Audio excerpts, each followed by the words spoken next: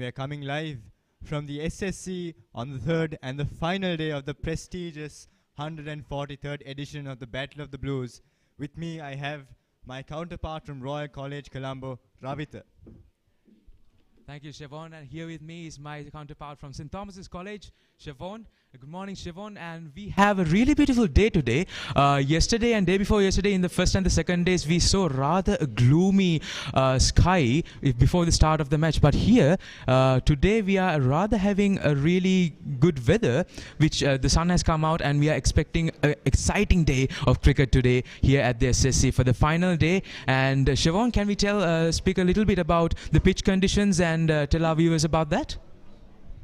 It's going to be a bright, sunshiny day. Well, the wicket has deteriorated, surprisingly, of course, and I believe the pitch will favour the spinners, and we'd like to see Charuka Piris coming on and taking a few wickets because he's able to turn the ball a significant degree. Janido Abegunawardene was quite impressive. He was able to take the big wicket of Sineth, the left-hander who was quite aggressive and was able to steer the ship after Royal losing 2 early wickets for less than 20 runs. But I fancy Royal's aggressive approach. After all, the Royalists were able to take on the spinners very well. And I believe the Royalists will be able to bat well in these conditions, even though it may favour the spin bowlers.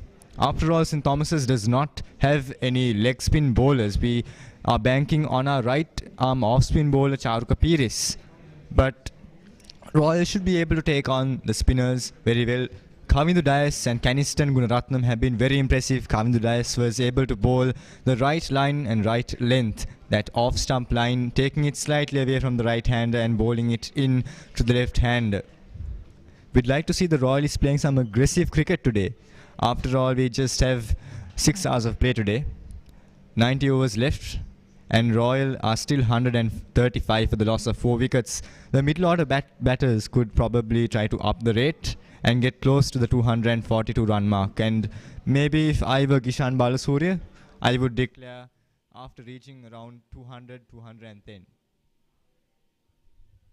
Yes, definitely, Siobhan. We actually see Kavindu Dias, as Siobhan mentioned, Kavindu Dias and Kanistan Gunaratnam playing an impressive spell, bowling their line and length and picking up really magnificent wickets. I would especially like to say about Kavindu Dias' wicket of Sadesh Rajapaksa. Sadesh is a really experienced player and a key batsman towards the Royal College team and in the Royal College batting lineup. But however, unfortunately though, even though Sadesh Rajapaksa was able to become one of the highest scorers in the entire season, Kavindu Dias was able to get him off the pitch early as 5 runs for his mark. But however, as Siobhan mentioned, Royal College had a really great comeback, and we saw 15 for 2 they were after a few overs. But however, they built up that partnership, and then between Sineth and Uvindu, and afterwards we came into something of a really good stance. And right now we are at 134 for the loss of 4 wickets.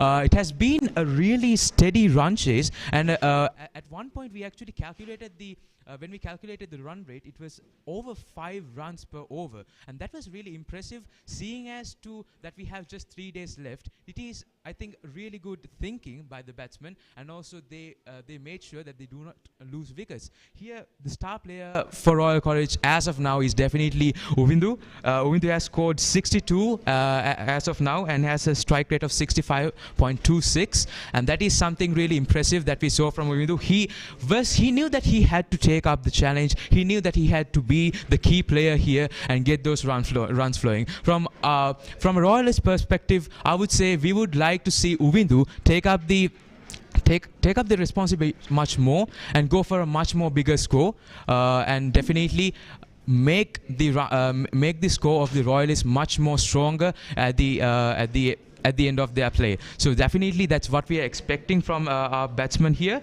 And we have yet Ramiro Pereira batting over here at the pitch, not out at 9 runs. And also we would be having the next batsman will be Nitin.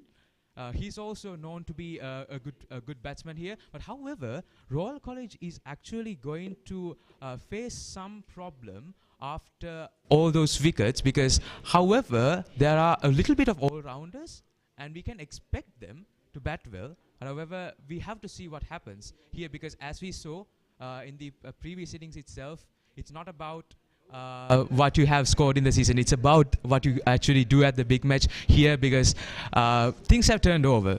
Both the top run scorers haven't been able, from St. Thomas's and from Royal College, haven't been able to score big in this big match. But however, we have to always appreciate their efforts, right? Right, Siobhan? Indeed, Ravitha.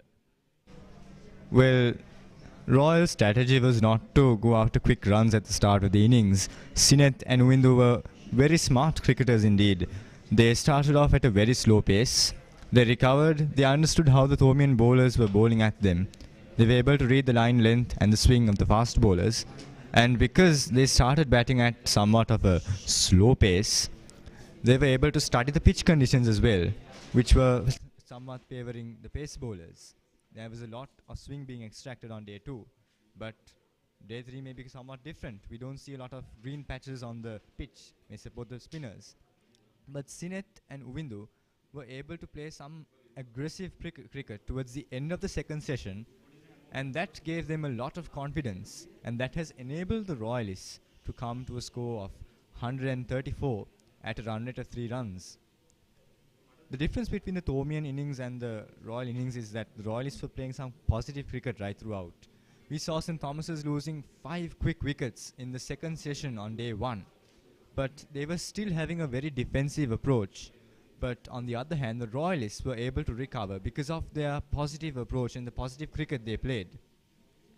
We'd like to see the Royalists going after some quick runs, and I wouldn't mind Gishan Balasuriya declaring even 30 or 20 runs short of the Thomian score, giving them ample time to bowl the Thomians out, because Royal has a very balanced and a strong spin attack. We noticed that the spinners were able to take majority of the wickets in the first innings, all thanks to Gishan Balasuriya and Ramiru, who was quite impressive with that right arm leg spin, a big turner of the ball. In fact, he was the bowler who was able to take the first wicket, and that was somewhat of a turning point for Royal College. I'd like to see the Thomians trying to, if the Thomians would like to push for a win, they'd like to take some early wickets and maximize the fact that the pitch may support the spinners and the conditions have changed, and it may be very much different and difficult for the Royal batsmen to settle down to the new conditions on a new day. And that's exactly what we saw happening to the Thomian batsmen at the start of play yesterday. They were unable to read the conditions. The pitch conditions had probably changed overnight, but no drastic changes like this morning. But I'd like to see the Thomians try to take some quick wickets and reduce Royal's score. I'd like to see them getting them all out for maybe around 180, 190, and then come out and play some aggressive cricket. And the Thomians would look at Ryan Fernando for that. They'd like to see him come and play some aggressive cricket and to get some quick runs on the board and give Royal a total of around 180 or 200 if possible, and give the Royalists just one session to bat. But from the golden side, the golden shade of the Battle of the Blues, I think they'd want to score some quick runs, declare early, and hope for a collapse in the batting. They could use the spin bowlers to attack the Thomians, because after all, the Thomians somewhat struggled to play spin in the first innings and maybe chase down a total of less than 100 runs. But fingers crossed, right now it looks like we're heading for a draw, but let's hope one team could perform some magic. Definitely, Siobhan. Here we are at a point where we actually cannot say anything about the result of the match, because we are here at one point, as we discussed yesterday, Siobhan. Cricket is really unpredictable. We never know what would happen in the next over, in the next ball. A player may score 100 or 50 or whatever, and they may get stable, and in the next ball, a few wickets and the entire team can collapse, and the batting order game might just turn over. That is the nature of the game, and we are hoping for some exciting cricket. We hope that Umidu really goes for a big score from the Royalist perspective. because he has been rather batting really well and responsibly, and we would like to see all the batsmen of Royal College going for something big, playing responsibly and getting those runs flowing, and go for a really good score and give the Thomians a hard time. And with that, I would like to say thank you to all of our viewers. We will be joining with our live feed for the match in a short while. And we hope that you enjoy today's match. It's the final day of the 143rd Battle of the Blues here at the SSC. Thank you, and have a great day with a lot of cricket.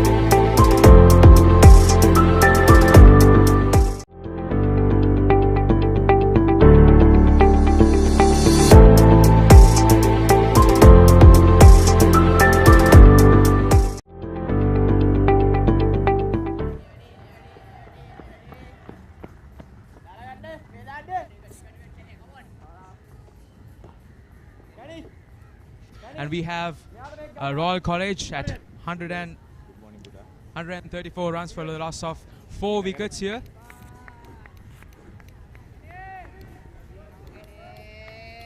Beg your pardon. Thomian 136 runs.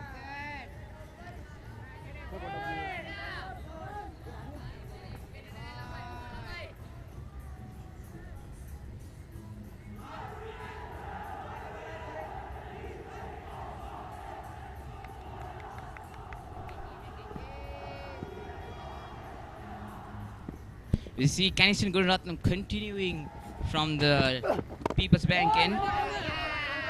And very good morning to you, Ravitha. Very good morning to you, Nevan.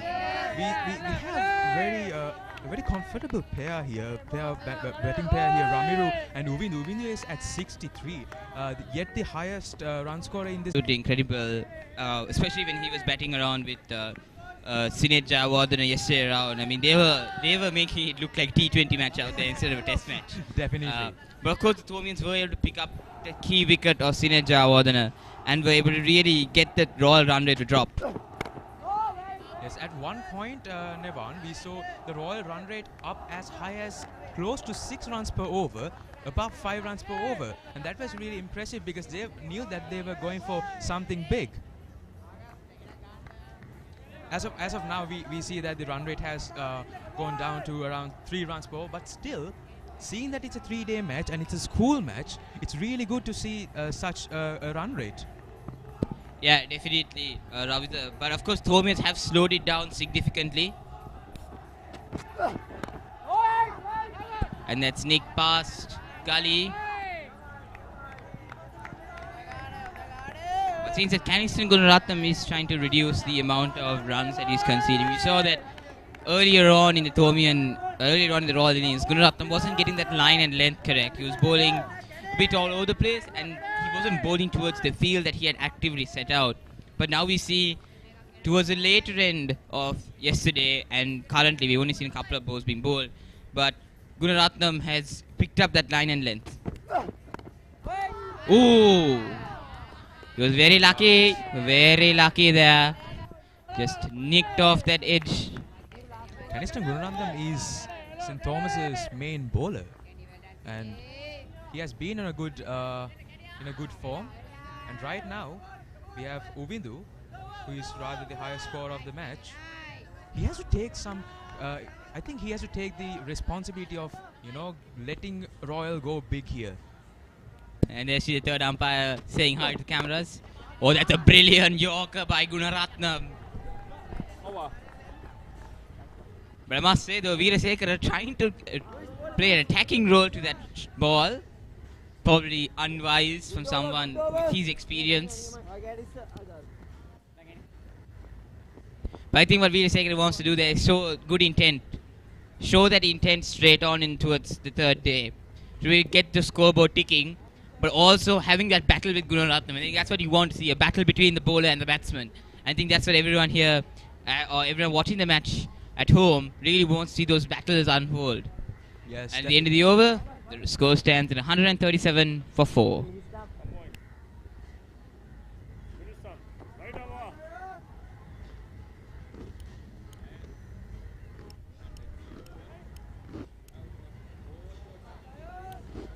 It's rather a dry pitch here as well today because there was absolutely no rain.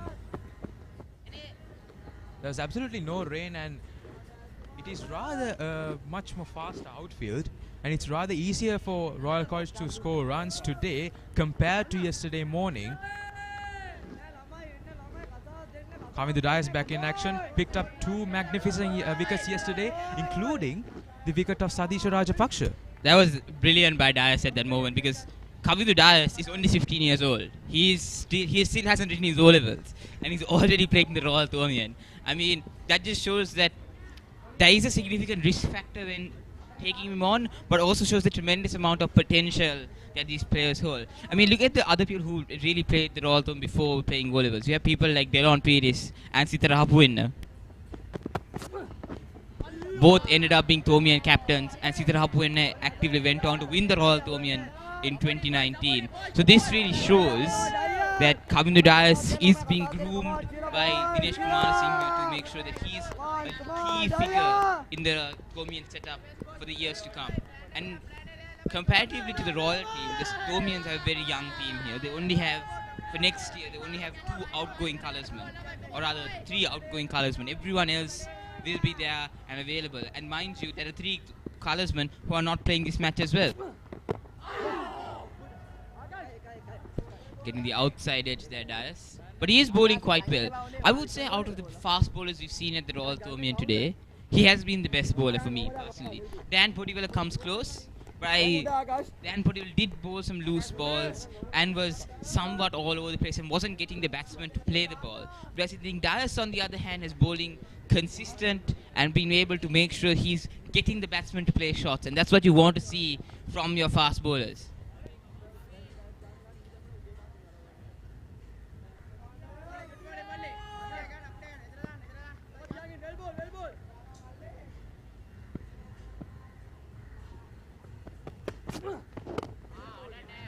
Again, there's a little bit of swing out there today, and that was very, very surprising to see, because as we saw out when we monitored the pitch in the morning, very dry pitch. The outfield also had absolutely no moisture on it. In fact, we were seeing certain cracks on at the outfield area where we were walking around the boundary line. And Dias being able to pick up some sort of swing in these instances really shows the class that he possesses and the quality of his bowling. Oh, that's drop catch! Chance. Drop catch, that is something the Thomians could not afford. And Ramiro Pereira lives to fight another day. I think there was Mahit Pereira as well. He is known to be the Thomians' best fielder. I think the ball came to him at a significant pace. I think that is a difficult catch to take with. Yes, but definitely. For someone who's nicknamed Jonty Rhodes in the Thomian dressing room, you would expect him to take that catch. Yes, it came in it was a rather difficult catch for Mahit Pereira. It was definitely a difficult catch. Definitely it was. Loud appeal by some, but I think it was just a bit too high and going down leg. It was definitely nowhere near the line, I would say, hitting the stumps. However, we should try every chance. I mean, if you just keep asking, they're bound to give it. That is not how umpiring works sometimes.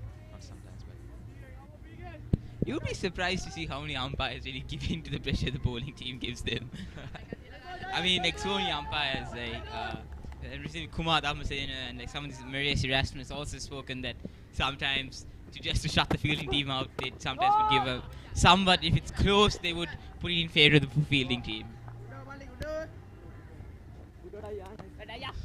and that was the end of a good over by the fast bowler, the Thomian fast bowler. And it's Royal College at the end of 138 overs. It's 140 for loss of 4 wickets. We have Uvindu at 64 and Ramiru at 10 runs. Royal College is really building up a rather steady partnership here.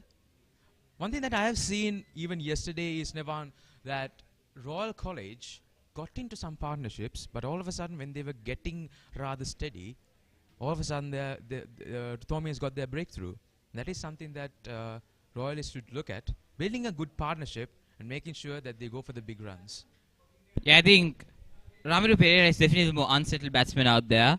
I think he needs to get in the groove to build that partnership. And we saw him giving chances, like the one that was just dropped in the previous over. We saw that he was very close, and if Mahit Pereira could just hang on, that would be the end of Ramiro Pereira, and the Royals would have been 5 wickets down. But I think what Thomian should try to do is consistently try to get at Ramiru. Yes, one more thing, we are seeing a little bit of gloominess, but however, we expect it won't really bother or do some overs in today's play. I mean, we were talking about this yesterday. The weather has been very weird here at SSC. Absolutely weird. Today morning before the match, we saw the sun shining really brightly at SSC. However, right now, just a few minutes later, we are seeing some gloominess in the clouds. Yeah, Ravita, you and I were celebrating the fact that it's the first time at the SSC that we're seeing sun throughout this big match. And suddenly that hope has disappeared. The drive there. I think they cut across for a single. Guruvardhana picks it up. One thing, Nevan, that I saw when the day changed, yesterday when we started the second day, Thomians were batting and they lost a couple of wickets in the earlier overs of yesterday.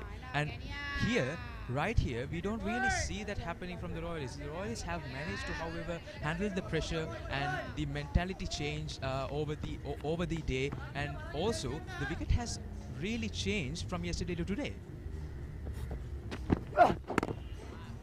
The wicket has definitely changed. I mean, the Thomians were very unlucky with the fact that as soon as they stopped batting, the outfield dried up and it became a very good surface to bat on. So Thomians are very unlucky in that sense. But I mean, this is what you see, especially in wickets in the subcontinent. They rapidly change from day to day. And the SSC is not so bad, but from what I've heard, the Gaul pitch tends to deteriorate rapidly. Throughout the 5 days. Ooh, some late outswing there. This is good bowling by Kanistan Gunaratnam. I beg your pardon, reverse swing. Yeah, Kanistan Gunaratnam seems to be, I think both fast bowlers of Thomians have been bowling better today than they were yesterday. Of course, we saw Dias bowling very well throughout the Thomian, or rather the Royalist innings. And we see Gunaratnam in this instance, and has also joined in on the party. It's a loud appeal. I think it was just going down leg. Leg by single by the umpire.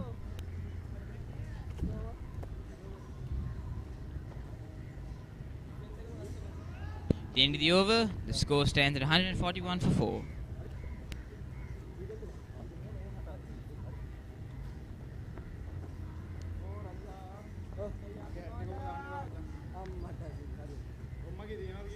Right now, Royal College is at 142 for the loss of 4 wickets, and they trail by 100 runs. They are 100 runs behind Thomian first inning score.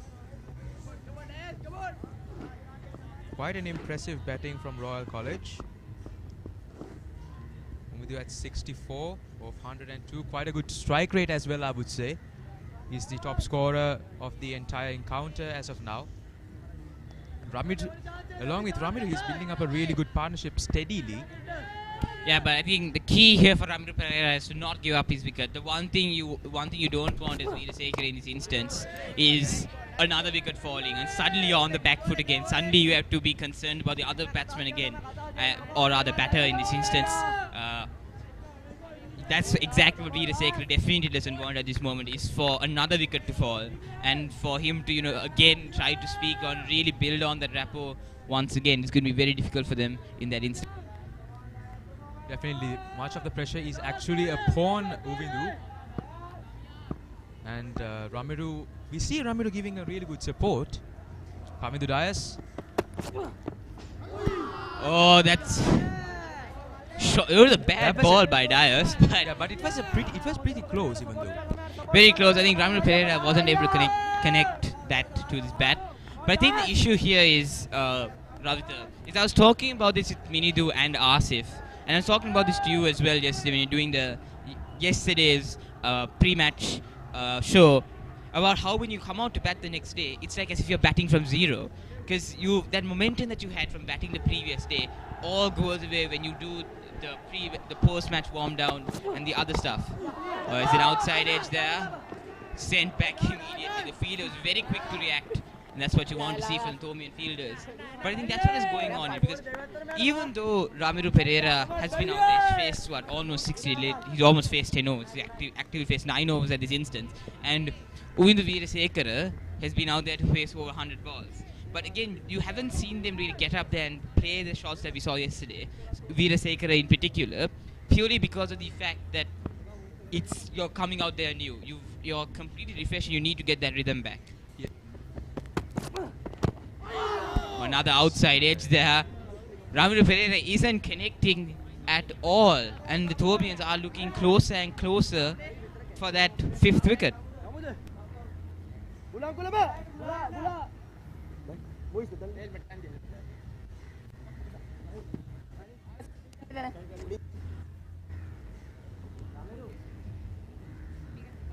Change of field by Thomians.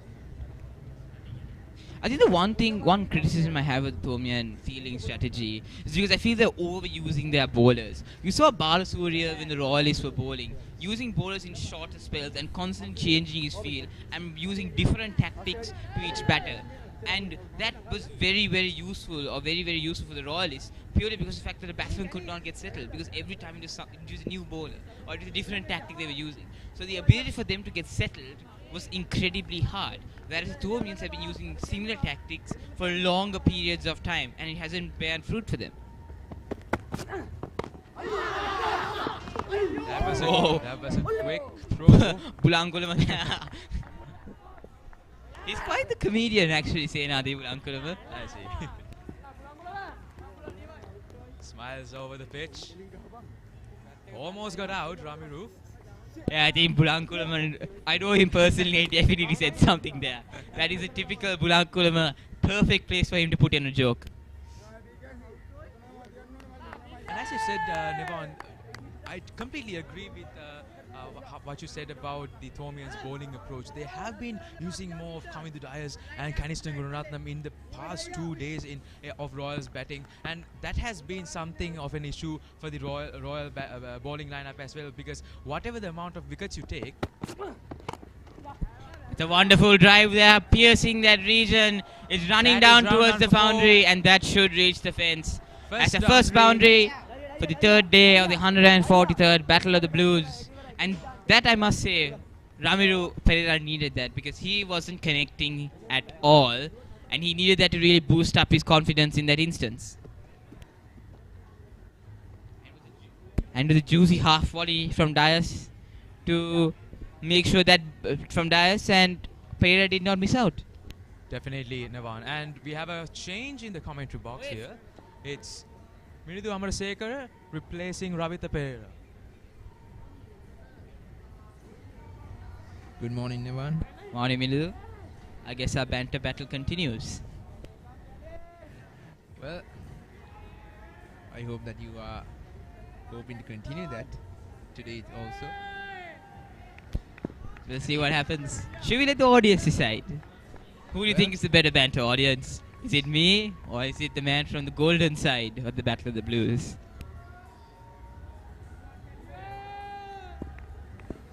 See Gunaratnam continuing from the People's Bank end. Oh, that's a good ball. Leading edge, but there's no one there. Oh, and it's running down towards the boundary as well, but it will be cut off by Gunawardena in the deep. Oh, you can see the frustration on Gunaratnam's face. I think that was the fielding position in that moment. He just took him off, and it's very, very unfortunate for Gunaratnam.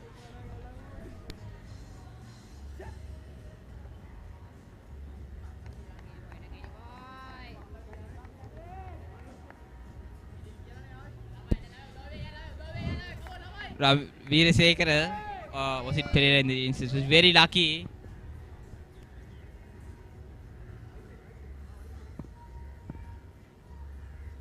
How will Gunaratnam respond? It's a good ball. Thomian fast bowlers today, I feel, have been a lot better than what they were yesterday. I mean, Dias has been bowling quite consistently throughout the Royal innings, but Kanistan Gunaratnam seems to have picked up his rhythm. But I think what the Thomians really miss out here is a third fast bowler. We know that Ryan Fernando can bowl medium pace, but I think what the Thomians miss out is what Royal has. We know that Royal College uses three fast bowlers. They have Dan Podivela, Sandesh Ramanayaka, and they also have the likes of Bulan Veeratunga. Even though the Thomians do have Kanistan Gunaratnam and Kamindu Dias, the one person they don't have is that traditional third fast bowler. Ryan Fernando does put in certain shifts here and there, but he isn't what you really want. He isn't a bowler. He isn't someone who is capable of taking big wickets for St. Thomas's. So I think that's what the Thomians are really missing out in this instance. Well, sometimes those people who been underestimated, who's not been game changers, they really can turn the game around, man. So I think yesterday when Ryan Fernando was bowling, he got quite a swing when he was bowling. So I think even though he doesn't have that pace that the other fast bowlers do, I think he can trouble the batsman with that swing. So basically, he can come in between some spells of fast bowlers, and I'm pretty sure that he can take up the responsibility. You're right, Minidu, but in terms of a tactical point of view, even though you have those occasional game-changing performances, I think you need that third in and out fast ball in order to make sure. I mean, Bulan Veeratunga is a traditional fast bowler. We saw him getting that wicket that really broke a standing Thomian partnership. I think it was Charu Kapiris who he got out. And I think that Thomians really miss out on that.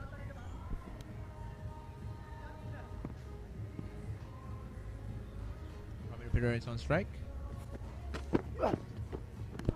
Ooh. Trying to attempt that delivery outside the off stump.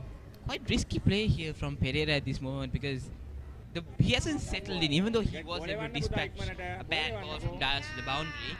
He hasn't settled in quite yet. He's still 40. He's only scored 14 runs on the board. Well, I think he's trying to be conservative, trying to protect his wickets. If you look at his tally right now, 14 runs scored of just 61 deliveries. That explains how he has been able to protect his end. He has been there almost 10 overs. He has faced almost 10 overs, and he knows his responsibility. So basically, what he should do is protect his end, support Windu Veerasekara, and not take any risk, and let the other man on strike do that for him. Yeah, you're definitely right here. And Veerasekara also hasn't got off to a particularly good start today, Ron. He's been very, very conservative. What do you think the strategy is here by Minidu? Because one thing that I was thinking of before today was that what Royal will try to do is what they did at the 136th Battle of the Blues, where they won it. I think it was in 2016 where they last won it, where everyone was like on the end of the second day, oh, it's going to be a draw. Whereas Royal College came out batting, they declared earlier on in the first day, bowled the Thomians out, and then were able to win the match on the third day itself. So you saw three innings on the last day.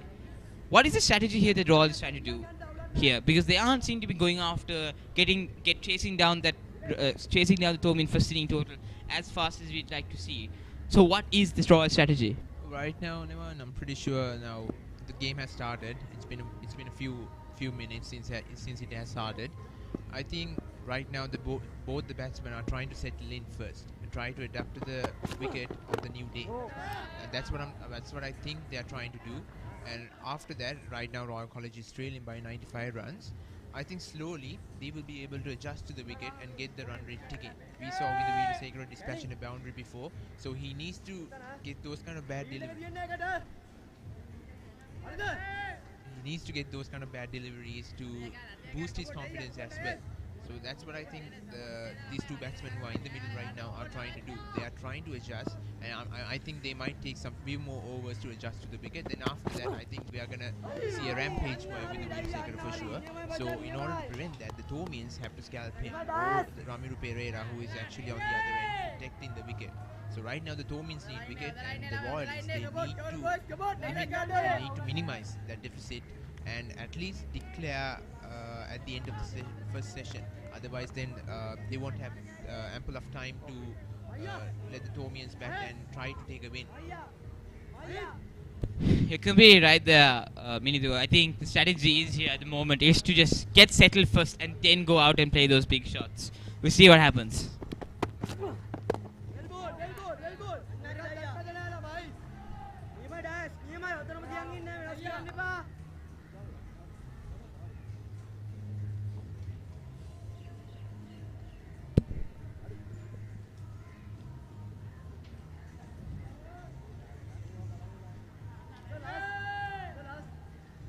With the Veerasekara 66 from just 160 deliveries. It's impressive strike rate as well, considering the availability and the consistency of the Thomian fast bowlers. Oh, just over the top. And brilliantly stopped there. I think it was Jani Dwabe, or rather it was Caniston Gunaratnam there. The tall man getting straight down to make sure that Thomians don't concede any runs. Again, that was a full length delivery. Straight into the stumps, and he lofted over the bowler. I think Dice should have caught that. He did not put it. he just put his hand up in the air.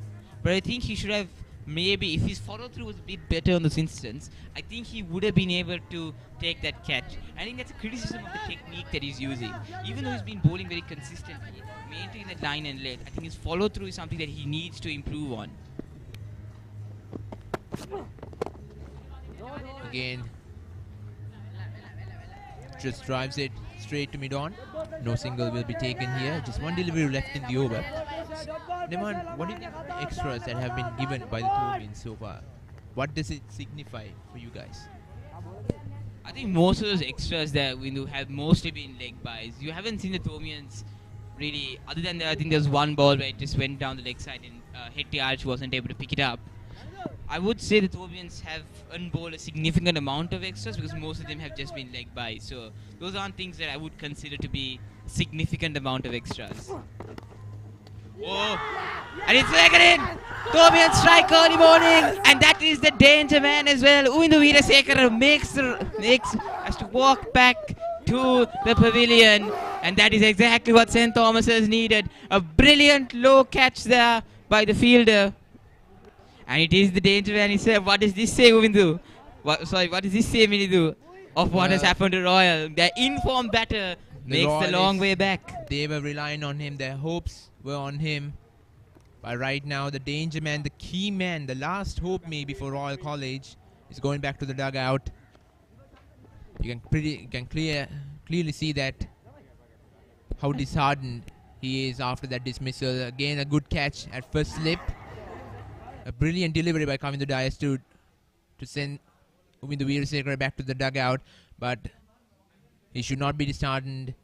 A well-played innings. Yeah, we see the Royal College prefects appreciative of the innings that he played. It was a very good innings, I must say. But what does it say, Uvindu? Because this changes the game. I think what Royal were hoping for is to let the batsman get settled, like you said, and then go after Thomian bowling. But Veerasekara is their big hitter. So what does that say now? Is Panapitiya able to score some runs? Well, looking at the previous matches they are all played, I think Nitin Panapitiya can be a conservative player, but at some points he can be an unorthodox player as well, playing some unorthodox shots and getting that run rate ticking. So right now, depending on the situation, he's the one who is going to have to play a game-changing role. So looking at his previous innings, I think he was not under the same situation as he is right now. So right now, what is going through his mind at the moment, no one can predict. Right there, Minidu. And we are changing commentary box. Now Ansari Sundara replaced by Ganan Kugan.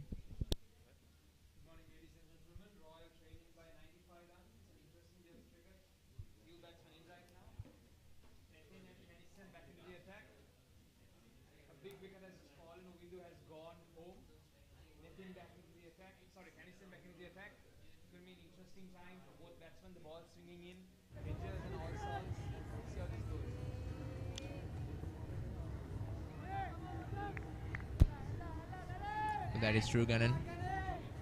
Right now, Ramiro Pereira is on strike. At the moment, the established batsman in the middle. Can he score some runs? Because Nitin Panapitiya hasn't faced any balls yet.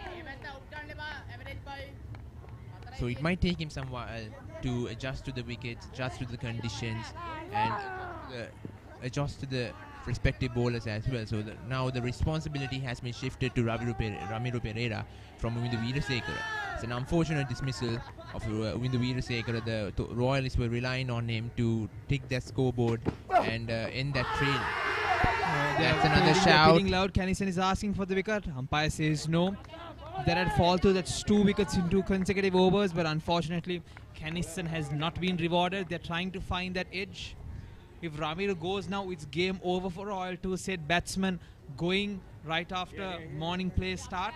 Ramiro has to persevere. He has to consolidate and he has to make sure that Nitin stays in for long. Because they want the shield back at Raider Avenue and they also need to be aggressive to get a win. At the same time, they cannot afford a collapse right now.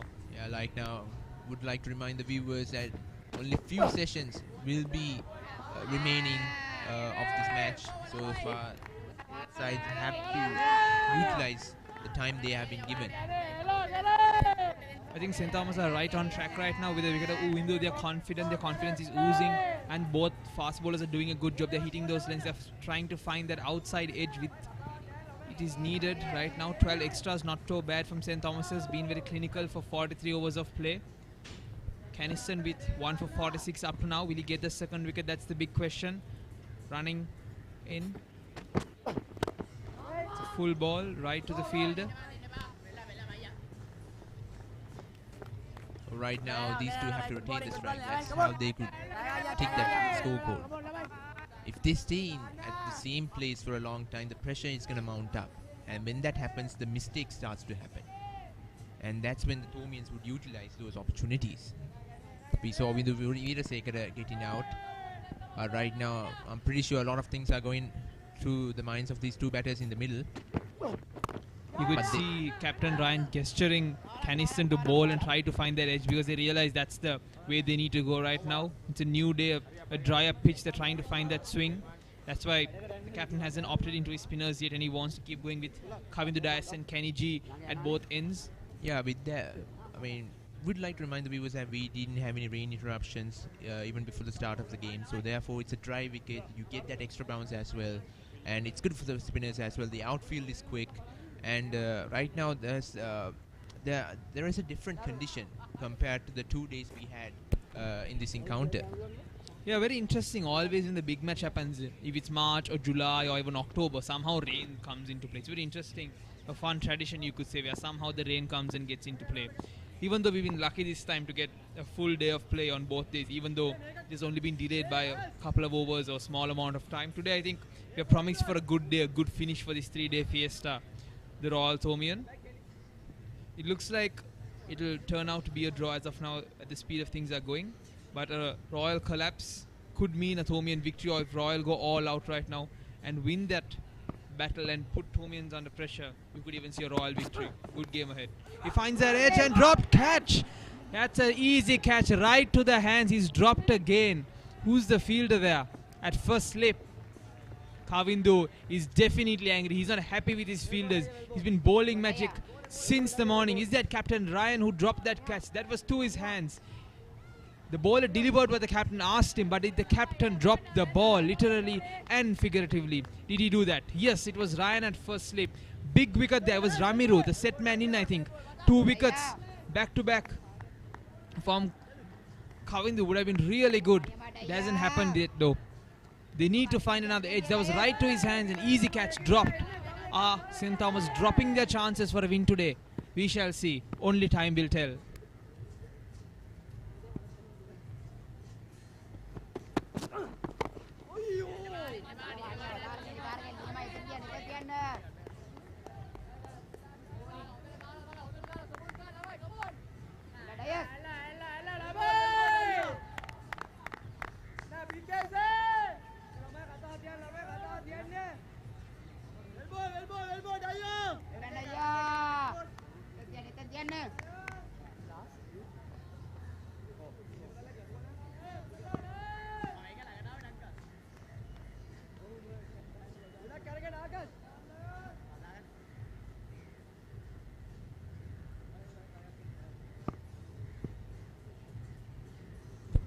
Kavindu Dias bowling back in. Is he going to find another edge? No, he doesn't this time. I think captain will beat himself up after that easy drop, being the captain, being the leader, an easy catch of the set batsman in as well. If those 2 wickets had fallen, I think St. Thomas's would be in their prime right now. The batting collapse would be easily plausible if that wicket had gone through, but now they have to work hard to find that second edge, and Ramir will be more and more defensive and careful of his wicket the more he edges the ball. Ramir has been dropped for the second time today. Is he going to cost St. Thomas's? That's the question.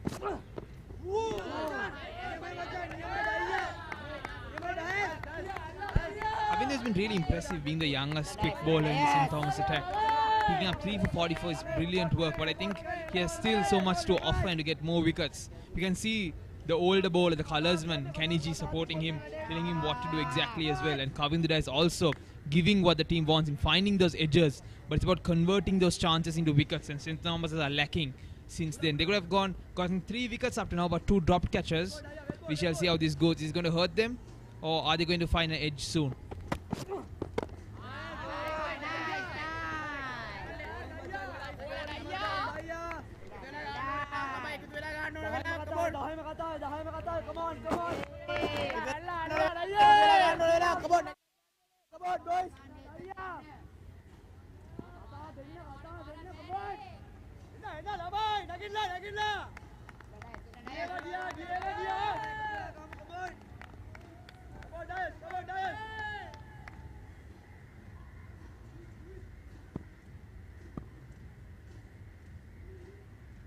Kavindu runs back in. He's hungry for another wicket. He has what it takes.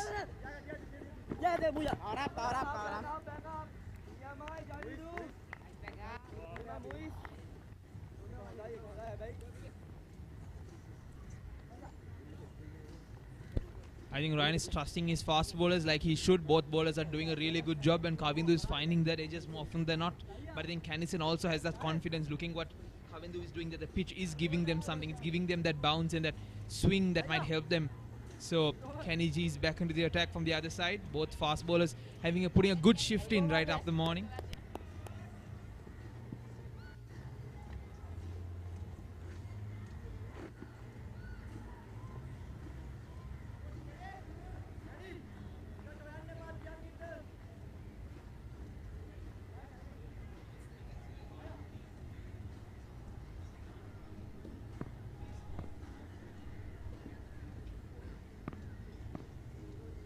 Gunaratnam, Ramiro Perez on strike. Again driven through the off, but there's protection out there in the boundary line. I think Canison is bowling a bit too full, and thereby he can easily use drives to get off him. He should shorten the length a bit and find that swing or that bounce that Kavindu has been doing. Canison is bowling a bit too full, thereby giving Nitin Pannapitia and Ramiro chance to just drive the ball or get those easy singles. He should kind of shorten his length up, I think, for more wicket taking opportunities. Well, that is of course, but I think one tactic Cranston is using right now is to encourage the batsman to play the drive, because the slip cordon is in place, and we saw Bindu Veerasekara getting out as well. So right now Ramiro Pereira, he has been doubting himself, and a delivery is ball outside the off stump. So he's actually attempting to make him doubt. You can see the swing there, out swing. Canison is bringing. This is a specialty of Canison Gunaratnam, the swing that he produces.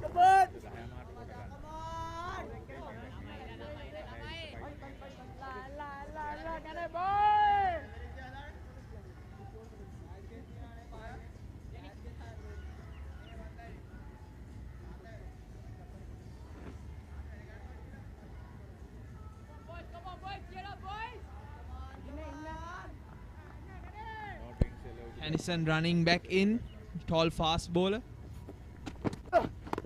That's a good bounce right to the chest, that uncomfortable area. He's changing it up, not always bowling that good length to find that he's putting the bouncer in.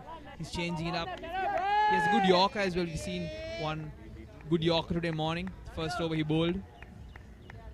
He has a lot of different type of variations of his repertoire, Caniston.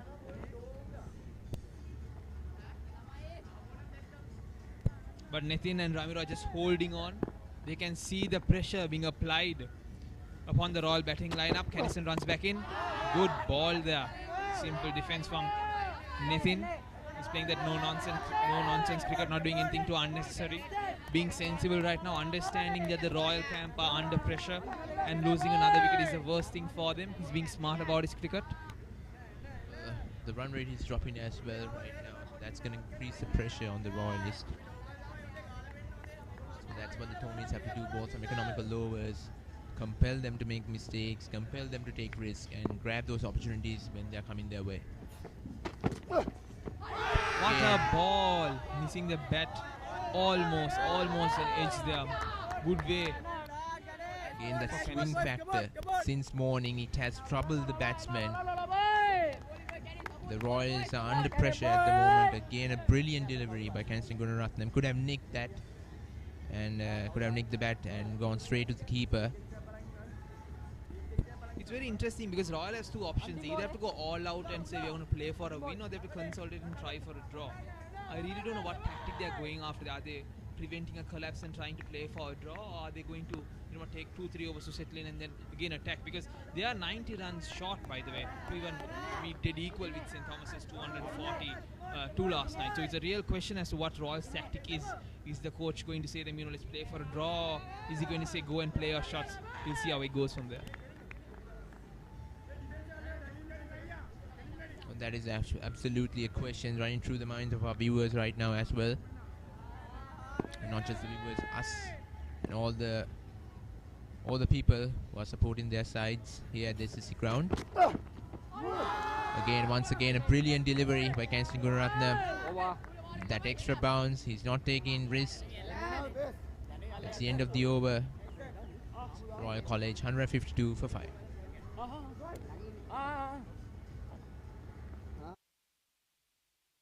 Some beautiful shots of St. Thomas's where the shield is right now. They're defending it. They're holding the shield. Looks like it'll stay home, but you never know. If the Royalists play really well and don't lose their wickets, there's a probability that it might go back to Reed Avenue. Well, again, cricket is an unpredictable game, so you can't really foresee what's going to unfold throughout this day. You are 100% right, and we have Kavindu back into the attack. The main man for St. Thomas's. He's gotten 3 wickets, if I'm not mistaken. He's had a good day today as well.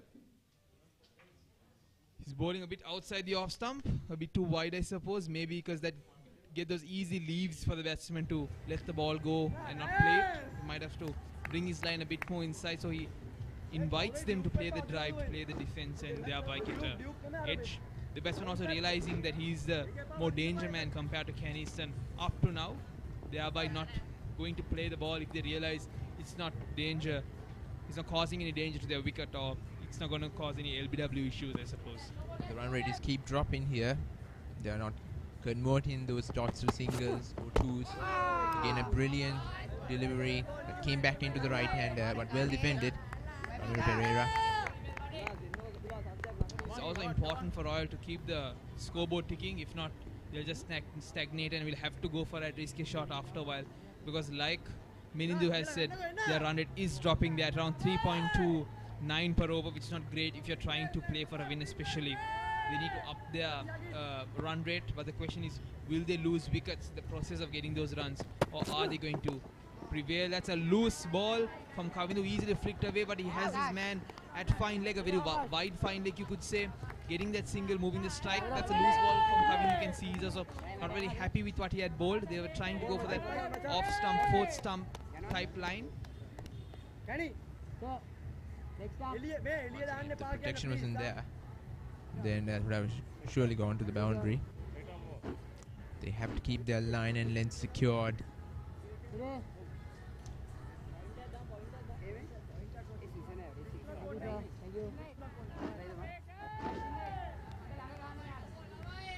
Nitin Panapia hasn't got off the mark yet. Ramiro Pereira.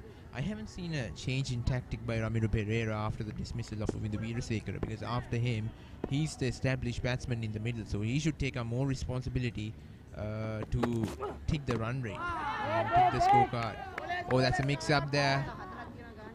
Ramiro Pereira sending Nitin Panapitiya. Apologies, that was Nitin Panapitiya who sent back Ramiro Pereira to his end. Pereira is desperate to get on strike as Panapitiya hasn't got off the mark yet.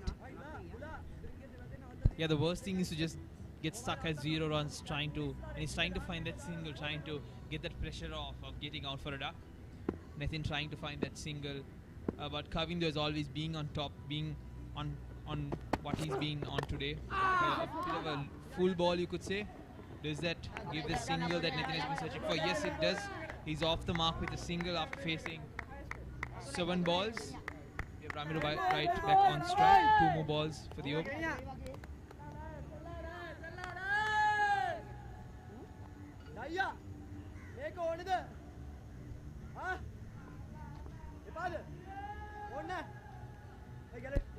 There's 2 men outside. We have a fine leg, a wideish fine leg, and one person on through the covers, you could say.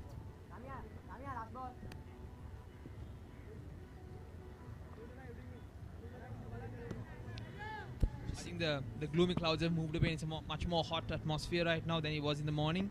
It's a good day for cricket. A good day for the Royal Thomian.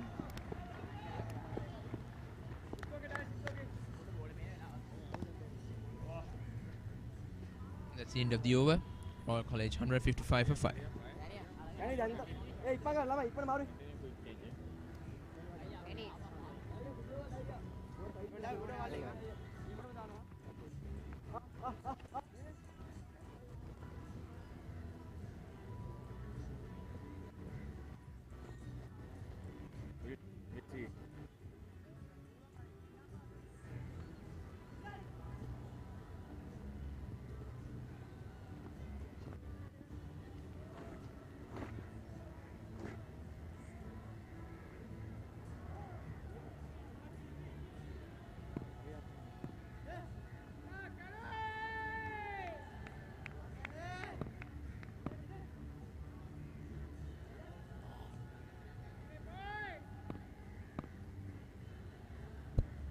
Caniston runs back in. Good ball from Caniston.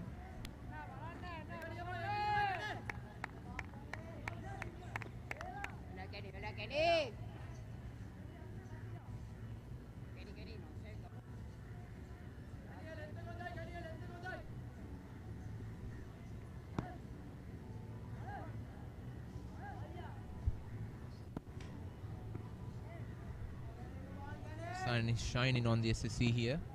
Lovely to see that. Again driven. The short cover is in place. No single will be conceded. Royal College is currently trailing by just 87 runs. Thomian fielders protecting that ball, making sure it shines and does not let it roughen up, because they realize that the quick bowlers are having a good field day up to now. They're bowling really well, so they want to protect that ball and give as many overs with swing for the quick bowlers before the spinners come into play. But I think for the next 5 to 6 overs, Captain Ryan Fernando will still go on with his quicks with Kavindu and Caniston from both sides until then he goes to his spinners per se. Goes to the back foot, punches it again to short cover.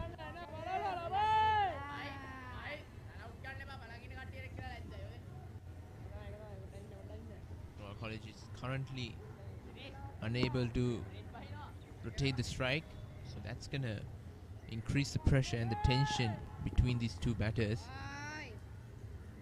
They have to find those gaps, they have to time their shots to perfection. Once again, through the slips. That was a chance for the Thomians, but it goes to the boundary, and that's a welcome boundary for the Royalists. The Royals are in relief, and that also almost another wicket. They are over the two slip fielders, and through that gap, the Thomians can't do anything but just feel unlucky. It's very unfortunate because there were fielders on both sides of the ball, but just went through, bisected them and went over them. Unfortunate, but I think there's hope for Caniston that he's finding that edge now, and hopefully he can convert these half chances or unlucky opportunities into a wicket, because he's been doing really well, but the stats don't really suit him, because it says 1 for 50 runs, but I think he's done a much better job than that and has allowed Kavindu to bloom by bowling those good lengths. Another brilliant ball by Caniston is right back on the money right now. If Kavindu and Caniston keep going at this rate for another 5 to 6 overs, I can almost guarantee another wicket. We shall see. He's trying to let him play in the back foot. So that's how he got that nick to the slip cordon. It's unfortunate that no one was there to grab that opportunity.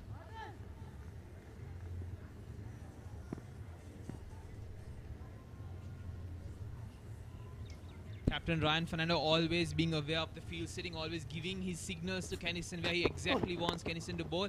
That's a bit off the leg stump. Easy flick by the batsman, but always a fielder is there to cover those easy singles. No, that is on the right line. You should bowl. You should increase the pressure. The previous delivery was a good one, but now that was too full and was on leg side. An easy flick for the batsman. It's actually a freebie. Spot on there, Minindu. I think the pressure what St. Thomas were building is what's important. Bowling these balls that almost go to leg stump or even past leg stump is just a freebie for the batsman to get an easy single and keep the scoreboard ticking. Because at St. Thomas, I think they're doing a really good job by keeping the pressure, making sure that the batsmen work for their runs. But these loose balls might just let the batsman get away. The man in form, Ramiro, 26 of 83. He's having an all-right day. He's given 2 chances to continue, 2 missed catches from the Thomians. The men in slip. Kavind Dias comes running back in again. Allowed appeal from everyone. The slip, the bowler, the wicket keeper. Umpire says no. I think it's a bit too high maybe. A bit too high and might miss the leg stump as well.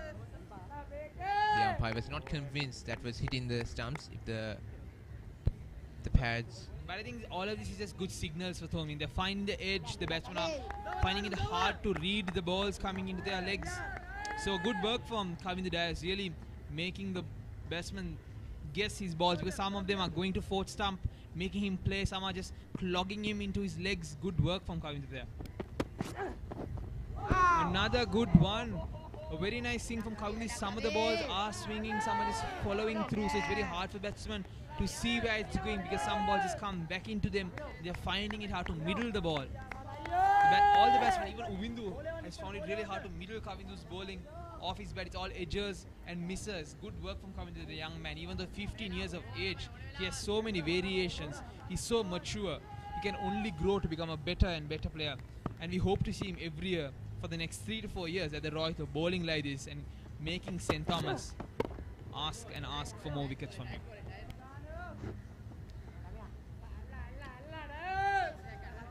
Just 3 more deliveries left in the over. In about another few overs, we are going to reach the 50 mark. Royal College still haven't been able to change their tactic. Right now, it's hard to say what their tactic is in the coming few overs, because considering the way these two are playing right now,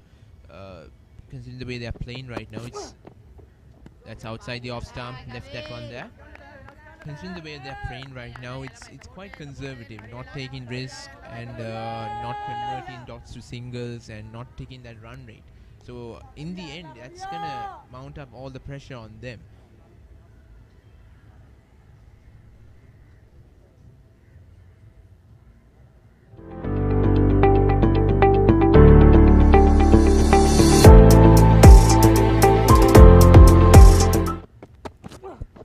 Right back. There was a slower ball, a fuller ball.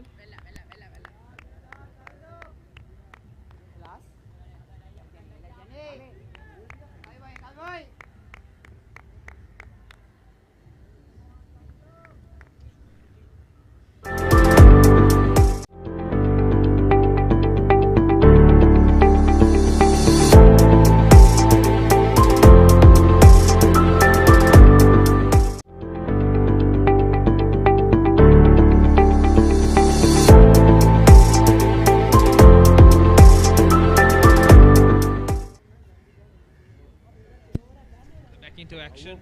Ramiru and Nathan still holding on to their dear lives, but they have to, and I think they're slowly but surely settling in. Small drinks break for both sides. It's going to give some time for them to rediscuss their plans.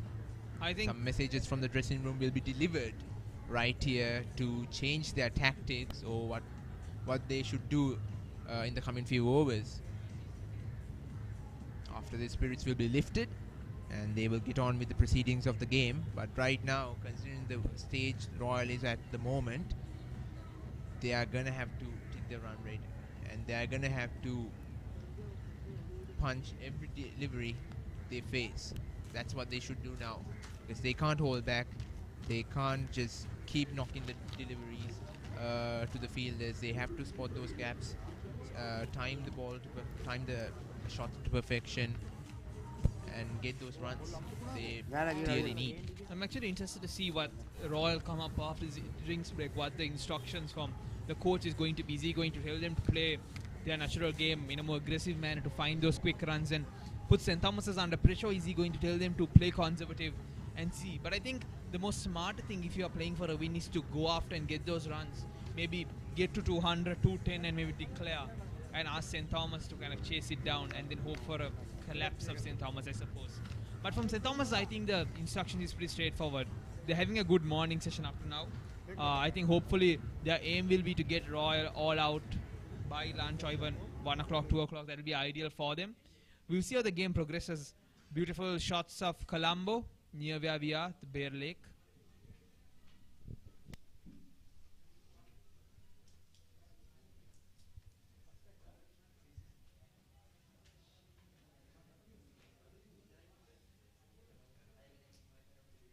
Gangarama Temple, one of the more important tourist attractions in Colombo. We urge all Australian, European, American, Thomian and Royalists who missed this year's big match to come and check out Sri Lanka.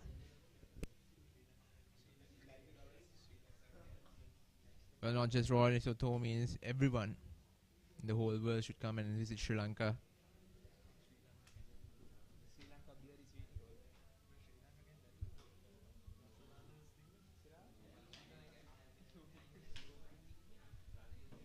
Because if you really come to in the cricketing season, you can watch plenty of cricket in action, especially for the foreigners who are.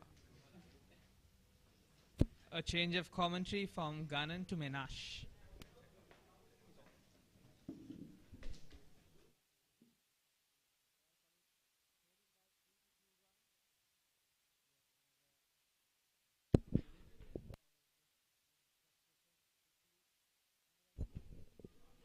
Good morning, Mindu.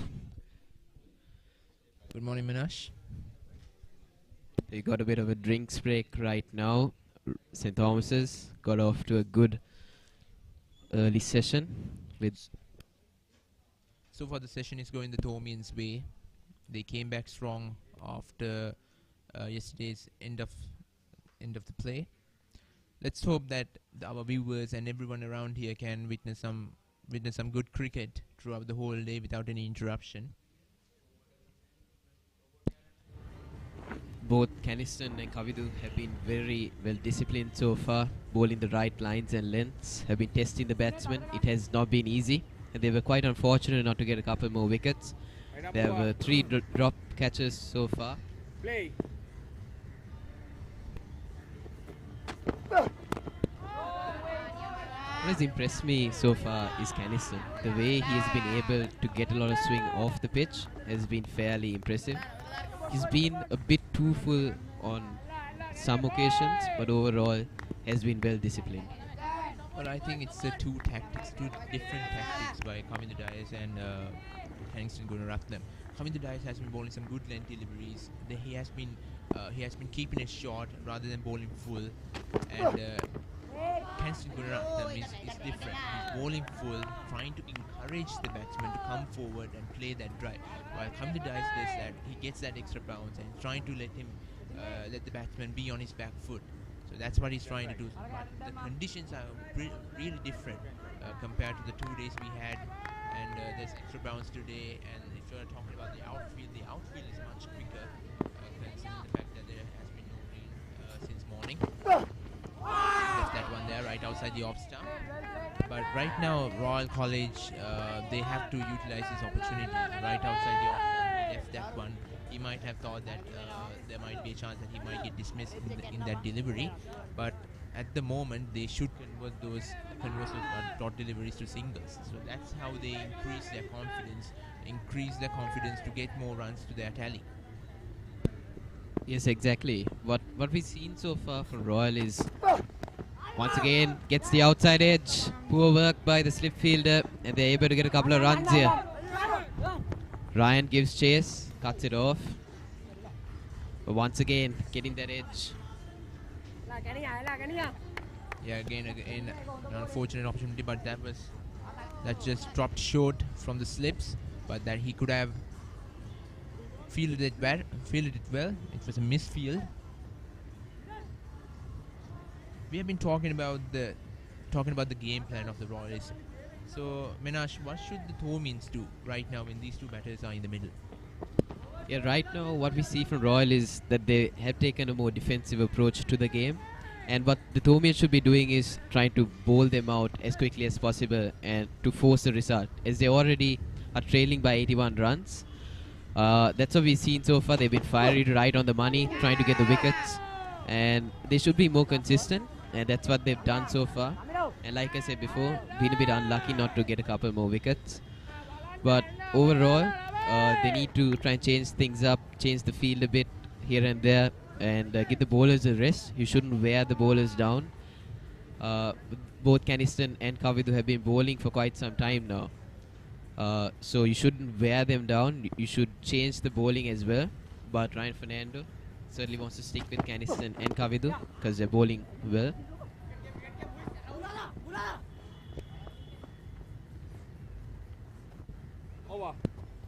Ravin Pereira now seems more set.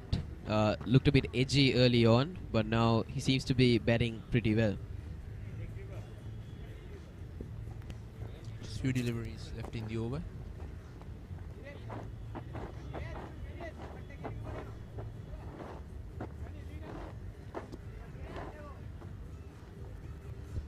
So far, seems like Royal is playing for the draw and not for the win.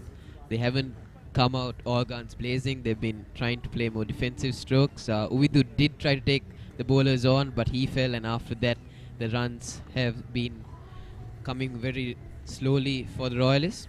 Minash, it could be the Royalists are trying to deceive the viewers. The Yeah. change in tactic might happen soon, and we won't even know about it. Yeah, but like we said, the shield is still at Mount Lavinia, so if Royal want the shield back at Reed Avenue, they need to push the game. And St. Thomas's will be happy with the draw. They can pose for the pictures with the shield, while Royal will just have to walk off empty-handed. Well, the banter continues. There's a change in the comment box. I would like to invite Ramita Pereira. Thank you, Menidu, and good morning, Minash. Good morning, Ravitha. Yes, it's good to see what we have had in this match so far. A little bit unfortunate for the Royalists, I would say. It's 162, and when we stopped play yesterday, they were 136 of just 37 overs, and for the last 23 or so overs, we have Royal College haven't been able to actually score that many runs. We got a bowling change now. Ryan Fernando into the attack, replacing Kavid Dias. Rightfully so. He did bowl a long spell.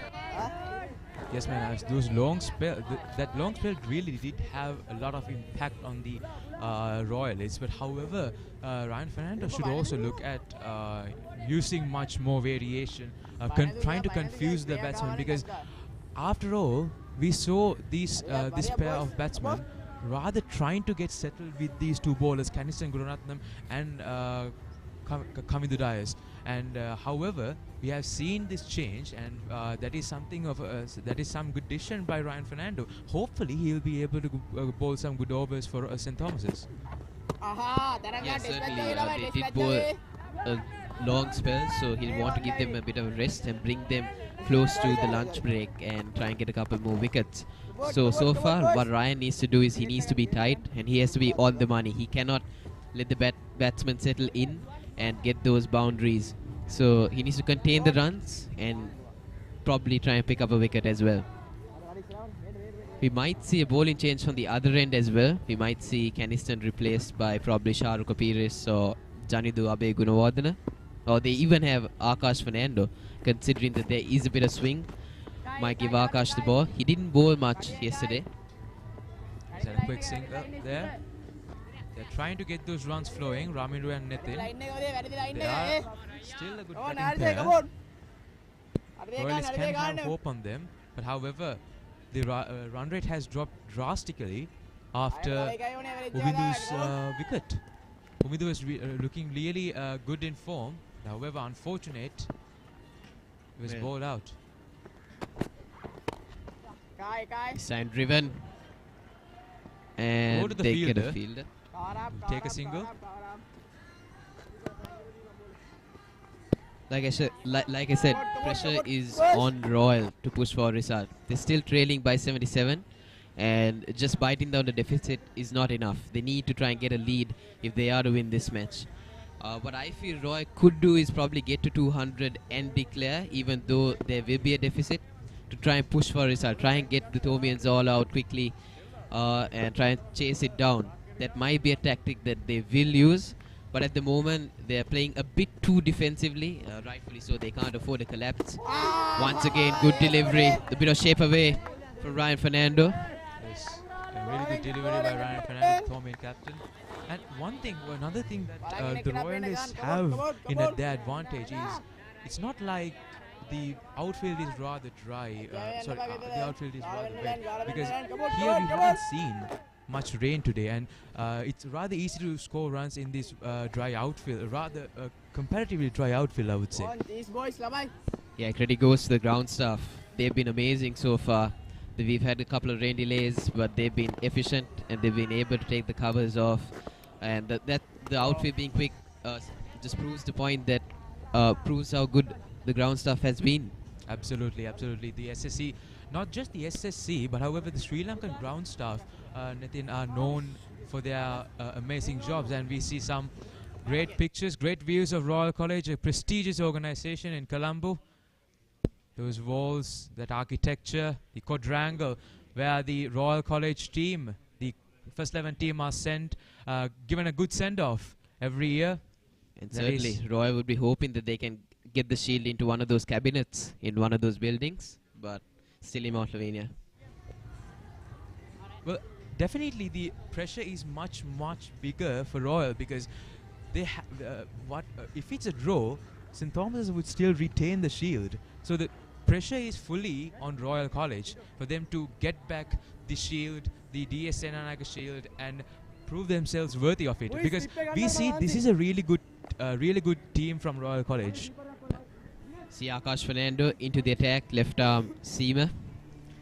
Akash Fernando, yesterday he had bowled just 2 overs, if I'm not mistaken, and he had given away a little bit of runs.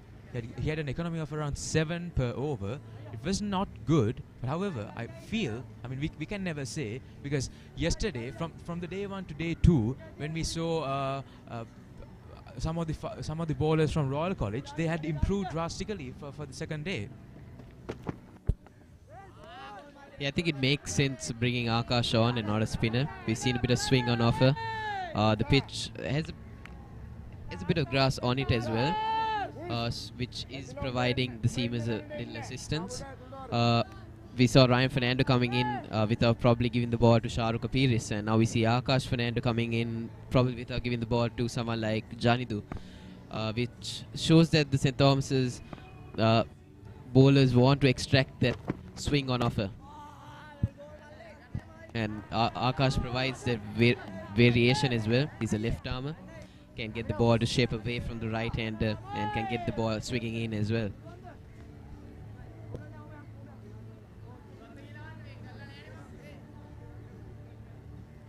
As we have been keeping on, as you have been saying, Minaj, the Royal College batsman right here, Ramiru especially, to try and get those runs flowing, and Nitin is still at 3 runs.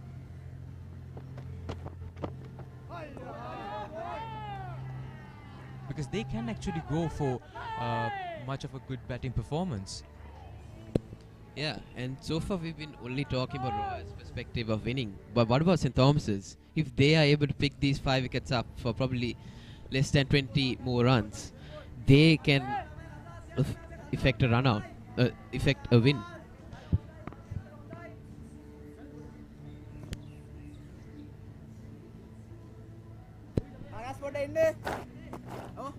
See the keeper coming in as well. I would rather like to say it's much harder for... It's dead drop once again. Once Big again, opportunity that miss. is another opportunity dropped by the first slip over there. And it is Muse Naushad, the man. Well, he wouldn't want to look at the cameraman right now. Another missed opportunity. Akash couldn't believe it. Where the Thomian fielders have been a bit edgy so far. They've dropped 3 catches and add that to the list. Ramiru had just been lucky, and he definitely is feeling so much relieved. Yet again, I think this is the 4th time that Ramiru has been dropped in this match. He has been extremely lucky. Yeah, Roy needs a bit of luck as well, considering the deficit is still 77.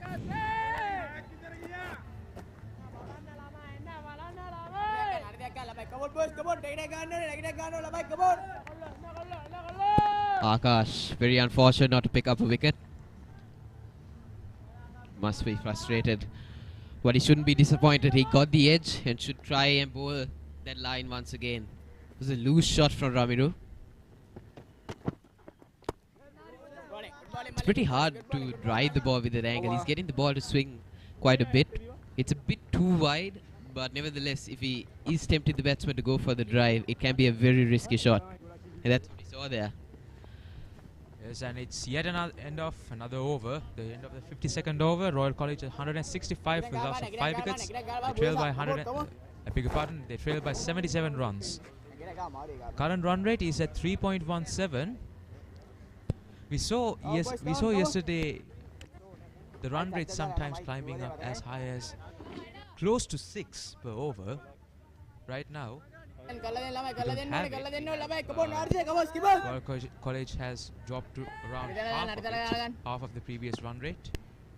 Certainly does reflect on how good the Thomian bowlers have been this morning.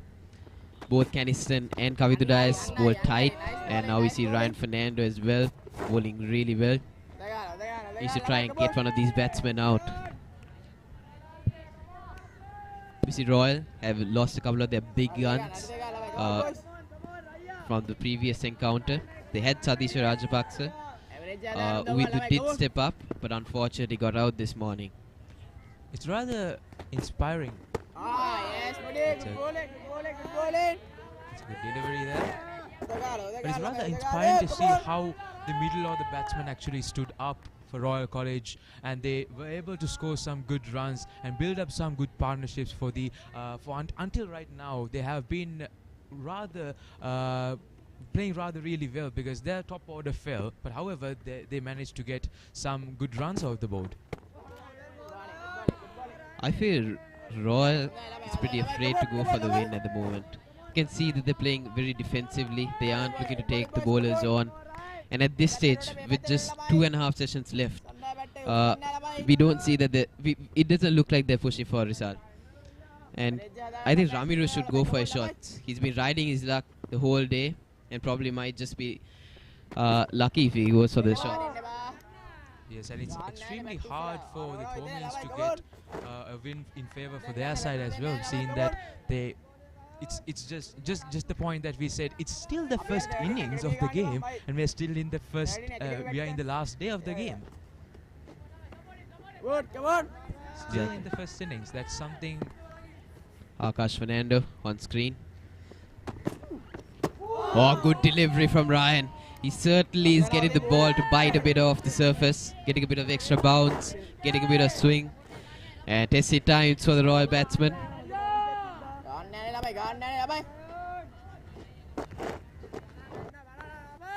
Nitin Pitiya still new to the crease, has faced 20 deliveries for 3 runs. He's finding it a bit tough out there with the ball bouncing and swinging. Once again, good line. That's where he needs to be. And what Ryan has done is he's brought the keeper up, which has not allowed Nitin to bat outside his crease as well to counter that swing. So he has to bat within his crease, which has just added that bit more pressure. Yes, and yet a good over by Ryan, and it's 165 for 5. The end of 53 overs, Royal College. Still 77 runs behind. They haven't really had a good morning session here, but the confidence, I think Ramiru's confidence is just building up, and he has been cautious, I don't think his confidence has been building up. He's been edging the ball way too many times and has been very lucky to survive so far. But he has been setting up in the crease and trying to score the runs and trying to get the scoreboard ticking.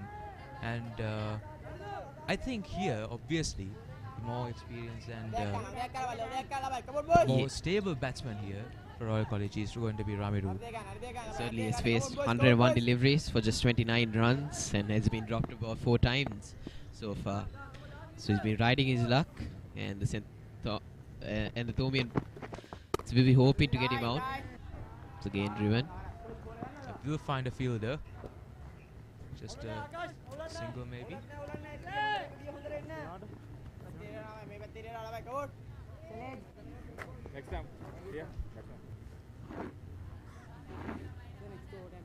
Ramiro Pereira, he has scored 30 runs and he also did pick up 2 wickets early in the first innings of the Thomian inning. So he has had a pretty decent game overall. Too wide from Akash. He needs to be slightly straighter, and you can see that from his face, the frustration.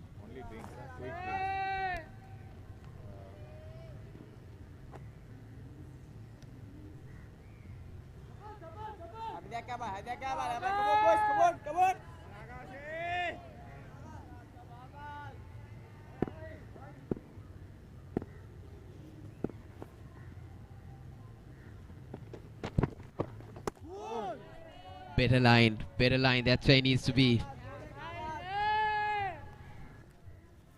Nothing much happening at the moment. Royal playing very defensively. Thomian's trying their level best to get another wicket, bowling very tightly.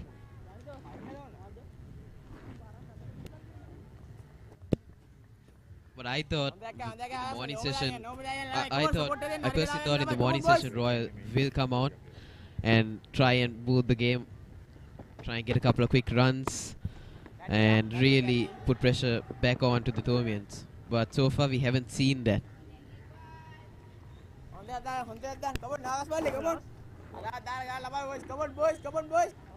think the loss of Umidu's wicket was really a turning point in the game here. And that really brought some real good confidence for the Thomians. Umidu was looking really good, and he didn't rather seem less confident from yesterday as well. I mean, the conditions of the pitch had drastically changed from yesterday to today, and also it's a new day, and as we had discussed, it's like batting once again from the beginning, and it's rather new, and that's somewhere that you might get a chance, you know, to for a bowler might get a chance to get that batsman out. But however, we saw him a little bit settled in the morning, but however, as the time passed by, the Thomians were able to get his wicket, and that was a really huge blow for the Royalists. And at the end of 54 overs, Royal College is at 167 for the loss of 5. They trail by 75 runs. Hey, what do you think Roy's approach should be here? So far we've seen a very defensive approach. What do you think they should be doing better? Obviously, I think, Minash, the strategy for Royal College should be to try and get the the scoreboard ticking much more faster, because look, the run rate is down to 3.09 here, and they have 2 good batsmen here. They have one batsman who has faced over 100 balls, and that has to be. And Ramiru has to be the person who takes the upper hand here and leads Royal to much confidence shots, because they have been facing these bowlers, right? They have been facing these bowlers. They need to catch up with whatever their strategies are. They have to think like them. But however, we know that always the SSC pitch is rather favouring the bowlers. Straight point, no run.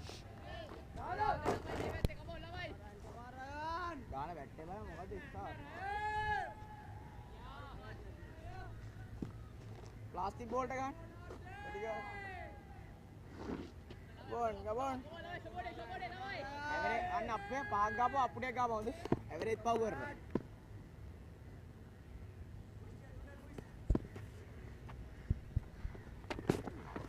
අම්මෝ. Fielded once again. මේ දවස් තුන උදේ පාන්නේ.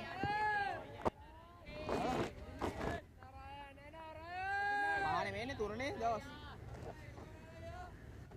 වන් day ගහනවා දන්නේ I think what the Royalists are trying to do is they're just trying to wear Thomian bowlers down, make them tired, and probably hoping that the loose deliveries will come.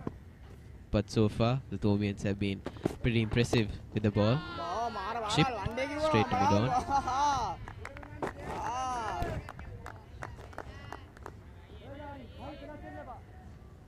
Side නෙමෙයි 11 දෙනෙක් ඉන්නවා.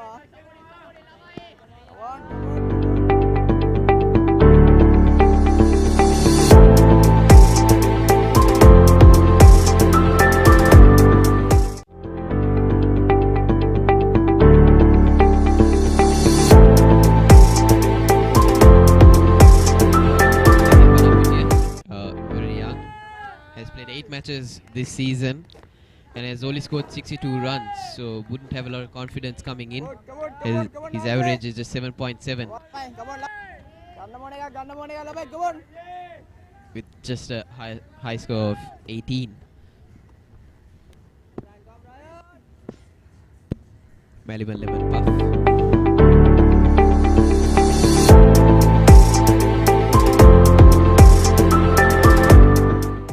Right, we have a change in the com box. Shovam Vijay Singh replaces Minash Saratna.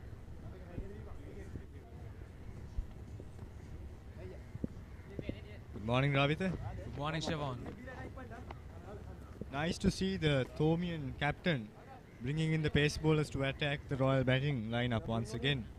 We haven't seen any of the spinners come in to attack this morning, but I guess the plan has worked well. The Royalists aren't trying to score too fast. Yes, definitely the run rate has drastically dropped from yesterday, and it has been something of a concern for the Royal camp. But however, we see we see Ramiro scoring much a steady and a confident inning Get here ready, at get 30 ready. runs, because he's in the entire season, his highest score was just Get 18 ready, hurry runs, and he has had rather he hasn't had the best season in terms of batting. But however, here we see at the big game we see Ramiru coming here and putting himself forward, getting up and scoring those runs for Royal College, even though it's a really slow pace. Akash Fernando back in action. We saw Akash taking the ball away from the right hand in the previous over, but he wasn't able to bowl the correct line. He was bowling sort of wide of the stumps and it didn't go as planned. But Ryan Fernando, on the other hand, was able to pitch it slightly outside off stump, maybe the stump line.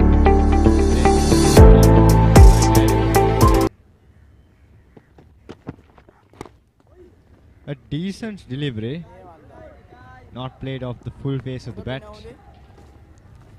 But a single of that ball, it was not where Ramiru wanted it to go. However, scored a single of that. But after all, I must commend Ramiru and his temperament. He hasn't tried to go after unnecessary runs, and that's something we've noticed right throughout the past 2.5 days of play, and that has played a vital role in having some quality cricket out here.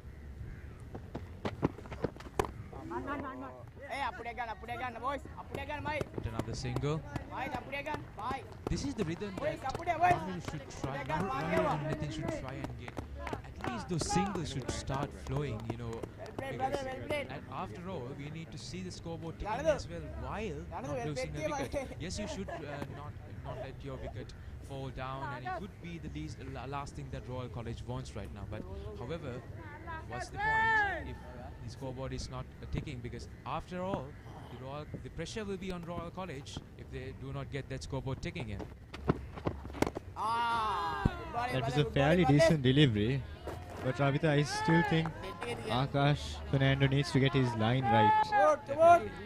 He hasn't been rather really impressive even yesterday. He bowled around 2 overs yesterday, and he gave out 14 runs over there. He was the most economical. He gave out the most runs from the St. Thomas's bowling order yesterday. 7 at an economy of 7. Keeper A misses terrible it, ball.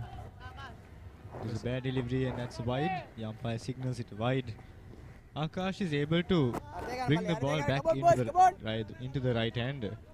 And therefore I'd like to see him pitching it on leg stump, hoping that it would maybe come back onto the off stump instead of pitching it on the off stump and then seeing the ball moving away from the stumps.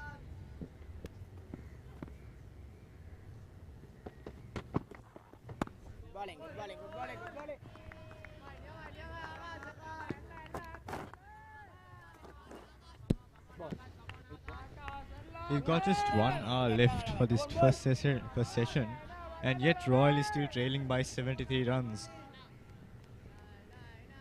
Looks like we'll have to settle for a draw at this rate if we want a result.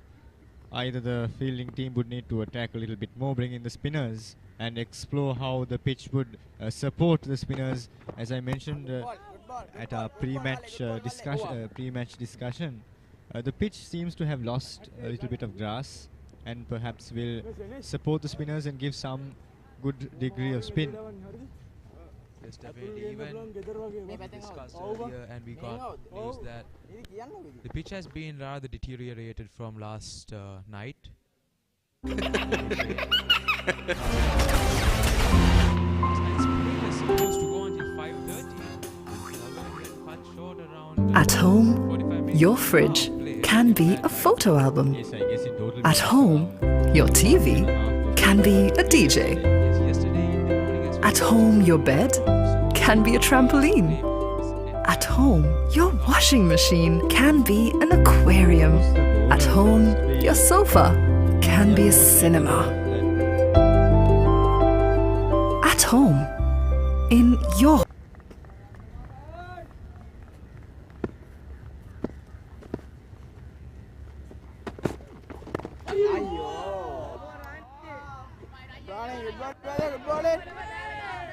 Ryan Fernando continues to bowl from the tennis court end. Ryan has been fairly decent with his bowling, consistent with those lines and lengths, but I'd like to see Kavindu Dias coming into the attack once again. He's threatened the batsman, but the fielding unit has surprisingly not supported him this morning. We saw a couple of dropped catches. I think Ramiru Pereira was dropped like 4 times. That in the slip region itself, I think he was dropped like 3 times today. I think that shows that there was a lack of concentration this morning. After all, St. Thomas's has a very good fielding unit. I must say, Mahit Pereira and Charuka Piris are the pick of the fielders we have.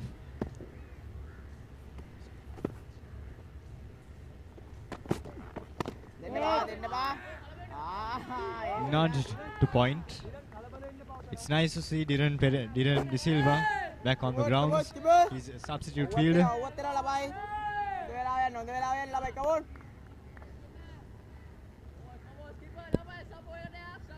Dhiran De Silva is a left-arm orthodox bowler. We'd like to see him play for St. Thomas's probably next year. After all, St. Thomas's is lacking good leg spin bowlers. That's something that Royal they have in their team. A swing and a miss just past the outside edge. Not the best of deliveries, but Ryan Fernando knew that the batsman was forced to play all those deliveries he bowled previously on the stumps and that slightly outside off-stump line. And he knew that the batsman will go after this. Unfortunately, missed the outside edge. The thing is, Chevron, Royal has a huge amount of pressure here. Their the scorecard is not ticking.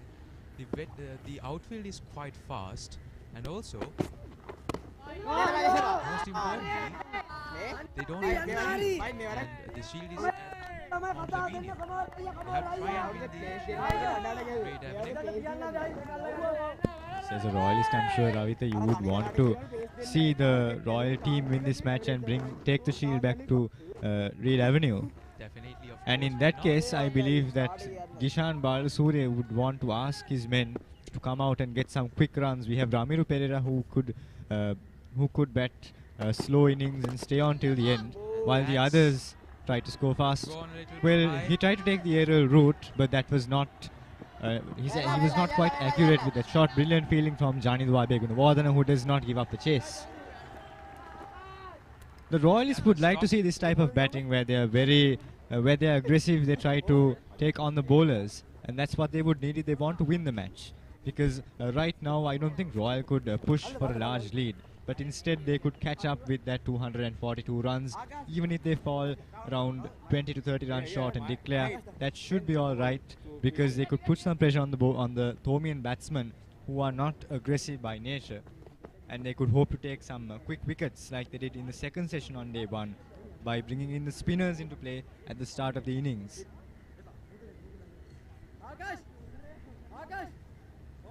Yes, and it's yet an end of another over. It's the end of the 57th over, and Royal College have scored 173 for the loss of 5 wickets. They trail by 69 runs. Good partnership building up here. A slow and a steady one. Rather building up some confidence for the Royalists. Hopefully Nitin on strike.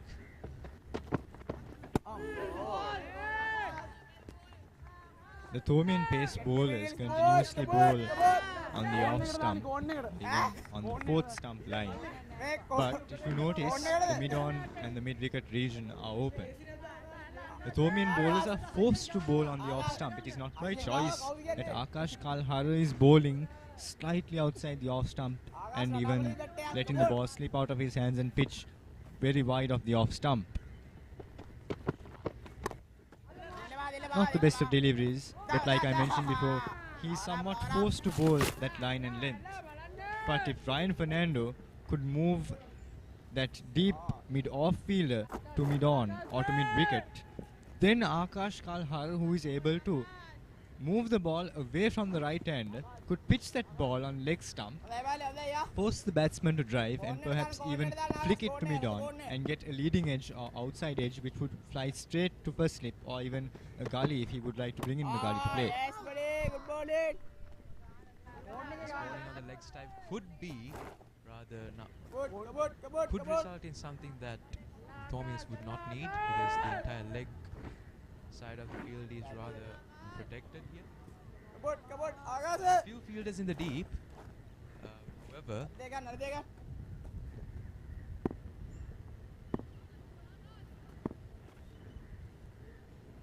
Thomian perfects. A half-hearted cut, but they'll cross over for a single.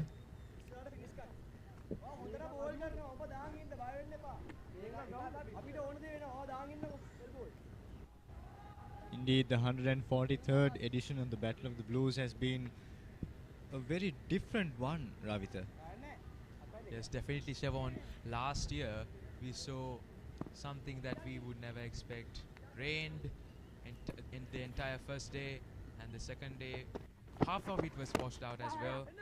And then the previous year, we saw something of a large batting performance. We saw high scores from both the teams. It ended up in a draw as well. Rather different edition of the Battle of the Blues, as Siobhan suggested. Of course, for those of us here in the commentary box as students, indeed we do miss the action out there in the boys' tent. But something is better than nothing. It's nice to see at least the prefects of both schools being able to cheer their sides at this year's encounter. Definitely, we miss all those spectators that cheer and the papare band, all that entire excitement and energy here. We miss all that, but however, we have all our prefects here, and they are doing their best to motivate their teams from each boundary to each wicket, whatever it is. And even sometimes it doesn't even have to have some speciality. They just cheer for their team in order to motivate their batsmen, their bowlers, their fielders. And that is what the Royal Thomian is all about, that energy, that pride. Yet another end of another over, 58 overs gone. Royal College 175 for the fall of 5 wickets. They are 67 runs behind the Thomians' first innings score.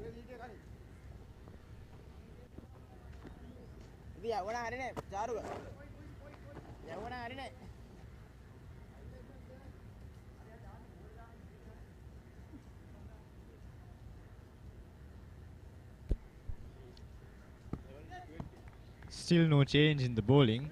Looks like Ryan Fernando is very happy with bringing his pace bowlers onto the Royal batting lineup. A good delivery, but just past the outside edge.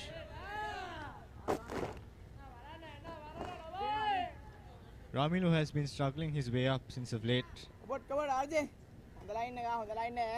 Ryan Fernando has been very consistent, but unfortunately he hasn't been able to take any wickets.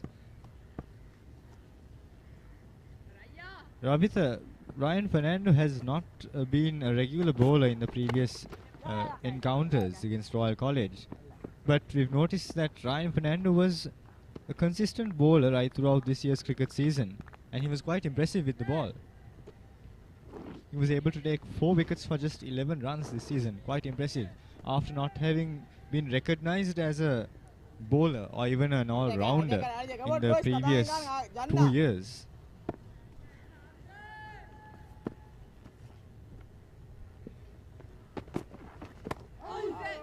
Not the best of deliveries, but it's nice to see Ryan Fernando take the ball away from the right-hander. Well, in this case, we'll be seeing Akash Kalhara and Ryan Fernando both bowling outswingers. Perhaps It's always good to see yet another all-rounder, a really good all-rounder, I would say, in your team, who can always score runs for your team and also make sure to pick up some wickets. Trying for a quick single, some confusion there. But we hope the batsmen are safe. the Thomian Jonty Rhodes Mahit Pereira is electric on the field, like a tracer bullet, of course. That is something that the Thomian should look after, the Thomian should look forward to improving. Mahit Pereira has been quite impressive in his fielding during this season itself. A half volley punched but straight to mid-on. Mid-off rather.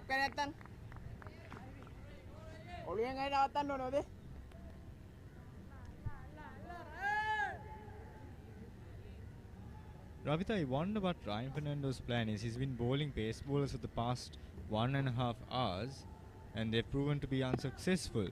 In fact, the field setting is once again very defensive. Good fielding by Charukka Pires. Quite aggressive, and that's what we would like to see from Thomian perspective. Yes, definitely. And as you said, bowlers, Ryan Fernando has managed to just bowl with some fast bowlers here at the SSC today. Looks like the Thomian prefects have faith that they could bounce back in and we could see some exciting cricket in the next few hours and perhaps even push for a result. Of course, those in blue and black would like to see another win and ensure that the Shield stays home. But Ravita, I guess you think differently. We definitely would like to think differently, Siobhan, to bring back the Shield, the DS Shenanaka Shield, back to Reid Avenue. The Royalists are pushing.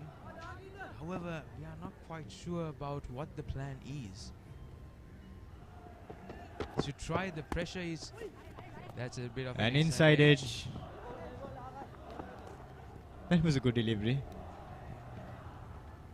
Akash Fernando back in action.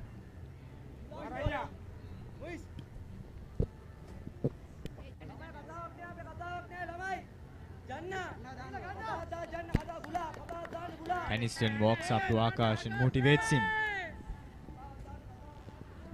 One thing really important when you are in a match and you are in the fielding side is try and motivate those fielders, try and motivate the bowler right in the middle of the pitch, because that is something that they would definitely need and would also build some pressure onto the batsman.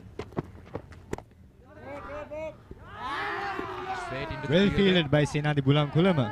Senadi Bulankulama is the 4th generation of Bulankulamas to play cricket at St. Thomas's College, and in fact he's the only Thomian to be in the 4th generation of cricketers at college, I am told. It's rather quite impressive having that background as well. Well, a lot expected from the young man. His father, Anura Bulankulama, won the big match for St. Thomas's College back in 1988, and in fact he scored a century and his predecessors have also batted very well in this encounter. Unfortunately, he was restricted to only 18 runs, all thanks to Misses the Royal fielder, College's but- good spin attack.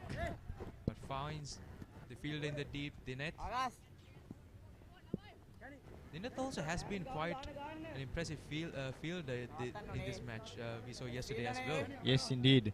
From the under 13 level, Dineth was recognized as a very good batsman who has a very balanced temperament, as a batsman who would not chase after the bowling, and he was also recognized as a good fielder. But however, unfortunately, Dineth wasn't able to. That's a bit. Finally, Ryan Fernando gets what he wants. I beg your pardon, Akash Fernando. Yet Chopped tragic onto his scenes stumps, and the Thomians have got a breakthrough. Tragic scenes for Royal College. He's got his man. Ramiru is sent back to the pavilion. Ramiru, the settled man in the crease, 34 runs. He has batted well. Loose chances, drop catches. Yes, he was lucky. And finally, the Thomians have got their man. The Fernando duo strikes. Ryan Fernando and Akash Fernando set him up for this. I would like to say Ramiru Pereira has been playing a quite impressive, or rather responsible innings, trying to get the scoreboard ticking and making sure that the wicket doesn't fall for rather quite a time. If we look at that delivery, it was quite similar to what Akash Fernando had been bowling right throughout his spell. But Ramiru Pereira played with an angle bat, and he did not read the line and length of that delivery. He did not read the line. He was not able to read the swing of that delivery, and all he managed to do was get a bottom edge and chop it onto his stumps.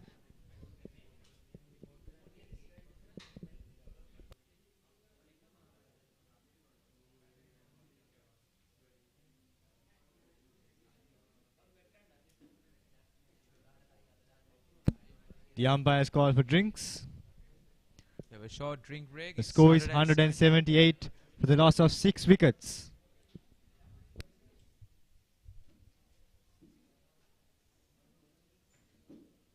Royal College is still a few runs behind.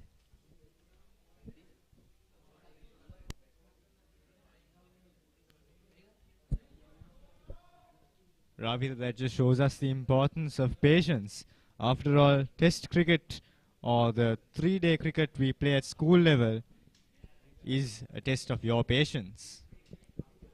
Our fast bowlers have been persistent, and they've bowled the right line and length. Akash was able to correct himself. He didn't bowl any loose deliveries like he was doing previously, and finally he got what he wanted.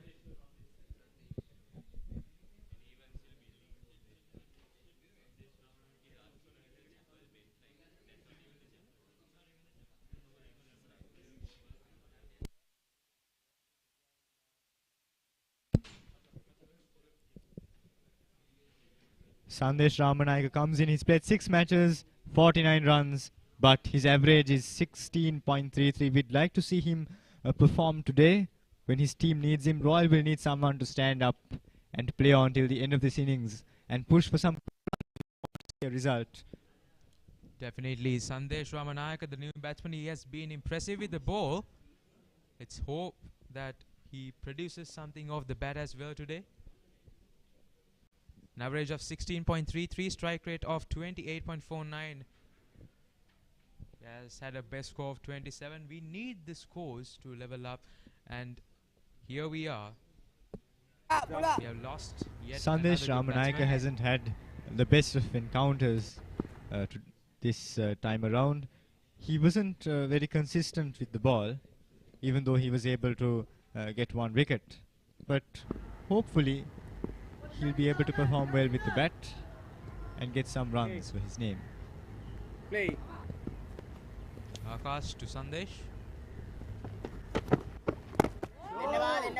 Best fielder.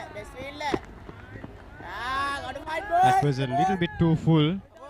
Akash would like to bowl maybe a good length delivery or even back of a length to the new batsman and bring it back into the right hand, similar to what he did to Ramiru Pereira.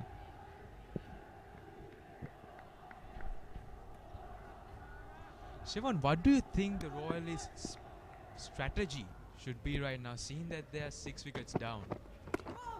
6 wickets down, and I'm told that the middle order batsmen have not been informed this year. And usually you would expect your middle order batters to score fast runs, to push for kick singles, and to take the risks. But in this case, Royal would not want to lose another wicket. Losing 2 quick wickets will add a lot of pressure on the Royal batting lineup, and we can't expect the tailenders to do much at this point of time. Nitin, who has been at the crease for some time, he's faced 48 deliveries and he's been having a very defensive approach to the game, similar to what the Thomian openers did. Maybe that approach will work for the Royalists, and I'd like to see these two starting off very slowly, similar to what Sineth and Uvindu did. But maybe later on, once they reach around 190, 200, they could start accelerating and up the rate. Yes, definitely. Sineth and Uvindu's partnership, that was one of the key partnerships for Royal College this innings. Was rather a much faster innings, I would say, rather faster partnership. Sineth Javadar is known to be one of the key batsmen for Royal College. Uvindu as well. Ryan Fernando back in action. At the end of 60 overs. The last thing I would want to see Royal College doing is playing some negative cricket. Well, they have come to the end of the middle order. They have come to the end of the middle order. And yes, there's a risk of losing another wicket. But the Royalists should not be negative, they should be positive. And they should maximize all the loose deliveries that the bowlers bowl at them. Definitely. The one thing that we saw really special from Uvindu, Siobhan, was he targeted the loose balls, he struck them to the boundary, and that was something that we saw from Uvindu. And that is something that other batsmen should also be cautious about, I would say. Well, Nitin is playing a very balanced game. He's playing quite slowly. He's not going after the runs as we were just discussing a few minutes ago. But perhaps Sandesh Ramanayaka could play his natural game without forcing himself to be too defensive, because Royal College would want to, if let's say if we are heading in for a draw, Royal College would want to get a sufficient lead and then put the Thomians to bat again. But in the case of Royal College wanting a win, they would have to score some quick runs. And if the Thomians want to win, that's the total opposite of what you would want, Ravita. Ryan Fernando. That An appeal for a was catch. an appeal. The umpire is not satisfied with down. what's happened. Some good cricket from the Thomians. This is what they would want, and especially if they would want to turn this into a victory. They'd need to bring in the spinners, surprise the batsmen, and take quick wickets and ensure that they have a lead of at least 50 runs, 40 to 50 runs. At this moment, Siobhan, I think that a victory for any side is rather a huge question mark. Well, if we look at what happened in 2016 and 2019, 2016 under the captaincy of Sachita Jayatilaka and Pandit Ratna from Royal College, the Royalists were on 300 runs, I beg your pardon, 298 runs at the close of play on day 2. But the Thomians had scored 350 for 5 on the first day, and it seemed that the match would end up in a draw. But the Royalists scored 320 odd runs and declared. They were trailing by only 30 runs, forced the Thomians to come into bat, and there was a batting collapse. They scored 128 runs and gave the Royalists around 155 to win. And of course they were not asking too much of the Royal batsmen, and the Royal batsmen just came out onto the field in the third session and scored those runs at a very good rate. In 2019, well, once again, towards the latter part of the second session on day 3, it seemed like Surya Bandara would be impossible to be dismissed by the Thomian pace attack. Even the impressive Kalana Pereira, who was a big threat to not only the Royalists but to all his opponents right throughout the cricket season in 2018 and 2019. But a bowling change did the trick. the Thomians were able to take 2 quick wickets and they came back into the game and they managed to win the match. Indeed, cricket is all about uncertainty.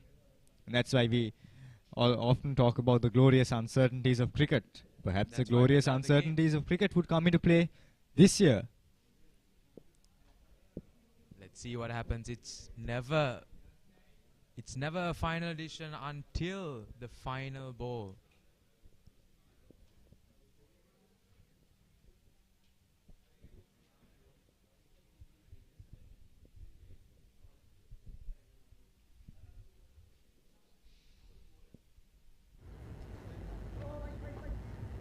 Some changes in fielding here. Excessive on the Thomian side.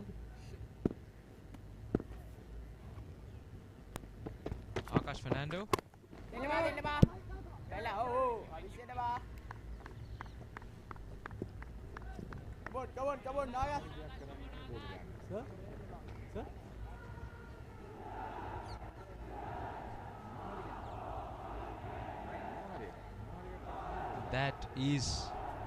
Those are the Royal Prefects cheering their team.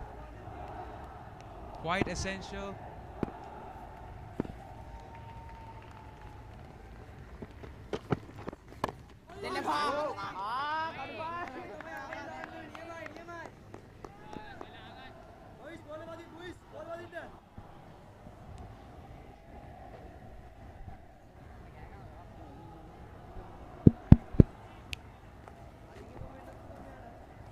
We see the prefects of both schools cheering for their respective teams, one after the other, and that's the beauty of this rivalry. Well, Ravita, this is a friendly rivalry. It's something that we all value. There's a little bit of a confusion. Small chance for a run-up, but the batsman is safe once again. Definitely, as we were talking about, Siobhan, this rivalry for 143 continuous years has been more of a brotherhood, and it has been something like a symbol of the friendship and the bond between the two schools, two of the most prominent schools in the island. Moving back onto the cricket out here, that was played uppishly. Down to Kavindu Dias.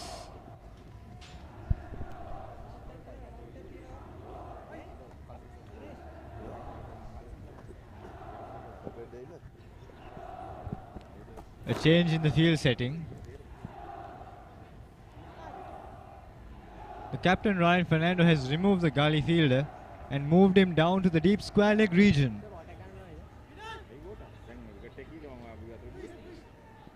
Yet mid-wicket and mid-on is open, which means Ryan Fernando cannot think of bowling on that middle stump.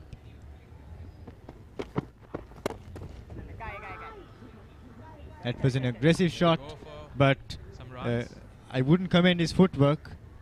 He didn't take his foot to the pitch of the ball, and because of that he played with an angled bat, and that's exactly what happened to Ramiro Pereira. Ramiro Pereira played with an angled bat. His footwork wasn't all that marvelous, and because of that he got an inside edge onto the stumps.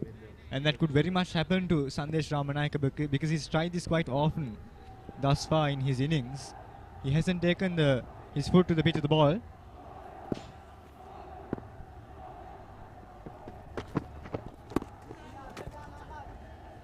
Post delivery by Akash Fernando.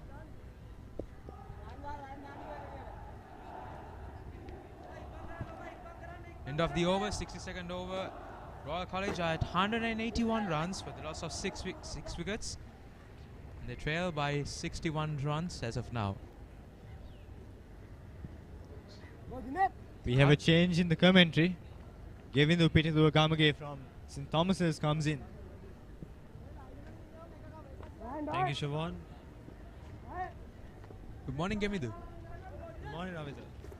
It's been a wonderful session, to be honest. The Thomians taking the upper hand with 2 wickets. While the Royalists have also added the runs, scoring over 44 runs in this first session. Definitely, it has been rather slow considering yesterday's match. Royal College at the end of the day were at 136 runs for 37 overs. Yes, another close Good bowling by Ryan Fernando. Yes, indeed. The Royalists actually had to come out here and backed in a very aggressive manner today, considering that this is the last day of this encounter. However, the Thomians have not enabled the Royalists to go into that aggressive mindset, and they've always been able to stick to their consistent line and length, especially starting from the opening bowlers. Kavidu Yes, and ball, also good ball, good Hassan, ball. thereafter Ryan Fernando, the captain, and Akash Fernando, continuing the Thomian bowling lineup. So they've been brilliant throughout the morning, and they've been also getting a bit of reverse swing of the ball as well. The ball is pretty much 6 overs old, so we can expect the ball to reverse swing very soon, and it has been reverse swinging throughout the morning. So I feel that the Royalists are combating what is a very tough morning session for them with the bat. Good thing. Wow, Good feel fielding there. Yes, we should. Who is Naishan? Yes, Nitin Panapitia, the Royalist keeper, he has not been in the greatest of form this season. However, he's been able to rise to the occasion, scoring 12 runs of 54 deliveries. He's been occupying one end of the crease throughout this morning, and he's been able to do that very successfully, I guess. Definitely, and there's a quick single. But I would like to say Nitin Panapiti's wicket keeping throughout the season has been quite impressive. He has stopped the leaking of a lot of runs, even in this encounter, I would say. And it has been quite an impressive performance from him as a wicket keeper this season. Yes, indeed, his keeping abilities were showcased during the first innings, where he saved over 20 runs on the first day itself. So Nitin Panapitia, of course, is a wonderful keeper indeed, and he's a young man, so he has a bright future ahead of him. So we might be able to see him in the coming years as well at the big match, certainly. Definitely, one thing that one person that is reminded towards me when you said that, Kevin, there was Kishan Balasuri, the captain of Royal College right now. He played the big match of Royal College as a usual bowler for 3 years, and this is his third year or fourth year if I'm not mistaken, and he has been improving steadily from his first big match, and now he's the Royal College team captain. That should be a really great honor for him. Yes, indeed, he's shown great patience in that department, and also he's been a wonderful spinner for the Royalists throughout his years in the big match, picking up 5 wickets in the 2020 encounter, as I can remember. So Kishan Balasuriya is next to bat, obviously. So he will also be looking into getting the Royalists out of trouble, certainly. Considering that if they lose too many wickets, they might move into a Thomian win this time. It's possible at this very moment. It's quite hard to say about that, Govindu, but however,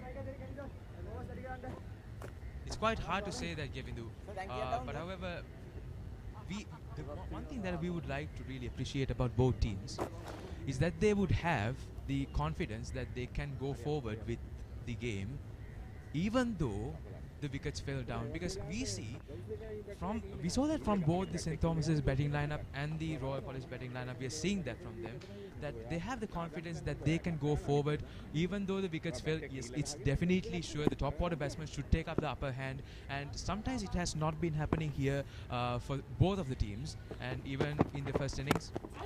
That was a shot.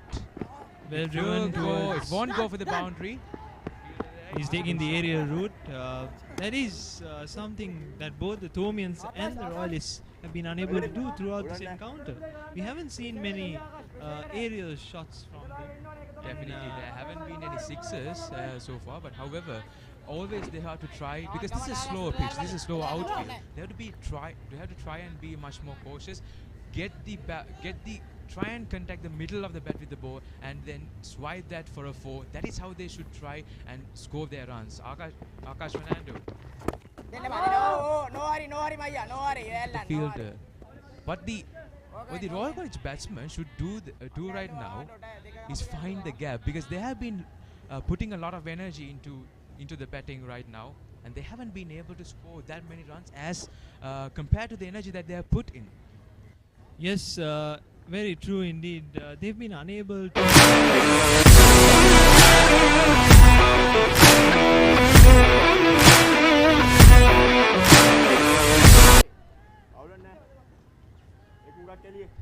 So we have a very offside packed field here at the moment for Akash Fernando. He's bowling an off stump line and length, so he's trying to bring back the ball in to the right hander.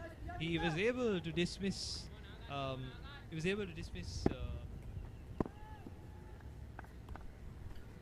Ramiro Pereira in that fashion with an inside edge. Oh, that's That is in the taking the air. aerial route.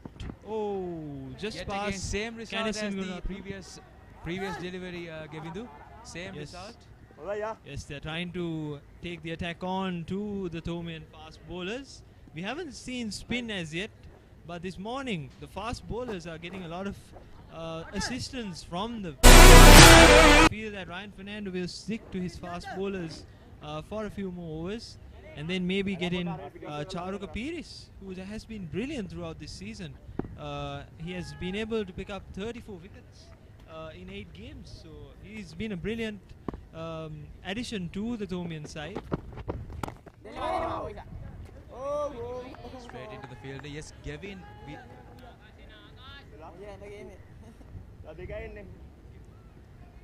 Yes, Govindu. What we haven't seen here, the Thomian captain Ryan Fernando have only used fast bowlers throughout this entire session. We have seen 4 bowlers, and all of them are fast bowlers. He hasn't used any spin, any of his spin attack as of now. Yes, definitely.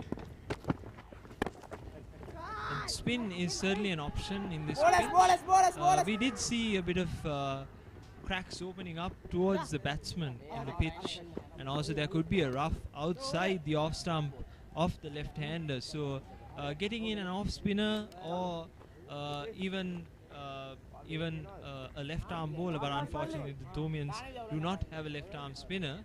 However, they could look into Charuka Piris or even Janidu Abegunavardhana, who picked up a wicket yesterday. He was the man with the golden arm, as many suggested yesterday. He was able to pick up a crucial wicket. And oh, that was a very risky shot. That was Moved indeed across the risky. stumps. Very, very lucky Nitin Panapitia. That was on off stump. Very risky. I think the Royalists should be aware that if another wicket falls down, they're moving on to their tail-enders. And the Royal tail-enders have not been in the best of form this season. So there could be less resistance from them, and they are really vulnerable throughout the season. So this could be very dangerous for the Royalists if they are to be all out before lunch. So that could mean that the Thomians still have a chance to win this encounter. So the Royals should be very careful here to not take many risks in their batting. And as we see, Kavidu Dias has been introduced into the attack. He's been bowling very well throughout this morning. There were a few missed opportunities, of course, of his bowling, but he was able to pick up a wicket, the prize wicket of Ubidu Veerasekara. And the Thomians have missed a few catches, which include Ramiro Pereira.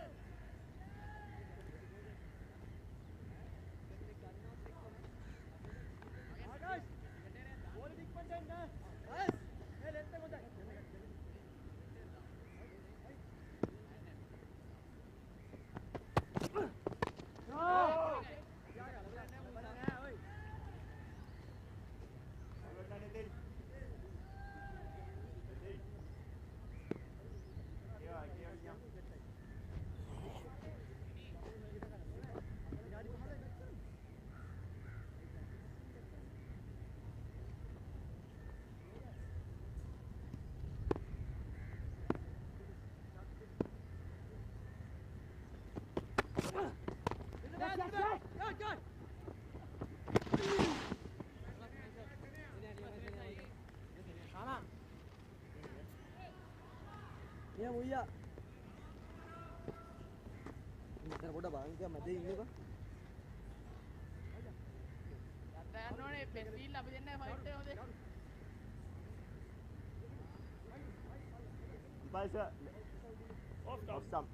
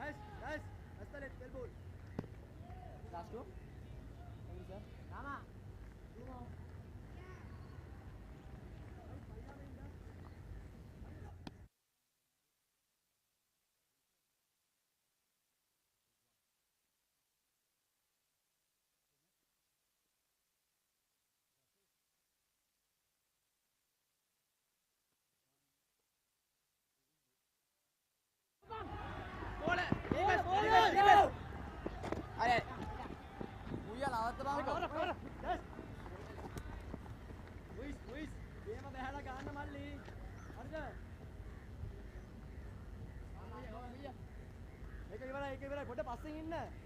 ඊළඟ දුවන්න බෑනේ බලන්න size එක. පොඩ පස්සෙන් ඉන්න. මම මෙතන. ඔව් ඔව්.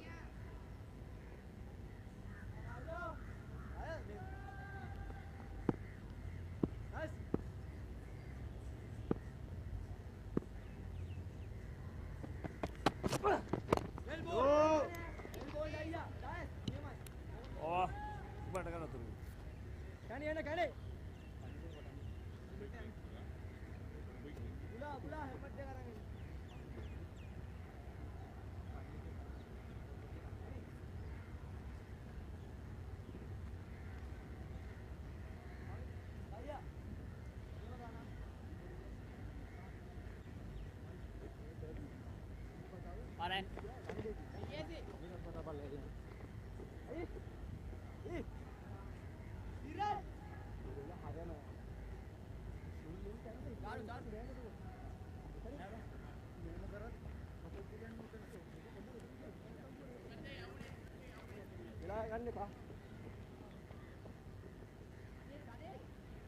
Bola change right arm over. Guys, catch all under.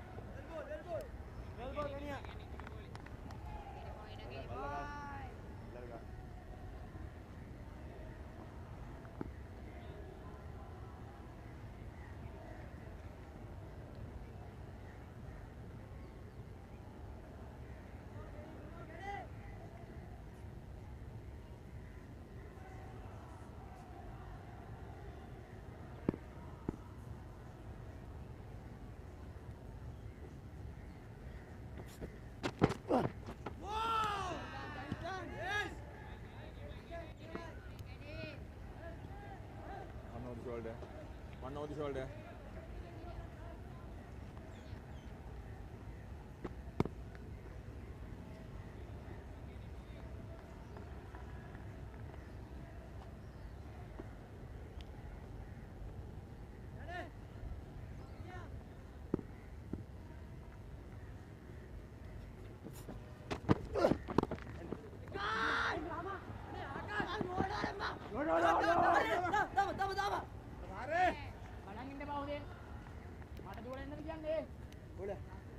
අඩිපාක් විතර ඉස්සරහින් ගනින්. බැට් කරන දේ තේරුම් ගන්න යා.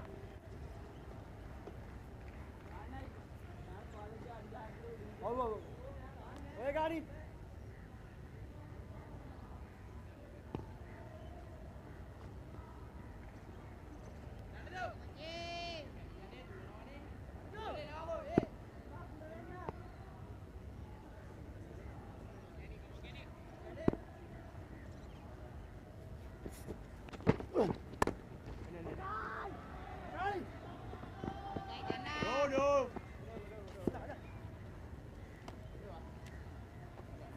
Over.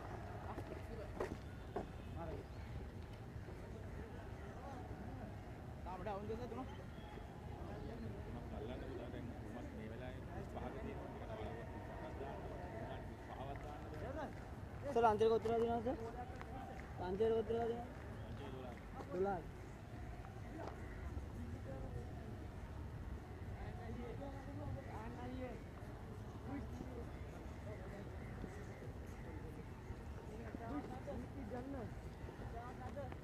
भाई उदाइन जान नहीं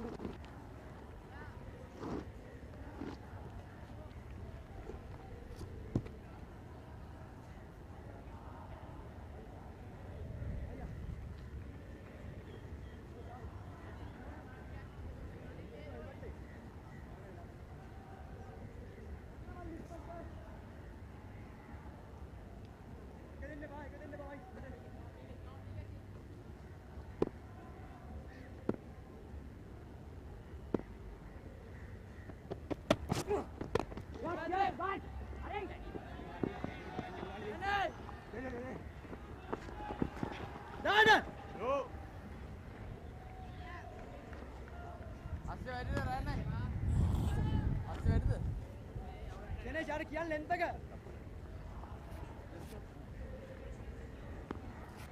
Luis Luis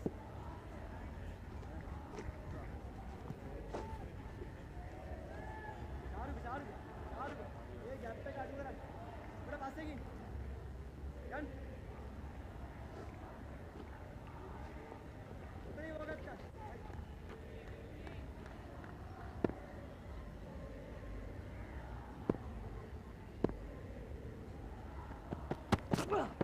Yes, yes. No.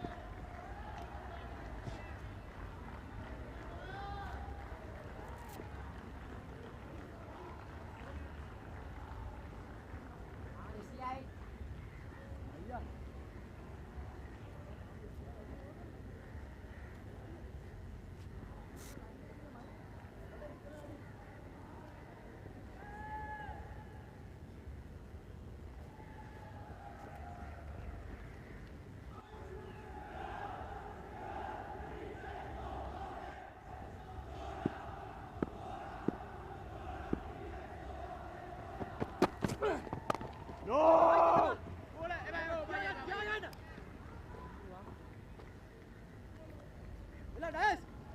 Ayah.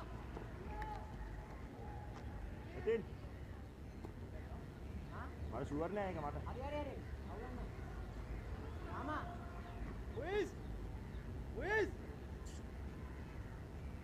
Tinggal dia buaya.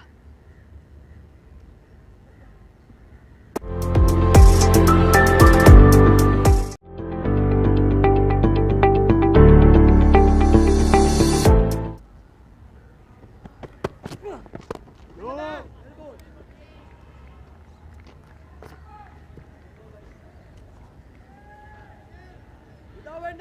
dah.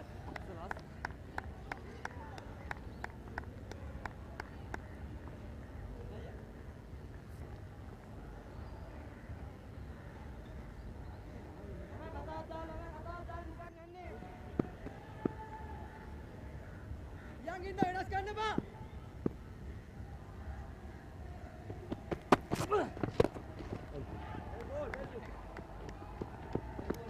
Go. Back up. Yeah. The last. Last word.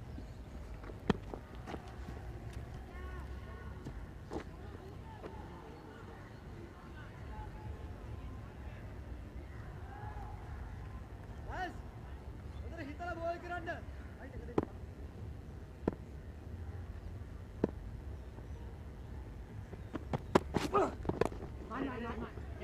Bolden.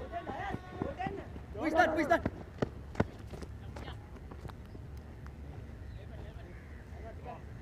Maya. And then.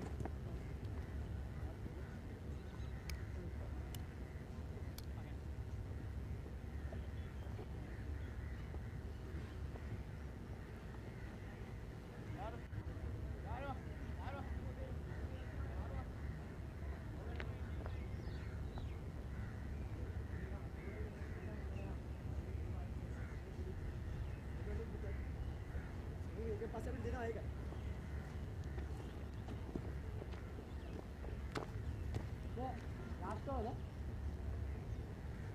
Last over.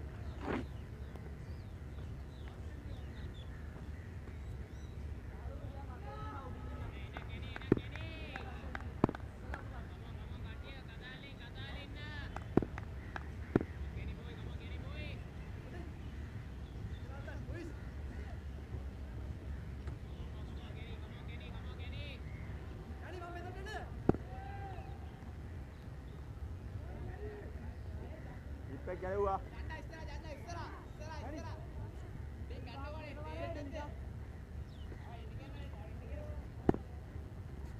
ඉස්සරහ.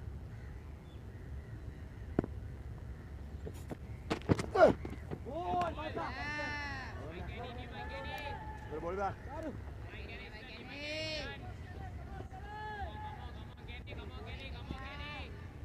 Dalam bola bang, udah. Ready? Udah ini pak, bola. Iya pak. Udah nak ready set. Ada dua. Kuning. Woi, tender dah. Udah jangan lepas tu, Ustaz.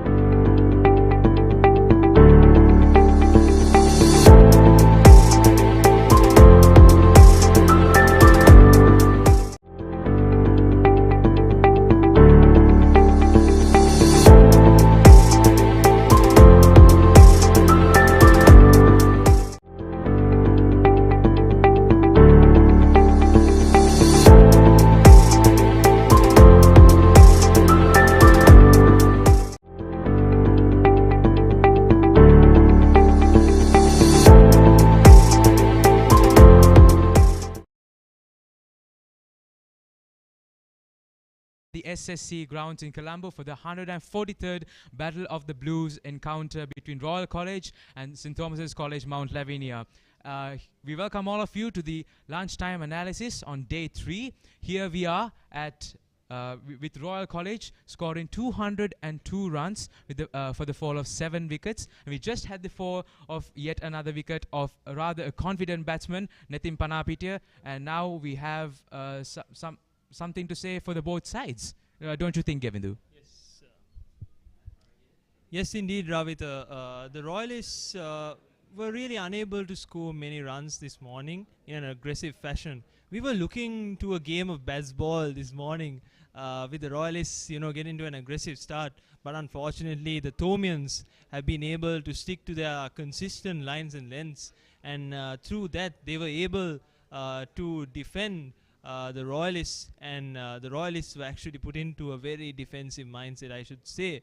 And throughout the morning, there were 3 wickets that fell. The first wicket going to Kavidu Dias.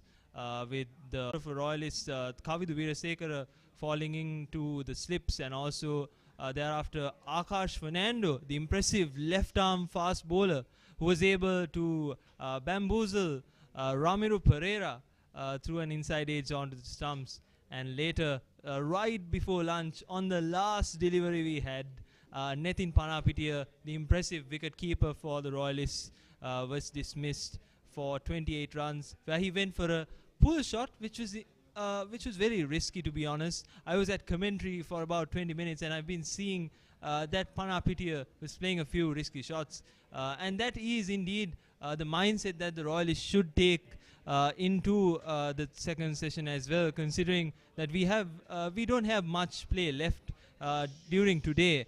And that will bring the match to an end. So if the Royalists are looking for a result, and if they are looking to bring the Shield back to Reed Avenue, they should take the aggressive approach and get to at least 240, beg your pardon, and declare, and maybe get the Thomians to bat out there. I think that is indeed a possibility, considering that we have Gishan Balasurya and also Bulan Veeratunga next to bat. What do you think, Ravita? Definitely, Govindu. Royal College, one thing that Royal College should be happy about in their batting attack is, even though they lose wickets, they still have some confident batsmen, I would say, to come out and bat here against this Thomians, against the impressive bowling display of the Thomians, I should mention. We saw Kavidu Dias yesterday as well. He was rather quite impressive.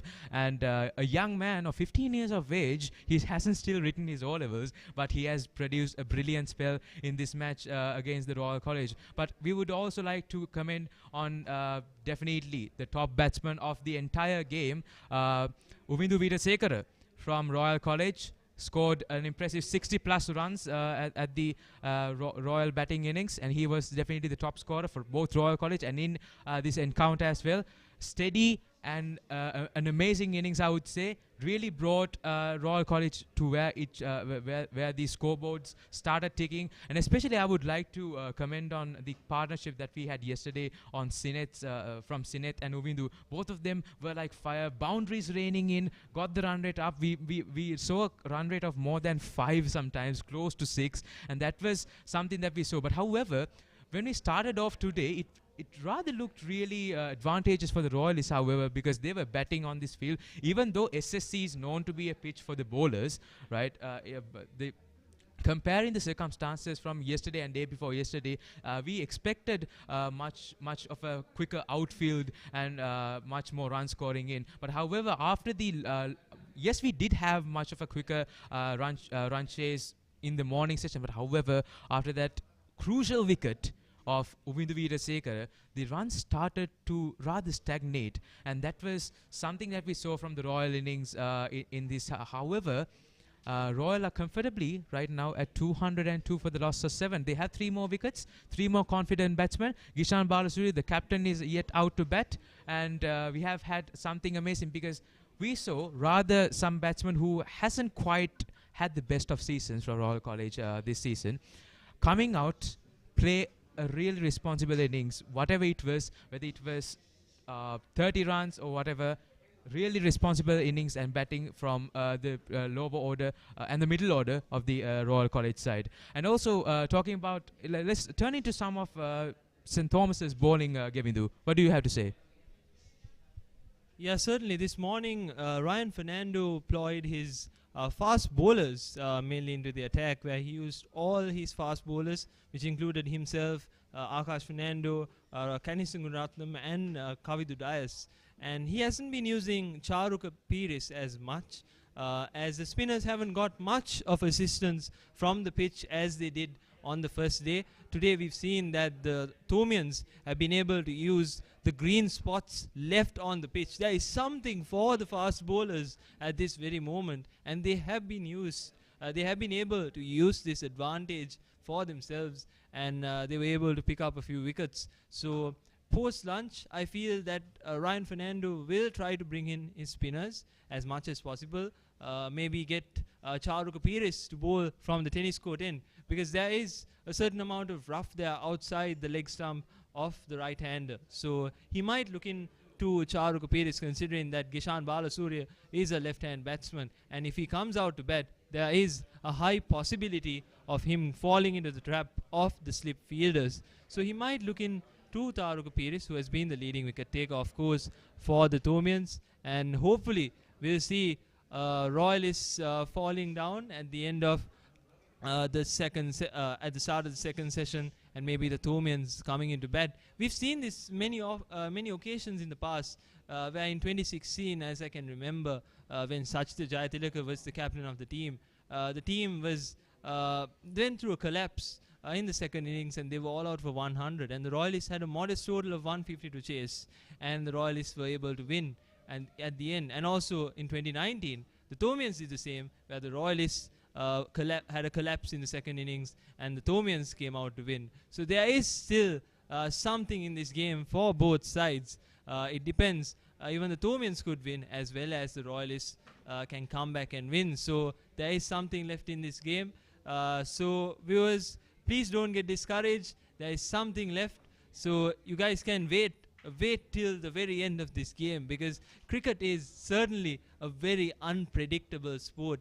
So wait till the very last ball with us and enjoy this game of cricket. So on a golden side of this game, what are your thoughts on the Royalist batsmen who are next to bat? As I mentioned, Govindu, I think something that Royal should look positively. Royal has been playing really positive cricket, I would say. Whatever happens, their main batsman falls in. I mean, Sadisha Rajapaksa, one of the best batsmen here at Royal College. Sinej Jayawardena, one of the best batsmen. Sinej scored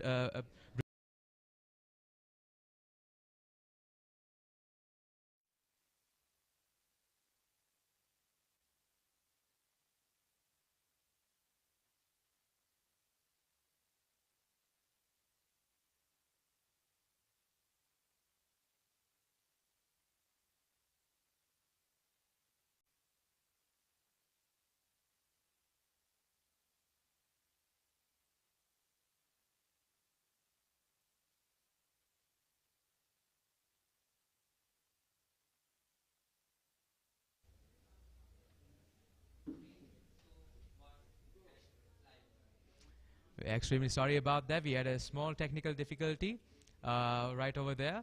And as we were talking about the batting order of the Royalists, we have seen, as I said, Sadisha Rajapaksa, one of the key players here in at Royal College.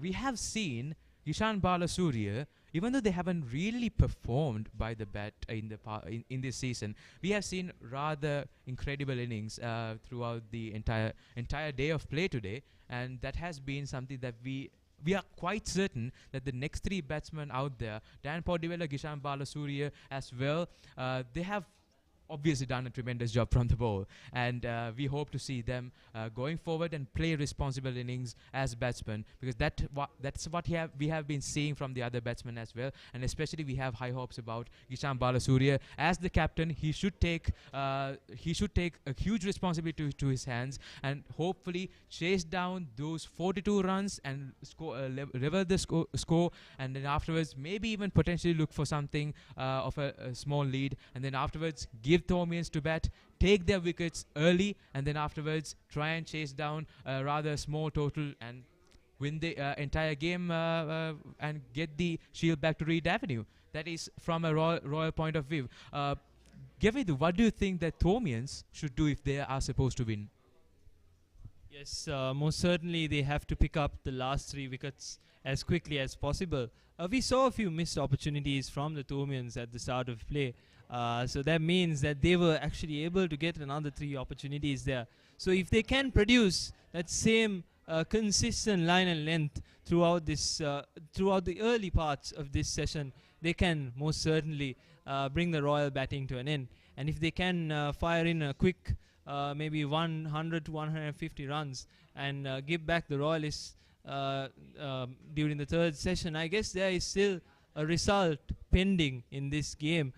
So we've seen that the Thomians, of course, have a lot of brilliant hitters, especially Kanistan Gunaratnam.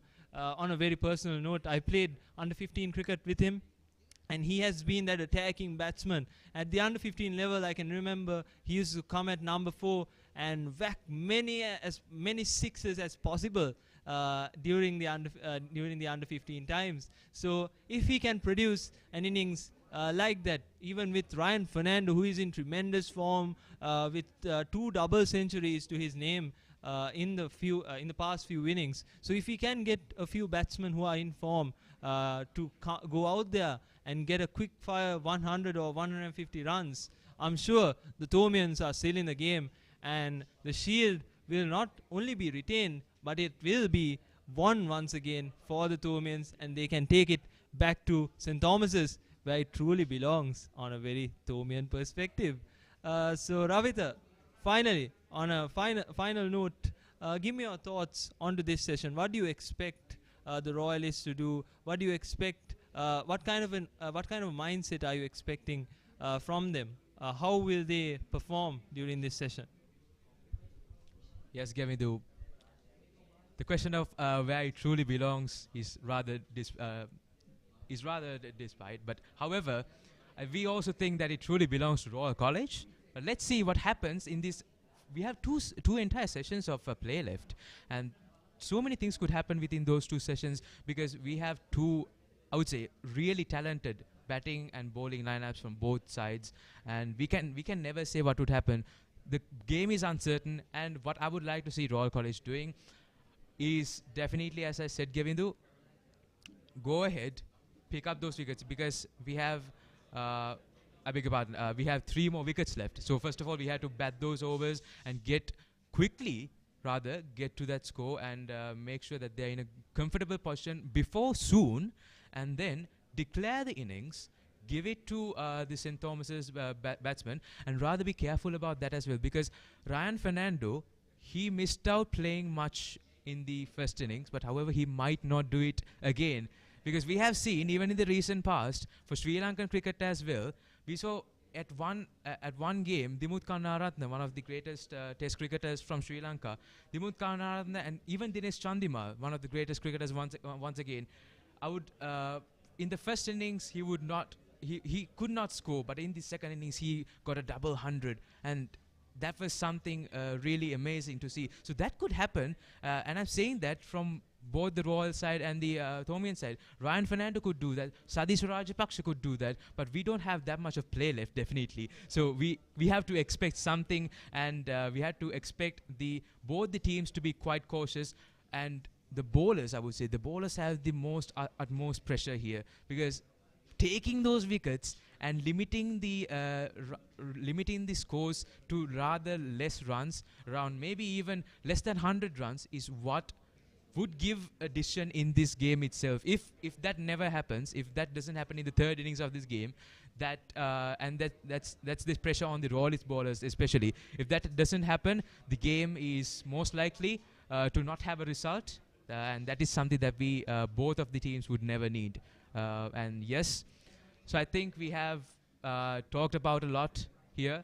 We have we never know. I mean, even though we are presenting this lunchtime analysis to you, we never know what would happen. And what matters is what really happens over there and what the mentality of those cricketers are. We wish both of these teams the best of luck, because these are the future cricketers of Sri Lanka, and we would hope to see some exciting cricket here at the Battle of the Blues.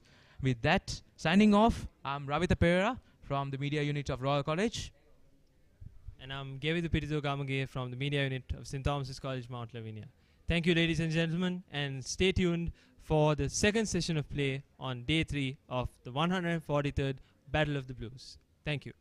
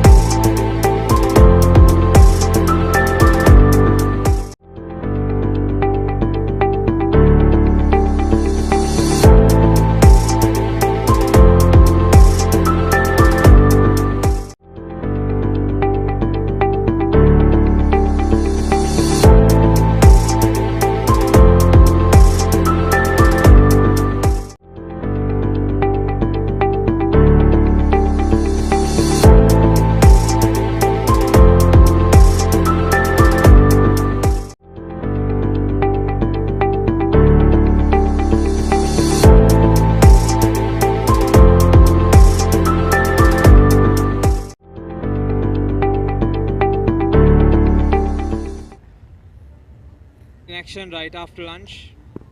Session 3 right after lunch on day 3.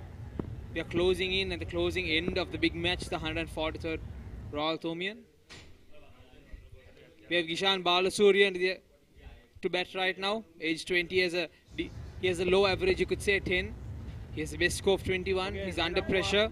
The Royal St. Thomas's were on top right before lunch with that wicket of the set batsman. Now we go back into business. We have Caniston bowling into the attack. Well, the captain is in the middle, Ishan Balasuriya. So right now the tail enders are out in the middle. Sandesh Ramanayake, another player who is handy with the bat. Ishan Balasuriya, he can also play some cameos at a time. But right now St. Thomas's College will be targeting to get rid of the batting lineup of Royal College and get a chance for them to bat again. Another loose shot, loose ball. Flick to fine leg. Is he going to get 4? Yes, 4 runs that is. That's going to boost the confidence of Sandesh right after lunch. Getting a 4, it's very useful when they're under pressure. He's capitalizing on that loose ball. Well done, Sandesh. Sandesh Ramanayake once again. It was a loose shot. Tried to go for the pull, but it went up in the air and went through the fine leg region. If it was timed perfectly, that would have gone through square leg. But instead, it went through the fine leg region. But whatever may be the shot, the result is what he expected. There was a big mix-up. So many run-out chances missed by St. Thomas's today. They were not good at all, you could say, when it comes to their fielding. 3 or 4 missed catches at slip. More than enough run-out chances, but they haven't kept.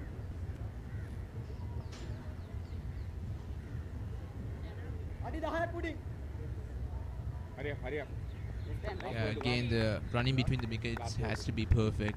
The communication has to be spot on. Otherwise, it's going to cost Royal College once again, and they will not be able to recover if they lose another wicket.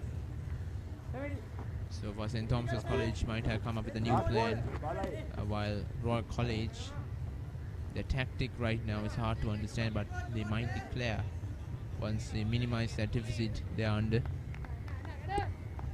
It only makes sense for Royal to declare when they get close to the trailing mark, so they can at least put St. Thomas's under some pressure and maybe try to force a Thomian batting collapse and thereby try to win the match. Yeah, Royal College right now trailing by 35 runs. It's 207 for 7, 68 overs gone. I think Kavindu Dias might come from the other side. He has always been good with the ball, searching for another wicket, forcing another error. Maybe he can swing the ball in again, especially with the new batsman on crease, Gishan, the captain. Gishan was really good with the ball, got important wickets. He removed Ryan Fernando off that beautiful setup where he played it straight to mid-wicket, a simple catch. He bowled Muiz. That was a really good ball. It fooled the batsman completely. Now, is the captain going to back his team with the bat as well? We shall see. Sandesh on strike, 11 of 24, not so bad. Royal trail by 35 runs. It's Kavindu Dias, the young boy, 15 years of age, but definitely packs a punch for his age. I think St. Thomas's, the coaches will use him and protect him for the next 3 to 4 years because we can see him as a blooming talent. Yeah, he is the man himself, Kavindu Dias. He takes his run up, his first over after lunch. We see how it goes, the first ball. And the batsman launches it. Is it going to be a catch? No, it's not. Too short. The batsman did not middle that. It was at the toe of the bat and just went straight up. Another wicket-taking opportunity. Sandesh a bit reckless, you should say. Well, Sandesh Ramanayake is a big, tall man. Now they are going after every run they can. Again, the shot that he played was not timed perfectly. The result didn't go his way. He's lucky. Should thank his lucky stars there. Just fell short of the long off fielder.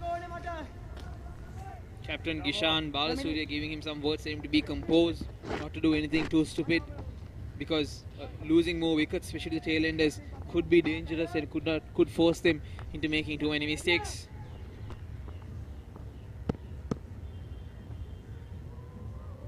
Having the back, bowling back right in. The fielders are right on top of that. You can see a second dish or third slip, you could say, set by Kavindu. I think that indicates the fact that they still believe that outside edge could come into play. There are shots. We can see a clip of Caniston, Gunaratnam, the other quick bowler. Balasiri is on strike. He still didn't get off the mark.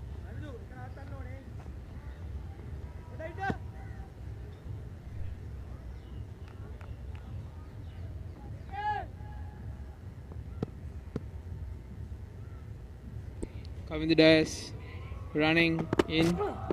That's a good ball.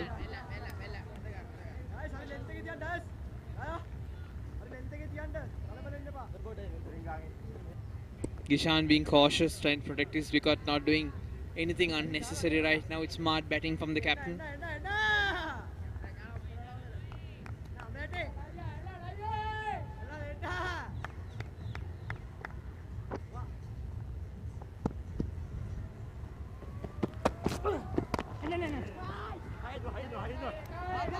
Give us. Good lah.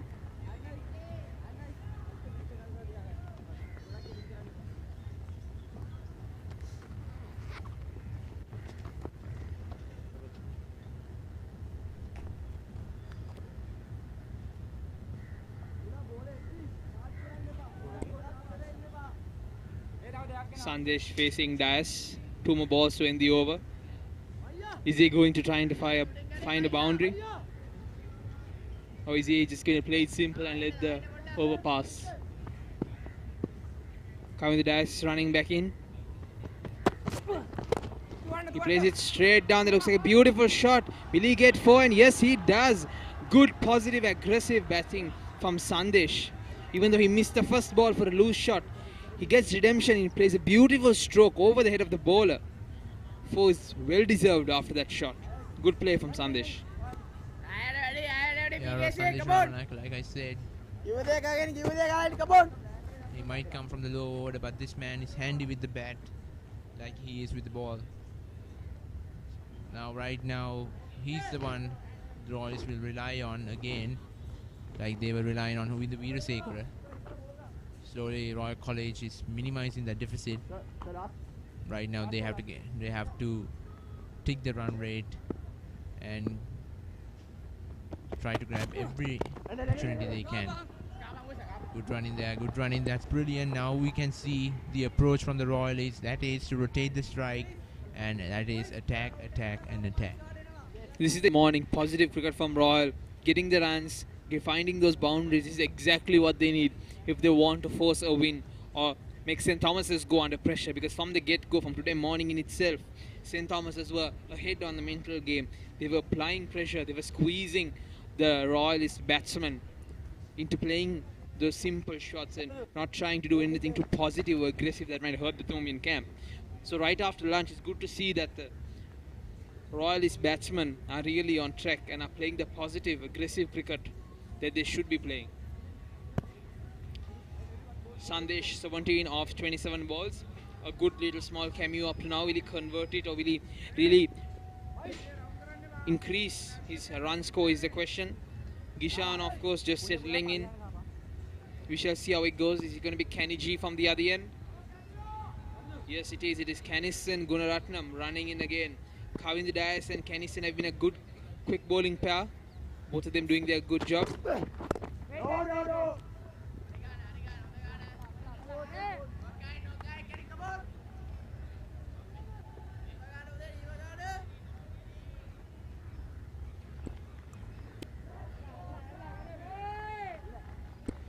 The Thomians also searching for wickets. We can see the house prefects of St. Thomas's sitting on those railings, cheering and cherishing the memories of big match, even though they might either not be in school next year or not be there to celebrate the big match. Them cherishing their last moments because it's the last day of the big match of this festival for the 143rd years. 2 world wars could not stop the Royto. A 30-year civil war could not stop the Royto. A whole pandemic could not stop the Royto. And even though this year, even though so many things against and so many structural barriers affecting the Royto, it still prevails. 143 years and still running.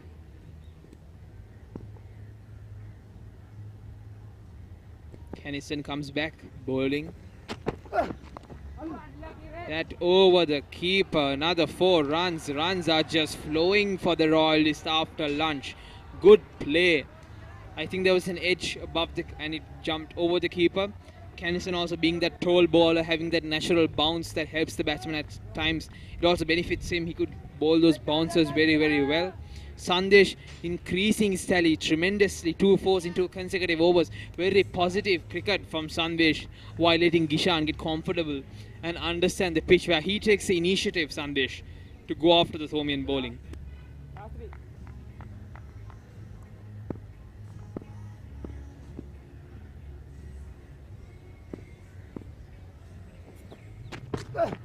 Go!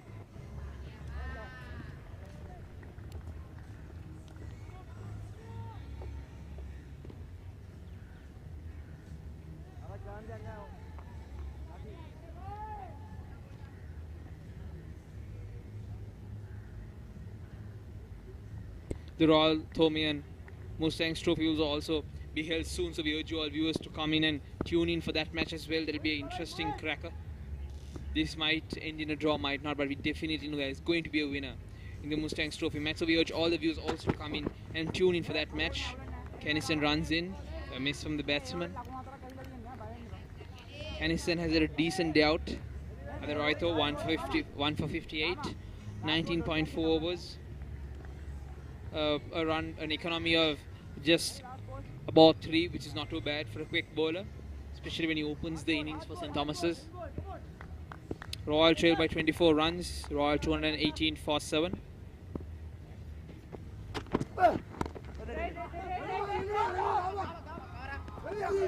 There was a chance. Direct hit man would have gone. Sandesh should have gone, but no direct hit, and he survives to see another day. Royal have been really quick between the wickets. They have been taking those risky singles now. They really want to play some progressive, positive cricket. It's good to see from them.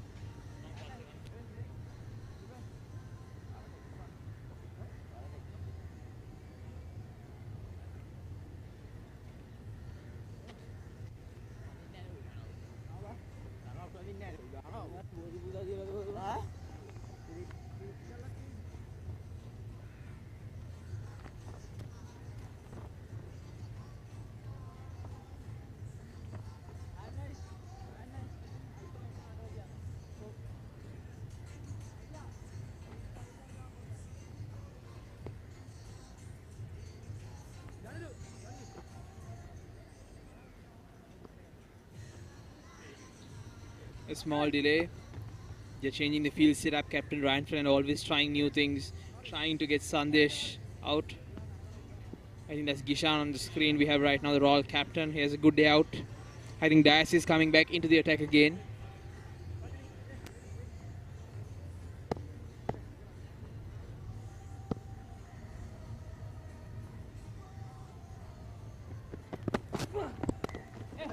Late cut. Good fielding by the fielder there. Backward point Mo is doing a good job. That's definitely 4 if it had flown through. Good work from him to keep it composed, to not let those easy runs go. Vishan tried a late cut there to bisect between gully and point, but he doesn't do that. Moise does a very good job.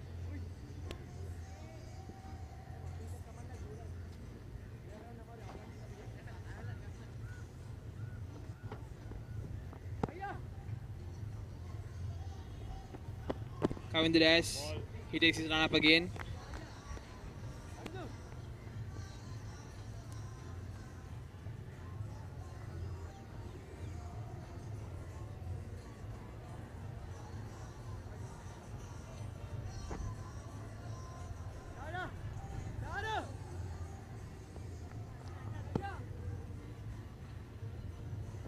Kavinder Das running back in again. That's a beautiful shot. Is he going to find runs for that? No, he doesn't.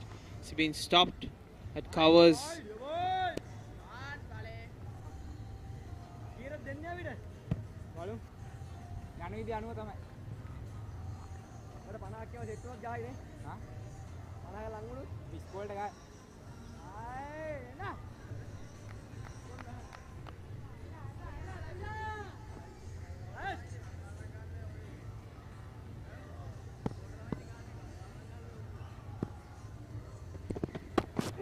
Last 4 balls off. That's a beautiful ball. He appeals. It's a brilliant Yorker once again.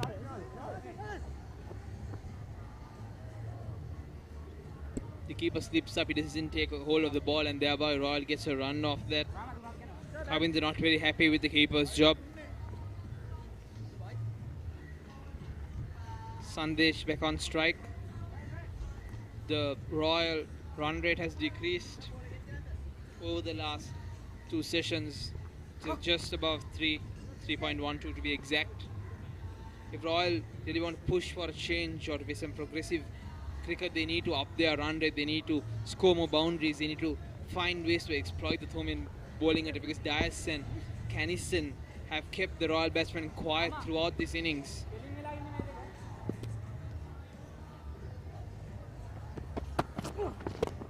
That's a beautiful shot. He's right up in the air, and there goes another wicket. Big man Sandesh has been removed. Kavindu Dias, the magic man, gets 4 wickets. A 15-year-old boy tearing the Royal lineup apart.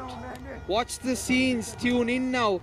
This match is going to get interesting. Sandesh departs 21 of 34. Props to Kavindu Dias. Once again, Royal College, they're devastated. Sandesh Ramanayake has to take the long walk back to the dugout. It looked like he was going to change the game around. But right now, everything's going the Thomian's way. The Thomian prefects are ecstatic. They're cheering their boys on. They can sense something brilliant coming through. Kavindu Dias comes back into the attack. 2-3 overs later, produces a wicket. You could say reckless batting from Sandesh, but he had to do something. They were stagnating. They could not score any runs. A bold option resulted in getting out. This is the problem. If you get too aggressive, you might lose your wicket. And we see a clear example of that when Kavindu Dias exploits him, makes him play straight, and a good catch to clear up as well. The Royalists have declared a good game call from the Royal coaching staff and the captain. I suppose they want to put Thomians to bet. They've declared at 100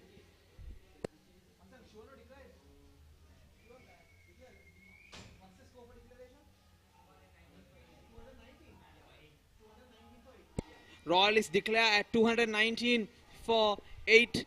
They have put Thomians to bet. This is a good call from the Royalists. They're telling the Thomians, you need to bet. They're trying to force a Thomian batting collapse right now, which is what they have to do if they have any chance in winning the Royal Thomian. So consolidate to play smart and not to lose their wickets, because if they do, and by any chance, because we know the Royal bowling lineup will come firing in to get those wickets, they'll play very aggressive cricket to force the Thomian batsmen to lose their wicket.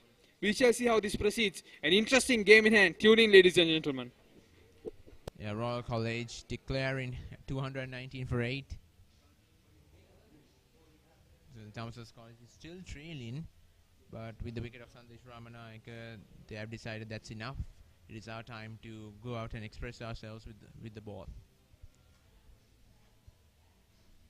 I think it's a good call from the Royal coach, understanding the fact that they cannot just bet it, and the more time they spend, the less of a chance they have to succeed, because they realize that if Royal keeps batting, they just do not have enough time to let Thomian bat and get them out all over again. Beautiful scenes we have of Royal College, prestigious school. They are the ones searching for the shield this year, after it was previously won in 2019 by St. Thomas's. So Royal searching for that shield, and thereby I think it's fair to assume the declaration was a call in hoping the fact that they can rattle the Thomians in a couple hours and then come back and chase. I think the ideal situation for Royal is somehow to get the Thomians all out by 3:30 and somehow by tea, and then come out and chase it down again.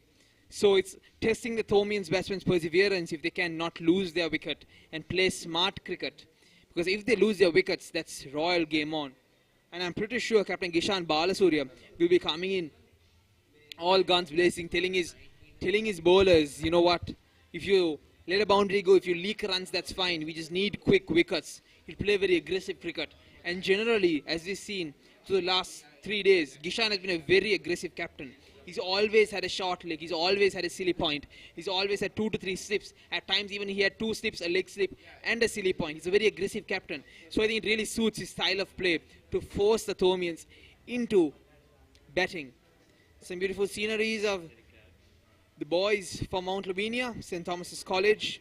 Beautiful picture of the quadrangle and the Chapel of Transfiguration, they say. It's a very scenic place in Mount Lavinia, even though it's close to the beach. There is a lot of greenery. There's good soil there. It's a good place to visit. And those boys have the shield. Yes, we wait until the Thomian second inning begins.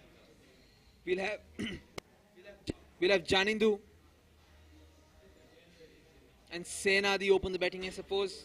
And I think the instructions from the St. Thomas's camp would be, do not lose your wicket, stay on. That's what's important right now.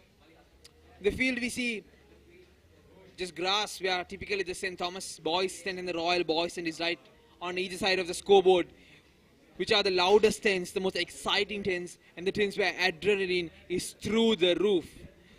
It's sad to see those tents not existing and that area just be grass and a plain field, which is normally packed with young boys of all ages who've just joined school, from boys leaving school, shouting and cheering their boys on. If you are a schoolboy, I'm telling you, that's the best tent to be at. It's unfortunate that the schoolboys could not come and watch the Roy Tour for the last couple of years due to various reasons. Last year, of course, it was held as Surya Vava due to the COVID regulations, and this year also due to several unfavorable reasons. We are watching the match from home. And me myself being at SSC, I think it's a great atmosphere. The prefects, the parents of the players, and the players themselves have created that high-intensity cricket match that we all want to watch. We can see the ground staff doing a brilliant job. The pitch cleaners, the painters, marking the field, making sure that the field is tip-top for the second inning. I think Royal is ready. Dan Podibela and Ramanayaka will have a big job in their hand to swing the ball to get those quick wickets. Also, Ryan Fernando, I must admit, a batsman who has scored 2 double tons this season, is on action.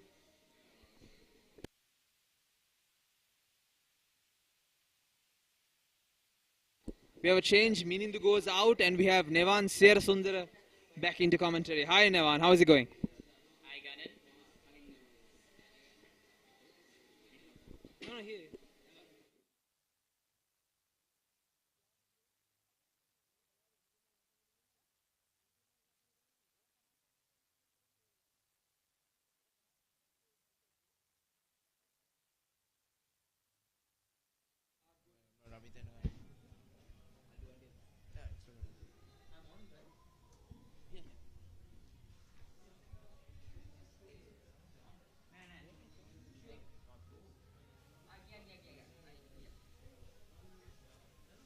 Royal College right now still trailing by a few runs.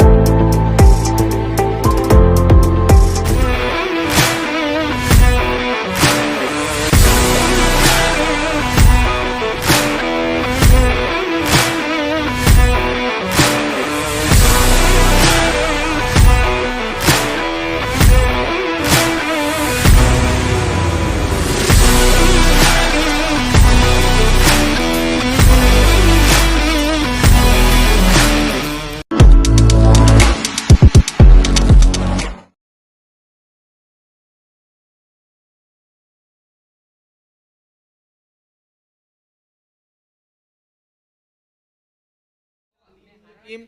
And with the change and a new set of batsmen coming in, a new commentator will come in. I switch off to Nevan Sersundara.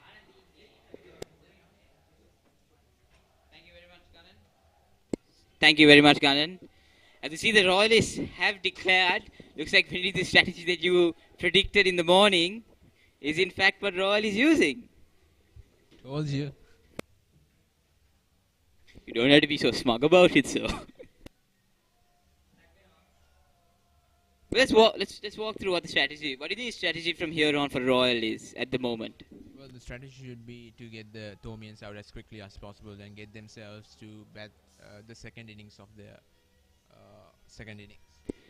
Given that St. Thomas's has been incredibly defensive throughout the first innings of their session, can Royal realistically get them bowled out before day's play? Well, it all depends on their line and length and how disciplined they are with their strategy. And it's all about the execution of their plan. And now I'm pretty sure that they have discussed something, and I'm pretty sure they have made up an approach to face when they're facing the Thomian batters. It's going to be very interesting as Senadi Bulankulama and Janidu Abe Gunawardena walk out to bat, and you see a roar from the Thomian supporters cheering them on. Game on at the SSC then. Of course. But in the Thomian strategy at this point in time is everyone can predict it. Is defend, defend, defend. You have nothing to lose here. The shield is in Mount Lavinia at the moment. The worst thing the Thomians could do now is get the Royals to bat again and get them to chase down a total. The Thomians' strategy definitely is to use Bulankulama and Abe Gunawardena in a setting where they don't give up their wicket and just bat out the rest of the day. And they see the extraordinary support we see from the Thomian prefects. They've been very vocal throughout the day, given the fact that they are outnumbered 3-1 by the Royal prefects. But I must say, a fantastic effort from the Thomian prefects at this point.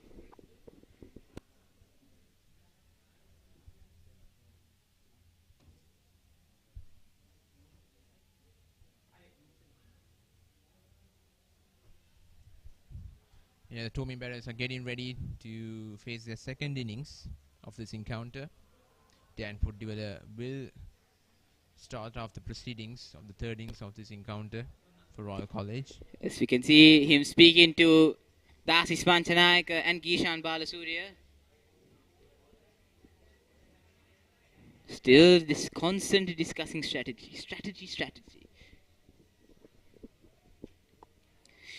It's really nice to see that some of the international tactics and strategies that we've seen throughout the past few years trying to be implemented in the schoolboy setting.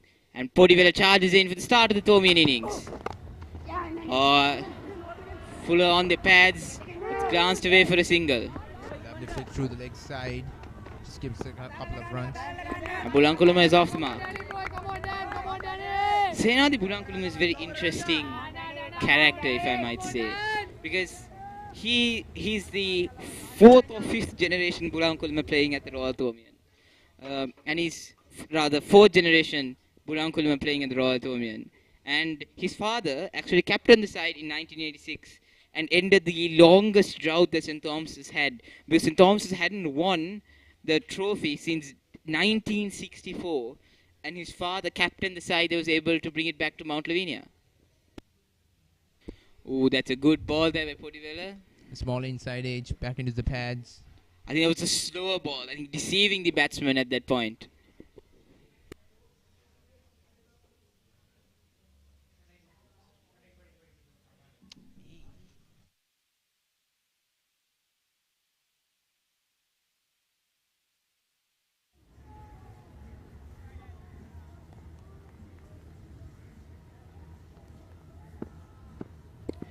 Podivela charges in.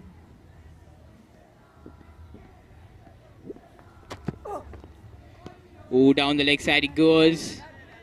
I think Bulankulama has to be more careful there. It just needs a slight tip or a slight nick of Bulankulama, And Panapitia was well positioned to take that catch. Quite dangerous approach from Bulankulama at this point. See all smiles around from Royal. I'm 100% sure Potivela said something to Bulankulama. Well, banter is going to happen throughout this whole game. It's all about having that mental strength. Again, a full delivery. Loud appeal. Not given, not given. Very dangerous batting from Bulankulama here. This is the second time in this over that there has been somewhat of a risk he's taken. That's what Thomian definitely don't want, to lose an early wicket in the first over itself. It's exactly what St. Thomas's don't need at this moment in time.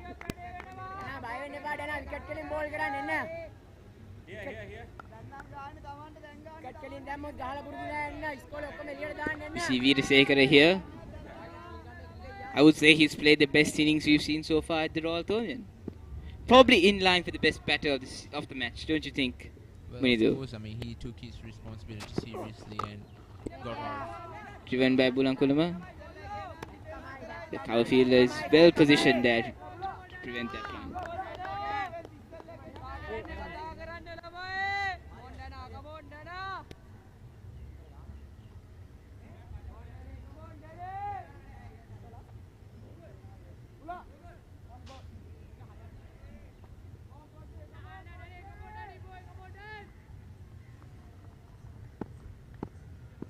It's very interesting, we haven't seen a 6 at all throughout this match.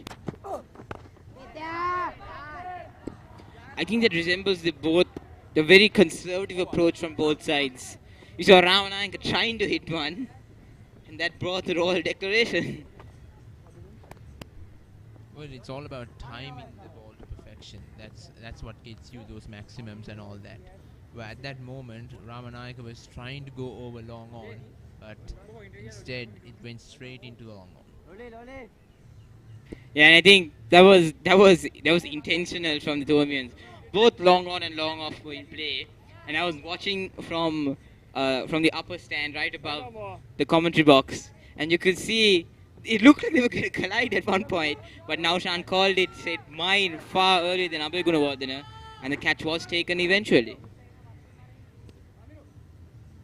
See, Abhay Gunawardena is going to face his first ball of the second innings.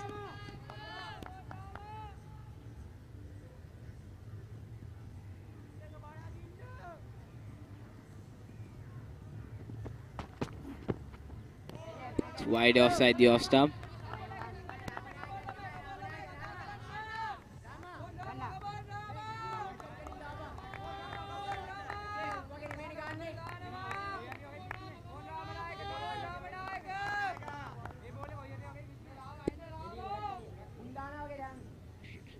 Manchanayak inspecting the ball.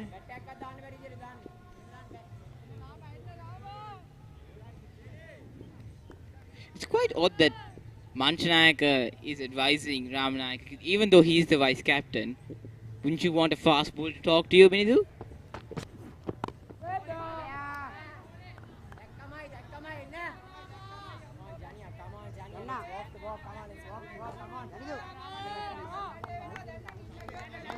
I think it's all about increasing the morale of your fast bowler.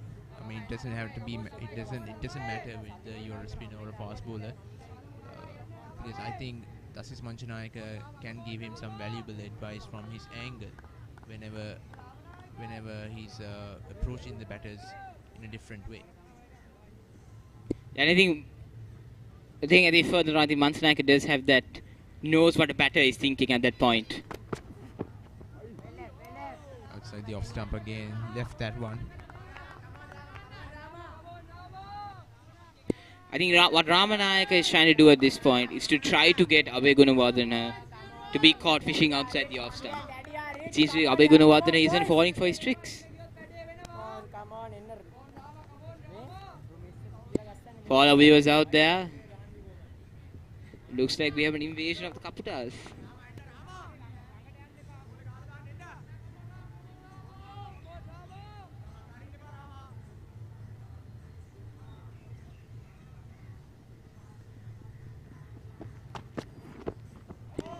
And I must say, the sun is finally shining at the SSCA. I was talking with Ravitha earlier, Minidu, and we were discussing as to how early morning everyone thought sun is shining. Most probably, we will see the sun shine throughout the day. Then the gloom, then the drizzle. But we did not have an interruption of play. I think we're all happy about that. We've just been gloomy throughout these 3 days. And finally, we have the sun shining bright, which is brilliant news for all cricket lovers, really. Yeah, the previous 2 days was interrupted with rain, like most of the times, and I think the rain gods are kind of keen to let the viewers enjoy this game of cricket just for a day at least. I mean, the weather gods haven't been kind to the Royal Thomian over the past few years. It's been constantly interrupted with rain. Last year around, we lost a whole day full of rain, due to rain. And I must say though, I think in that instance the weather gods were on Royal side, because I'm pretty sure if it wasn't for that rain interruption, Royal College would have taken back the shield. Yes, definitely. The way they bowled, the way they were threatening the batsmen, the Thomian batters, this is absolutely brilliant. And after years of Thomians complaining, because Thomians complaining that rain was spoiling the big match, they were very glad to see the rain come in on the first day and interrupt us the second and third day at the 142nd Battle of the Blues.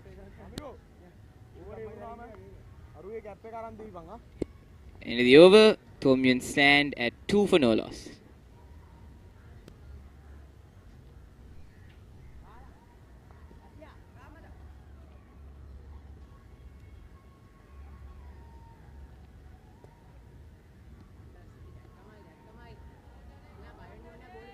Podivela will continue from the tennis court end.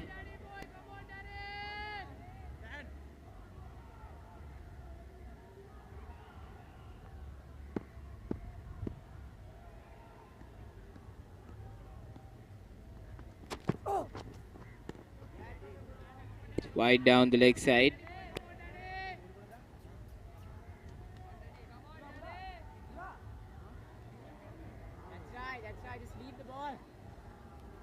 Johnny. Come on, Dana. Yeah.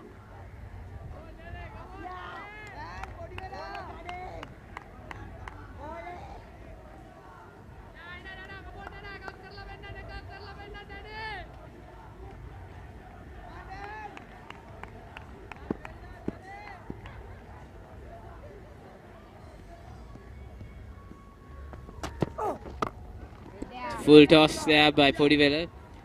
And there was an attempt at Yorker. Just not getting it in the slot in that instance. All the boys, come on, all the boys from Mount. Talk in the top, They're come, trying to walk go the to ball, Yorker, come on, but Sena. it was too full. You see the Thomian prefects enjoying themselves. It was quite dull out there. But the Thomian prefects and the Royal prefects are making the most out of it.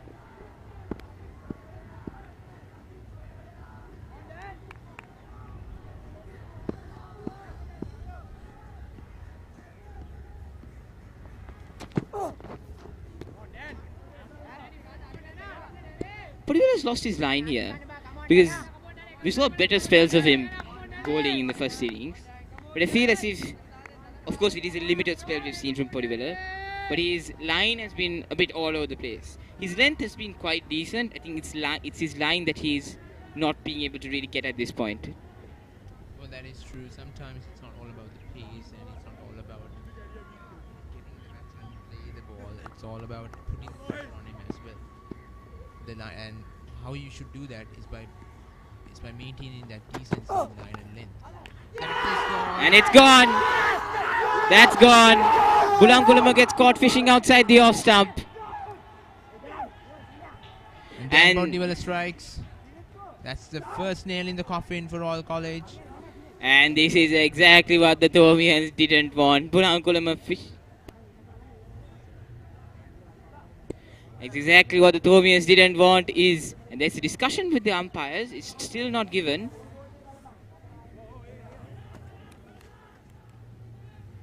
They're calling back the batsman. There's some confusion out there.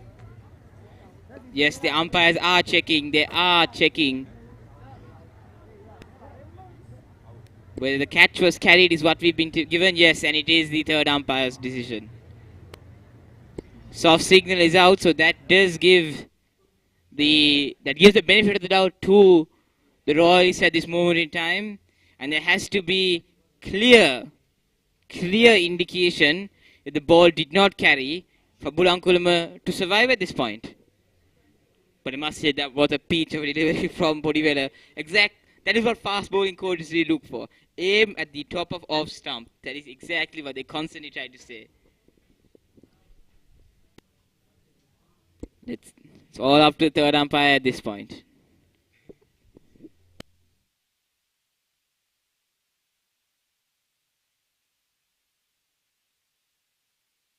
That's it. The change in the commentary box. Mindu Amrasekar has gone to take his lunch, and we're joined by Ravindra Pereira. Thank you, Nevon. Right now we can see Mantanayaka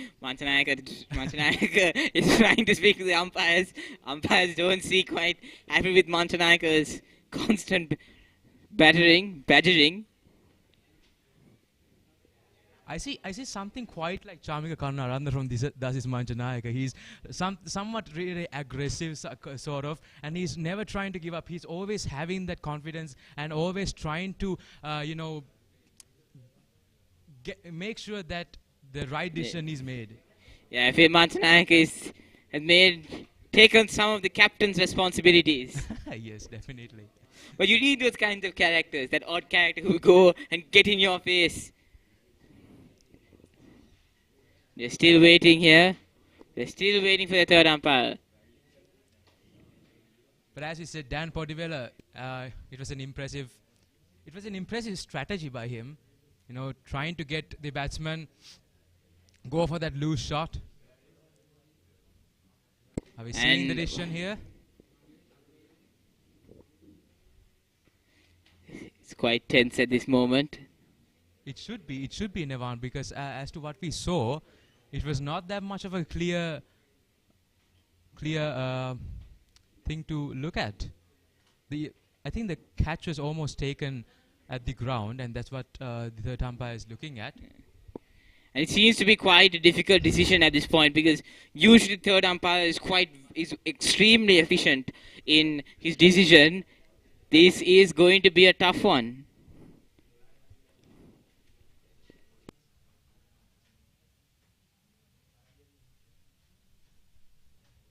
And we still wait.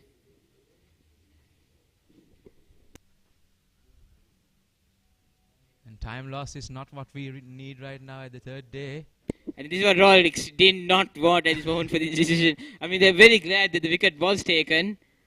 But they do not want the time to be wasted. Exactly. Because Royal is looking rather strong. And obviously, we should acknowledge that they have a really strong bowling. Yes, and it's out. Given. It's out. It is confirmed, and there is the breakthrough, an early breakthrough for Royal College. That is the third umpire signal with the red light. And Bulankulama has to retire.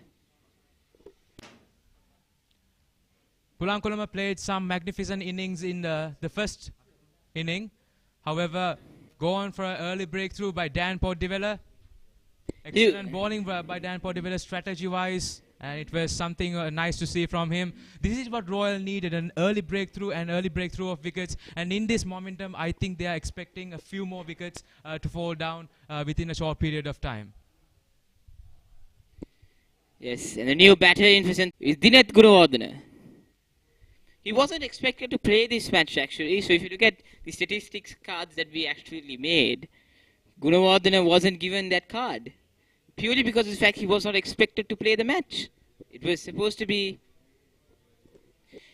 until Thursday morning, it was only supposed to be Anish Kamalchandra, but played over 200 runs in the season, was expected to play, and then early morning, he got injured. Very, very unfortunate. That is really unfortunate, because playing as a player at the Battle of the Blues is something really that a Thomian or Royalist cricketer would.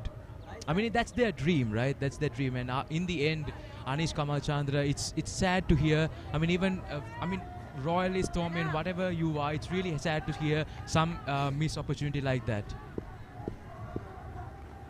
The only person who would be happy about that is Gunawardena.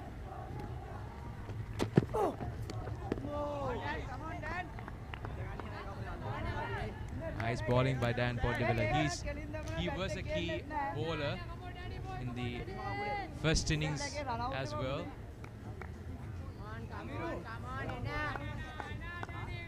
Very unfortunate for Bulankulama.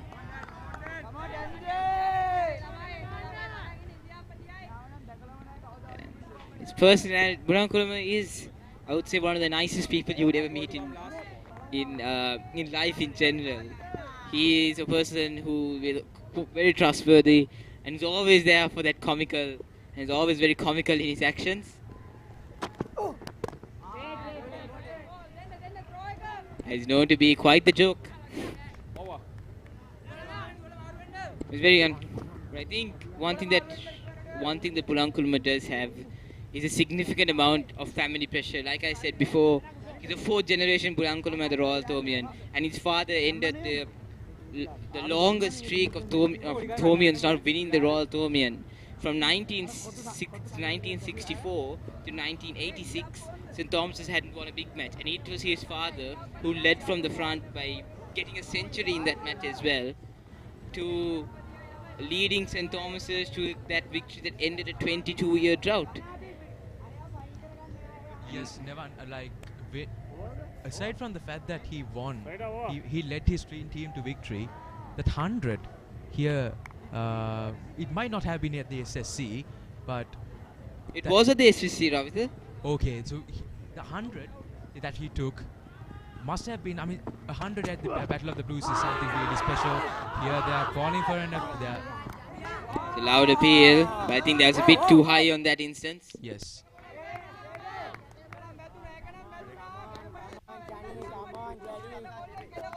Daddy won't save you now, Johnny. Mommy and Daddy won't save you now. Come on. I'm ready to the box.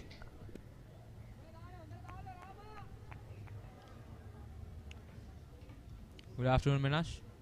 Good afternoon, Medu. Seems like we have a game on our hands. We really do. Straight into the fielder. No run there. Nisham Balasuriya on mid-off. Janidu Abegunawardena played a good hand in the first innings. Certainly did give the middle order a platform to build on before he was dismissed by Ramiru Pereira.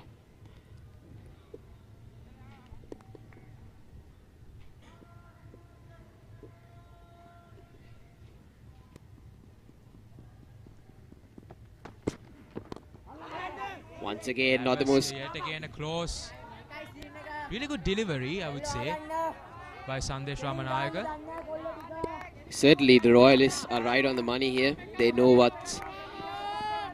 Really, as we always said, it's really good captaincy from Gisham Balasuriya. He knows what he's doing. He knows what his team is supposed to do. And that is what a brilliant cricketer is always about.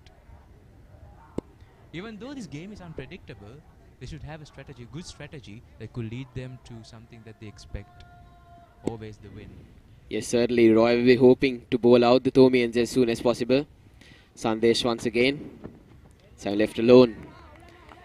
But from Thomian perspective, I think what they need to do is just hang around, defend, and try and get the runs. Because at the moment, they wouldn't be pushing for a win. The Shield is in Mount Lavinia. They have a solid lead. And they don't necessarily need to take a risk to try and effect a result here.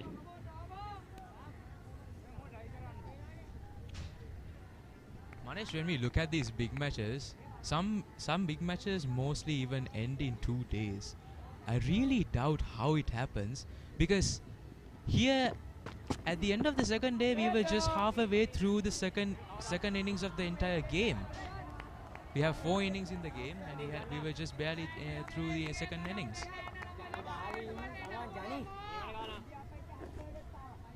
Sadisha Rajapaksa, the key player for Royal College.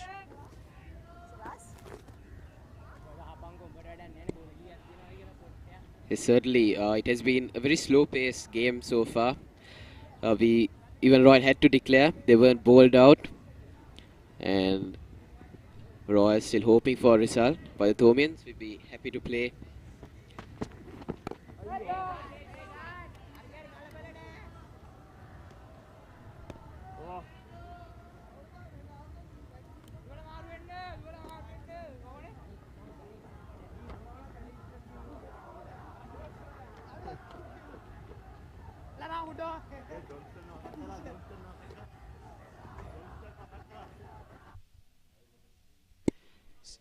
Something that we saw from Janidu, he's usually not a bowler. Even in this season, he's usually not into bowling, and he's not usually used as a bowler. But however, we saw Ryan Fernando using Janidu as a part-time bowler here in the Royalist first innings, and taking up a wicket in his first few deliveries itself, and also and that being a really crucial wicket as well for the for the Thomians from the Royalist side, and that he kept on building pressure as well. What do you think about that? How is Janidu? How do you compliment Janidu on that? Yes, certainly it was a big moment in the game. Sinet Jayawardena and Uvidu Veerasekara were running away with the game, and the way Janidu came in and was able to pick up a wicket in his very first over certainly did boost the Thomians. Their heads were down when Sinet and Uvidu were just bashing the bowling, scoring a lot of boundaries as well.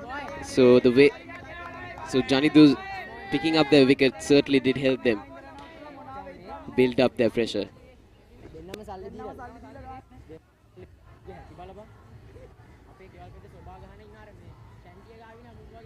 Dinesh Gunawardena was looking good in the first innings, was unfortunately run out, and the inexperience did play a part there. Yes, that was Lamport Develler. And his wicket in the first innings did trigger a collapse in the middle order. Definitely.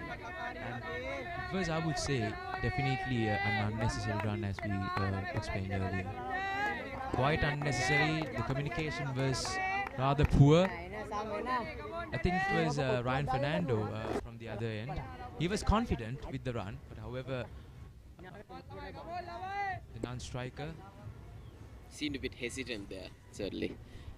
And Dan Podivella, he has been impressive. He was impressive in the first innings as well, in the morning session on day 1. And once again, this time, stopped. But I think it's day 2, the morning session, and the bails have fallen out. Did he hit the wicket on the way? Dan Podivella with the jersey number 69. I think he definitely knew. Because of that only, he didn't actually go ahead and proceed with the ball. And umpire signaled it ball as well. Yes, certainly. Royal, we're hoping that there aren't any unnecessary delays in the game. Considering that we don't have a lot of time left in the game, they'll be hoping to pick up these wickets as soon as possible. Big That's appeal! a really good ball, and but would have been going down leg side. Yes. Umpire is not interested. He signals a leg by. Certainly Podivella creating some doubts in the net's mind. Getting the ball to shape away, and this time the ball shaped back into the net, who was caught by surprise. This is positive cricket from Royal College, I would like to say. And always they have played some positive cricket, even with the collapse. I mean, they went from something around 15 for 2 wickets to something incredible. And that is something that we always would like to appreciate. And we also saw that from the St. Thomas's first innings. I would also like to, it was 78 for 6, beg your pardon, 78 for 5, where they came up with some really good partnerships. And those 250s that definitely put St. Thomas's in a good score. Dan Podivella, man at the moment. Yes, certainly.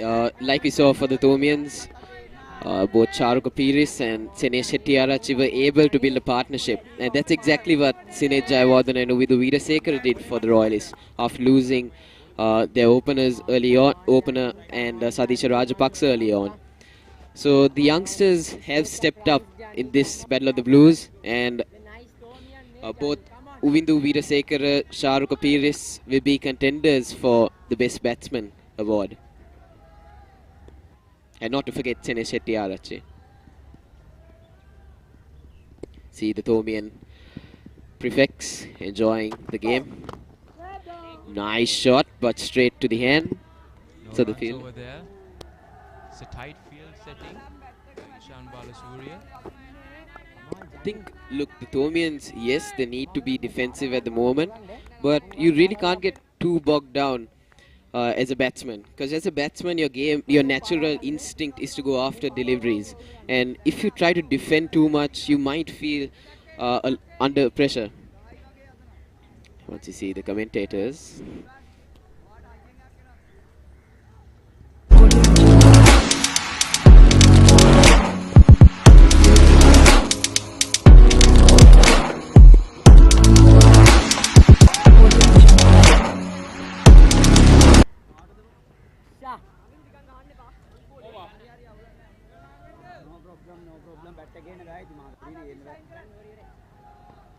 So back to what I was saying.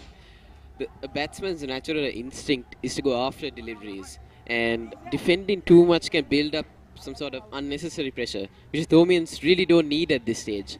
They need to play the ball on its merit, and they do not need to try and force things. They just need to move the game slowly, just get singles, get the occasional boundary, just play until T, and then lay it on that point. Yes, and the update from the SSC is that St. Thomas's College are in their second innings, and there are 3 runs after 4 overs with the fall of 1 wicket. They have Janidu.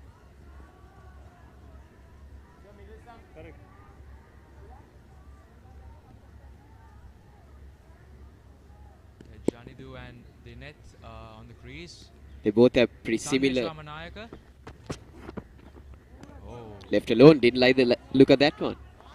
Left alone, and also his bat was swinging. I don't know what he was thinking though. Probably, I think. It could have hit the ball mistakenly. I mean, mistakes do happen. It could have accidentally hit the ball and would have been some wicket. I think he wanted to go for the cut, but then he realized the situation. You don't need to score a lot of runs at the moment. You just need to be patient, and that's what the Thomians need, a patient pair out there to stabilize the innings. Definitely, and what the Royalists would definitely need is nothing more than wickets. Yeah, and as a Thomian, you just need to deny them. Once again, left alone. Sandesh Ramanayaka coming. He's a trio. He has a trio of brothers as well who played the Battle of the Blues, obviously representing Royal College.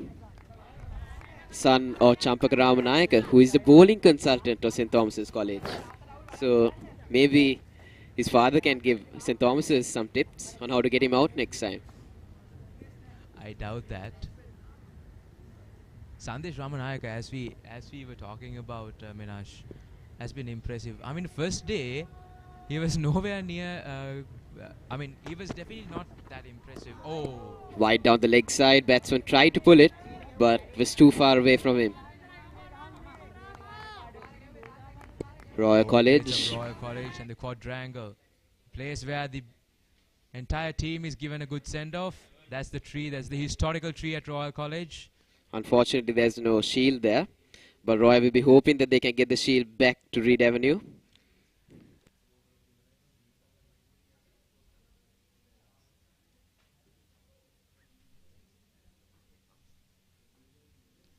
I think the Royalists are already giving some good comeback, and they're already performing really well.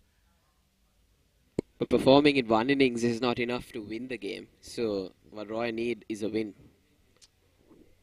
Definitely, I would like to say the pressure is much on Royal, because we have to try and definitely win the shield, bring it back to Reed Avenue, where it truly belongs. I wouldn't say where it truly belongs, but yeah, they need the shield. I think this rivalry, this banter is what the Royal Thomian is what has made the Royal Thomian something a real good excitement, not only for the two schools but for the entire country. Once again, Outside. in his line. Ramanayaka is not getting his line and length right here. You can see it on his face, is that frustration. He's trying to get ball it right, trying to get the batsman to play some loose shots and hopefully a wicket. But it's not really going well in the last two or so deliveries for Ramanayaka.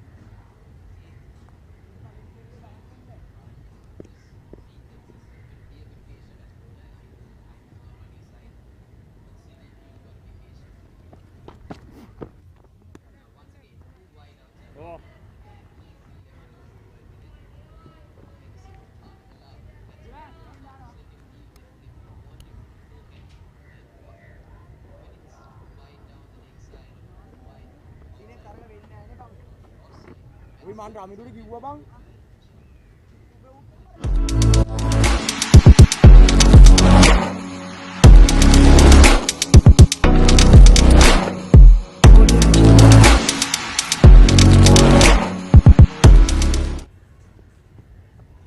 At the end of 6 overs, St. Thomas's College second innings, he's had 3 runs for 1 wicket and they lead by 26 runs.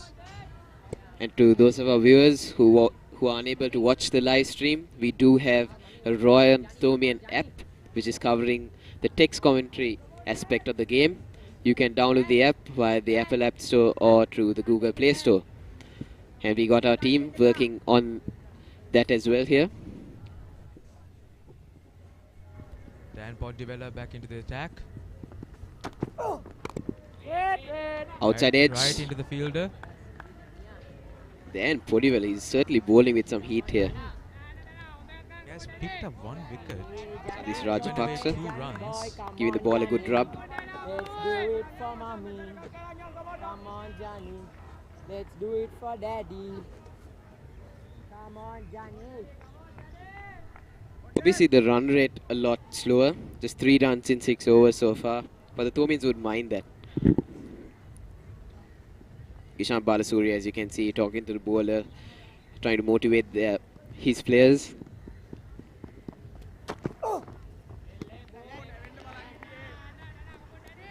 Little bit too off. And that's what the Royalists can't afford. They have to be right on the money here. They cannot give loose deliveries like that.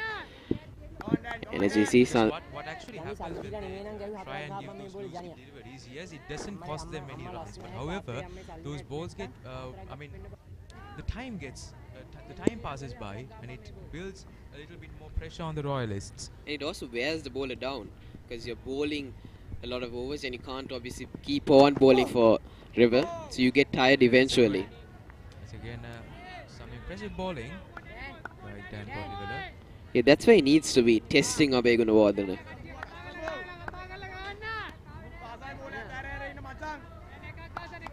Ramiro Pereira on screen, put it back to Podivella. Come on, Johnny. Come on, Johnny.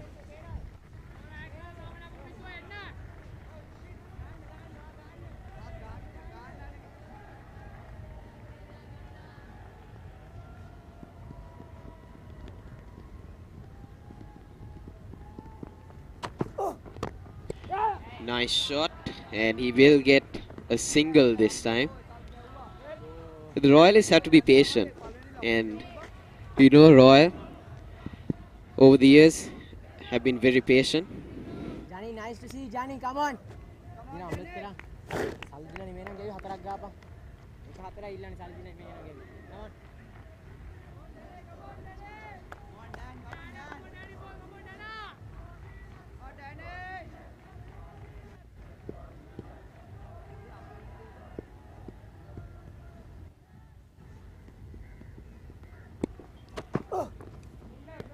Dinesh seems to be very happy to leave the deliveries so far. He's left a lot of deliveries, went for probably around 3 strokes so far. Come on, Danny. Come on, Danny.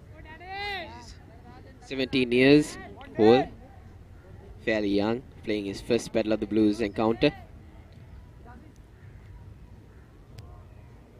As you can see, Podivella just getting me tired. You can see from his run up, as well. And that's what the Thomians need to do, just wear the bowler down. And ultimately you might see a bowling change and then you can get the runs.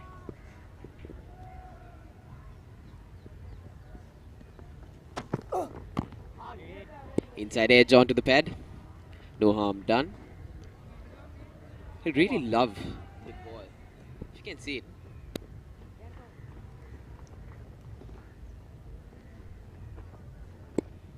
The ball shining is really beautiful to watch. If you see, we got some scenes from BMICH here in Colombo. And those of you Thomians and Royalists abroad, please do visit Sri Lanka. We're going through a bit of a tough time, but your support is needed. This small island, it's a small island, but there's a lot to offer. A lot of special places. You drive through a few kilometers, you experience a lot. And that is something that you can always experience here in Sri Lanka. Something amazing.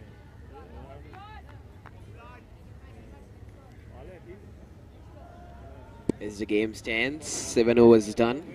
St. Thomas's 4 runs for the loss of 1 wicket, leading by 27. Royalists have been very economical. Sandesh 3 maidens, but once again the Thomians have been happy to defend the ball and to lead the ball as well. And it looks like he'll continue from the tennis court end. Apologies from the Vidya Mouth end. And we do have a bowling change. Bulan Veeratunga introduced into the attack, hopefully to try and pick up a wicket here. Isham Balasuriya also not going to a spinner, which is often Ryan Fernando as well, trying to exploit the swing on offer. There is a bit of grass on the pitch, and it has offered a bit of swing as well, which is nice to see from the curators, because in Sri Lanka you usually get very dry pitches, which assist the spinners primarily. But in the school circuit, I think they're trying to assist the fast bowlers a bit more. Even in the previous encounters, I've seen that they leave a bit of grass on the pitch so that there's a bit of swing, a bit of pace on the pitch as well. Definitely, it's interesting to see the introduction of Bulan Veeratunga by Isham Balasuri. Here it is. Oh, that's yet again a close delivery. Abhay certainly realizing that that was a loose shot, straight away getting the bat out of the line after going for the drive, realizing that it was a poor shot. And that's what the Thomians should refrain from. They do not need to go for that big booming drive at the moment. One thing about not scoring runs, it feels like it's no pressure, but however, when you don't have the scoreboard ticking, what happens is mainly the batting sides feel a lot more pressure towards, when you go a little bit more into the game, they feel a lot of pressure, and then these batsmen might try to go ahead and score shots, score some runs, and there they might have some loose shots, and that is something that the Thomian batsmen should look at actually, because that would definitely or most probably cost them some wickets, and that is what Royal College really wants right now. Yeah, but it must be said that the Royalists were quite tight with their lines and lengths. In the sense, yes, they did bowl a couple of loose deliveries, but they were too wide for the batsman to necessarily hit the delivery. So, because of that, you can't really blame the batsman. Another stifled appeal from Bulan.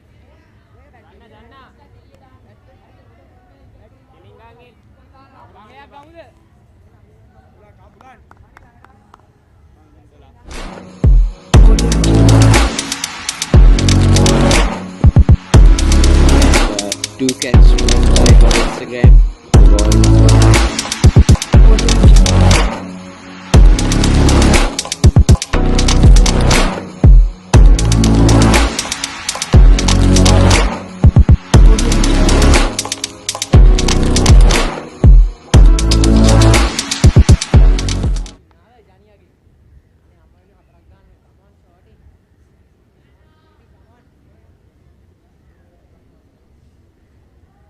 Thomas's College still at 4 runs for the loss of 1 wicket. Lead by 27. Janidu and Dinet on the crease.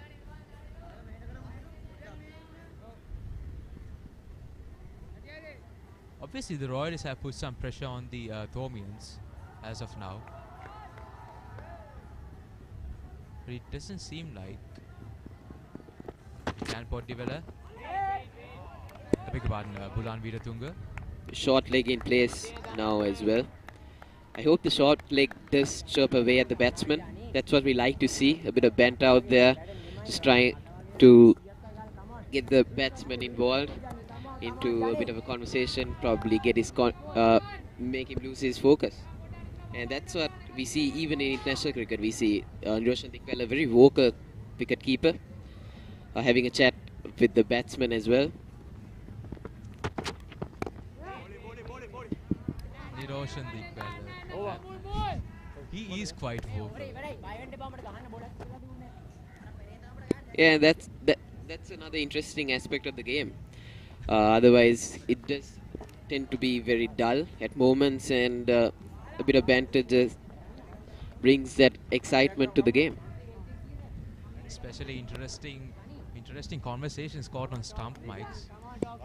Beautiful scenes here from the drone of Colombo. You can see the SSC grounds. You can see the Nelum Kulana.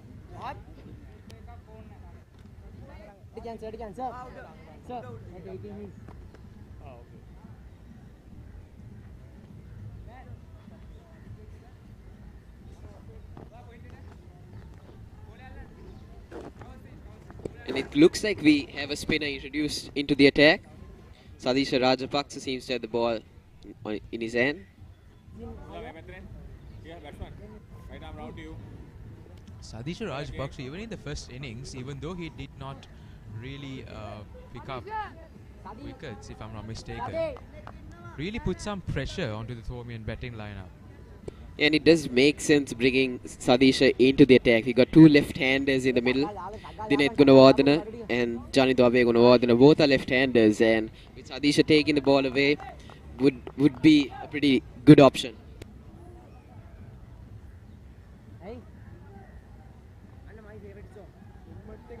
Rajapaksa, obviously, we know, has played for the Sri Lanka under-19 team as well in the World Cup held in the West Indies.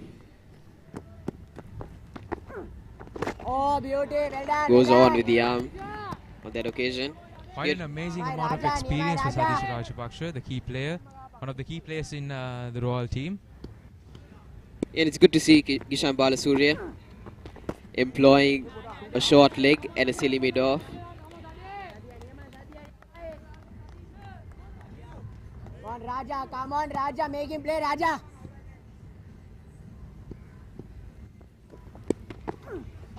Come on, come on, come on.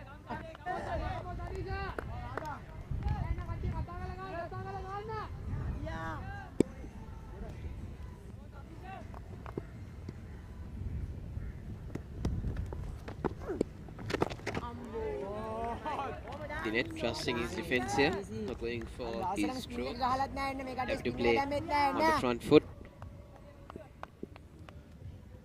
We see a few fielders in the close region. Well There done, it is. well done, well done.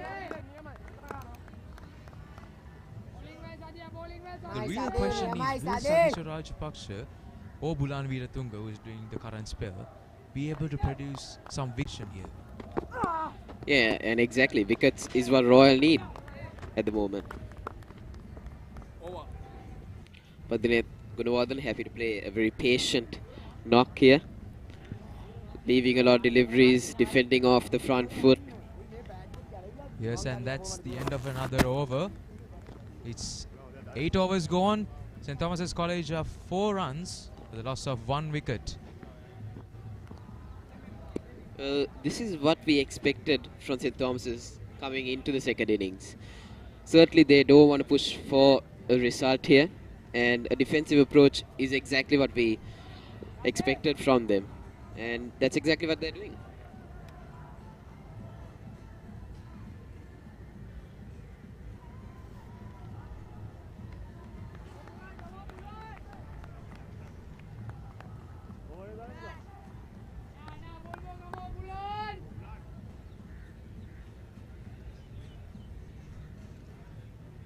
As you can see through the back, Devan Serasundara, my co-commentator, walking, cheering the side.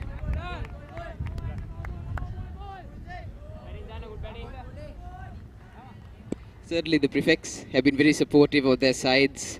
The Tora Paras and the Royal Paras. There have been insults, been thrown around. It's very nice to see here. And that's the big match atmosphere we like to see.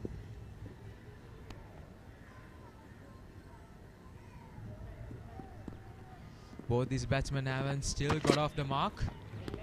Once again down the leg side and easily left alone. Interestingly, Janidu has faced 25 deliveries and has still not got out of the mark. A very patient man.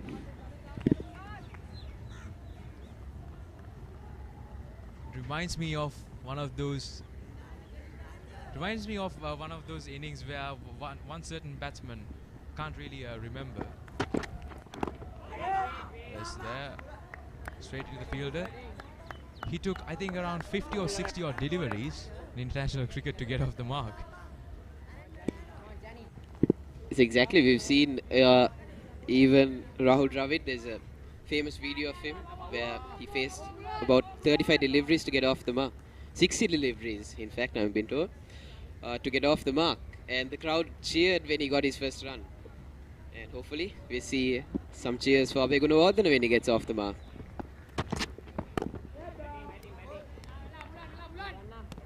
But I don't think that's what the Royalists want. You would need to see a quick wicket out of this pair.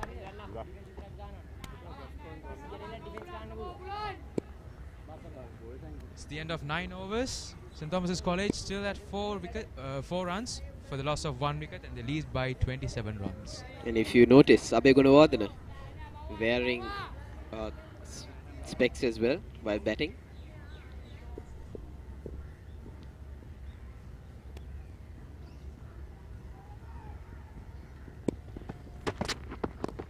Flicked away, and that's gonna go to the boundary. And like I said before, cheers all around for Abhay Gunawardene as he gets off the mark with the boundary.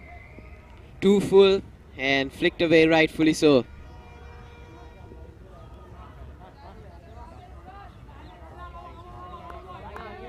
Abhay Gunawardene does not take 60 deliveries to get off the mark.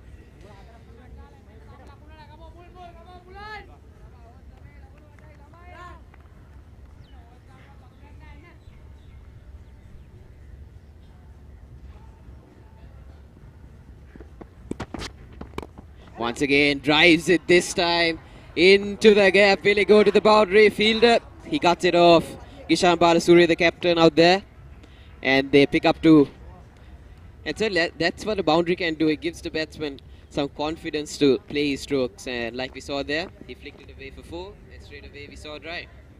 Yeah, that's definitely the confidence, because not only the boundary gives you the confidence, but the prefects and the spectators cheering all around, that would really fuel the confidence for the two batsmen at the pitch. So that was the first boundary of the inning. Something I would say that the Royalists would not expect at this moment.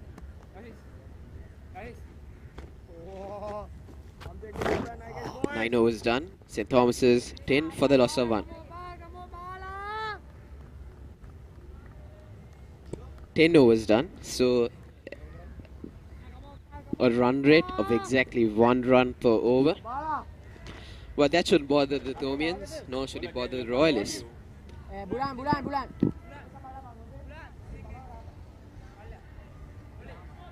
Seems like Gishan is introduced into the attack.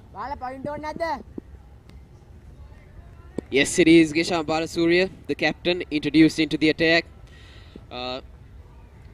It was about time for him to come into the attack. It was pretty impressive in the first innings with his arm delivery, and also did extract some spin out of the wicket. He was looping the delivery very nicely with a slightly newer ball now, just 10 overs in, and here he comes. Straight away a bit of turn, and they pick up a single. Good running. This should keep the short leg fielder in play with the ball spinning back into the batsman. As we see, Savindu under the lid. Sinet, beg your pardon.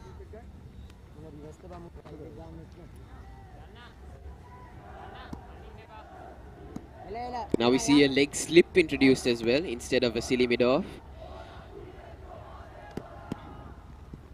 There's a leg slip and a short leg. Brave leave from Abhay Gunawardena with the ball expected to turn back in, where he's hoping to counter the line, trying to get his pad in the way in case the ball spins back in.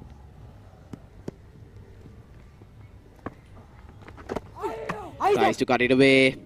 Bit of an appeal from the keeper, but not out.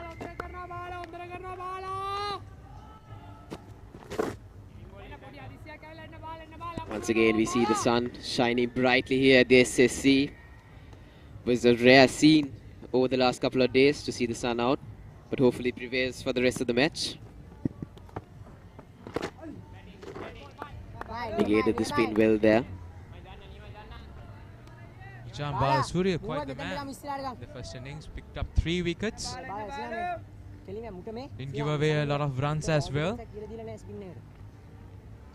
An impressive bowling spell, and definitely is one of the key bowlers for the Royal College.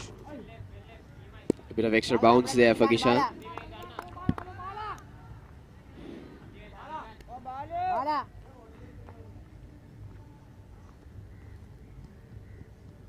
All of a sudden, the sun has become really bright.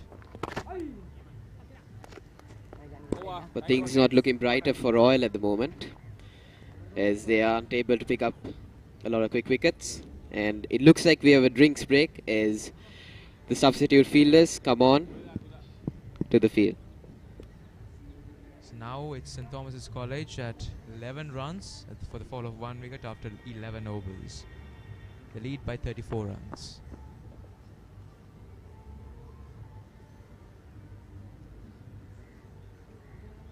So Ravita, what do you think Royal's approach should be here? Obviously it is to pick up quick wickets, but what do you think they need to do better? So far we've seen the faster bowlers straying down the leg side too much, and now they should be doing better.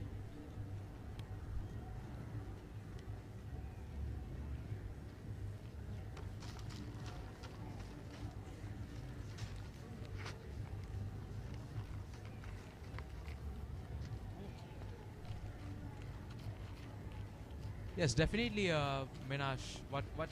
Obviously, what Royal strategy right now should be to pick up quick wickets and send Thomian batsmen one by one back into the dressing room and hope for something, some of a lower score, and also some changes, some interesting change, and some change in strategy by Gichan Balasuriya is quite vital here as well, because we are seeing some, we are not seeing really aggressive cricket from Thomians. They're trying to lay low, they're trying to just let go. They are more than perfectly fine to let go of the balls, leave the balls over, and Gichan Balasuriya and the rest of the spinners and the fast bowlers should try and make those Thomian batsmen go for those shots and not leave the ball really, but try and get the bats of the St. Thomas's side in contact with the ball, and miss them, hopefully go for some perfect catches. And definitely in sense of fielding, I don't think that any Royalist would encourage any missed chances like what we saw in the last previous innings. There were quite a few missed drop catches, and that is something that we can never expect from the Royal fielders if we are going for something really huge. Yes, certainly the Thomian fielders did miss a couple of opportunities, clumsy fielding from them, and Royal wouldn't be hoping for the same.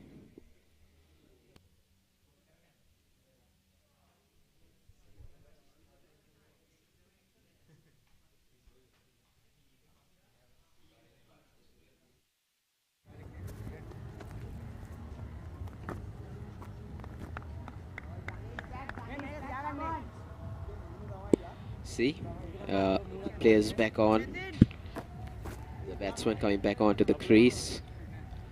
Dinet Gunawardana getting ready to face the bowling.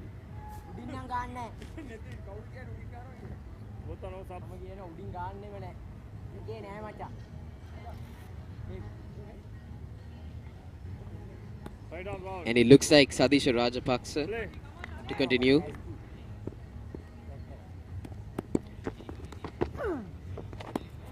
Left alone. Come on, Sadi. Come on, Sadi. Come on, Raja. Come on, Raja.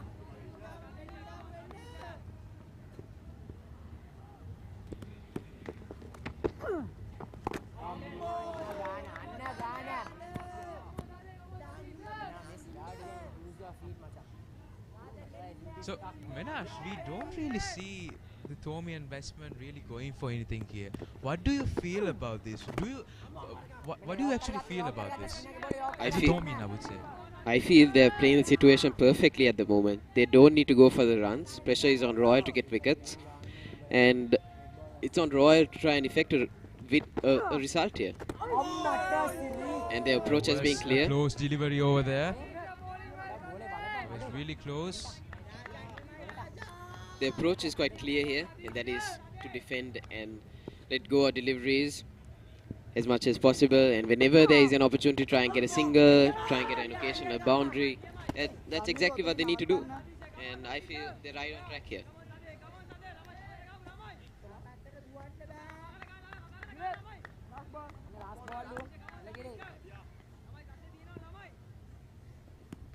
Sadisha Rajapaksa.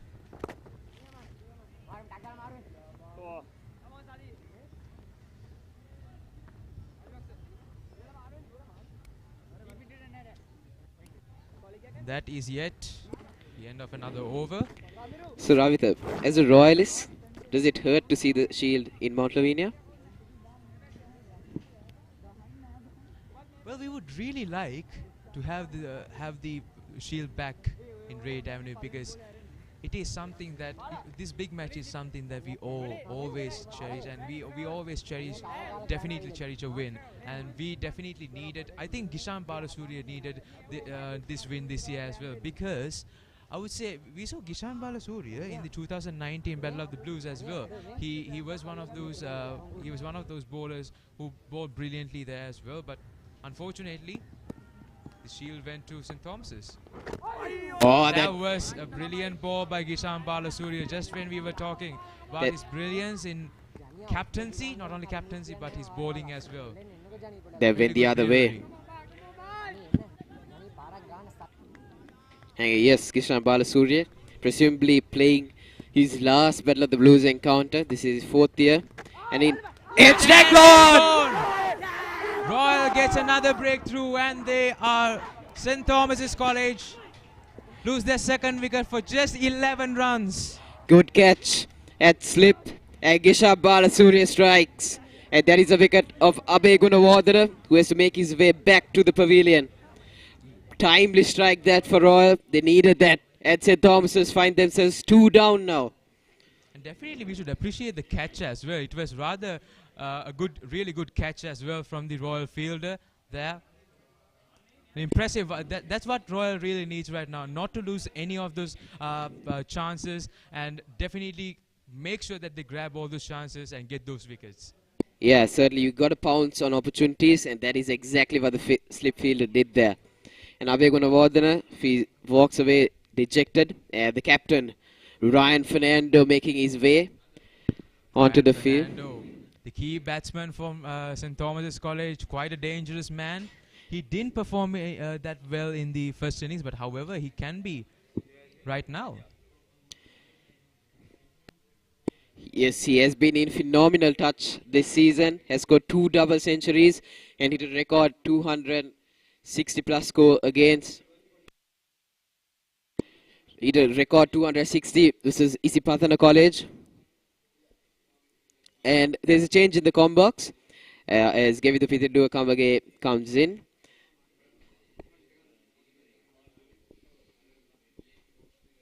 Yes, we've been having a wonderful second session of day 3 where the Royalists have been bowling very well throughout this session indeed. After a very early declaration, the Royalists have been able to pick up 2 crucial wickets of the Thomian side, especially the Thomian opening batsmen who were able to put up a stand of over 50 runs. And as you see the scorecard of Ryan Fernando, 10 matches and 869 runs with a highest score of 252 knocked out. We cannot forget this innings. It was a magnificent innings by Ryan Fernando, beating the highest score ever by a Thomian, which was by Bertie Vijayasinghe in the 1930s. So what a brilliant innings that was against Isipatan, and he is still in touch indeed. So we should not underestimate the power of Ryan Fernando, and just because he was unsuccessful in the first innings against Ishan Balasuriya. Ishan Balasuriya to Ryan Fernando, the 2 captains. Nice drive. Did not get a single over there though. Yes, Kishan Balasuriya has been bowling a very tight line and length. Even against Janindu Abegunawardene, he was able to pitch it outside off and get it back into the batsman. And somehow he was able to get the outside edge to the slips. Again, a nice loop and a brilliant delivery once again by Kishan Balasuriya. He's been in good form. Yeah, I think Ryan is trying to score some runs and going for some shots, but however the last 2 deliveries hadn't worked for him. Let's see what he does. He's quite a capable batsman, of course, as we all know. Defensive there, but a tight field setting as well from Kishan Balasuriya. Yes, it's very attacking, to be honest, with a silly point and also a short leg in place, along with a slip fieldsman as well. So Kishan Balasuriya looking to attack, as well as Ryan Fernando is looking to drive the ball. Let's see what happens. Ryan Fernando should be very mindful at this very juncture of the game, because this is very crucial for the Thomians. Losing Ryan Fernando could mean that the Thomians are at huge risk to even lose this encounter, considering that the lower middle order was not very much in form even throughout the season as well as in the first innings. However, Charuka Piris and also we have Charuka Piris and Mahit Pereira, as well as Senesh Hettiarachchi, who were the top scorers for the Thomians to bat next. But we hope to see how Dinet Gunawardene will bat during this session, considering that he was a replacement to this first 11 side, as Anish Kamachandra, who was a brilliant batsman throughout this season for the Thomians, was unfortunately ill during the first day of the match and was unable to make it to the playing 11. Sadish Rajapaksha back in action. We should certainly commend Sadish Rajapaksha's line and length as well. Definitely. He has not only been performing as a batsman throughout the entire season, he has been quite an impressive bowler as well. As we all know, he has quite the experience. Yet again, drive there straight into the fielder, no runs.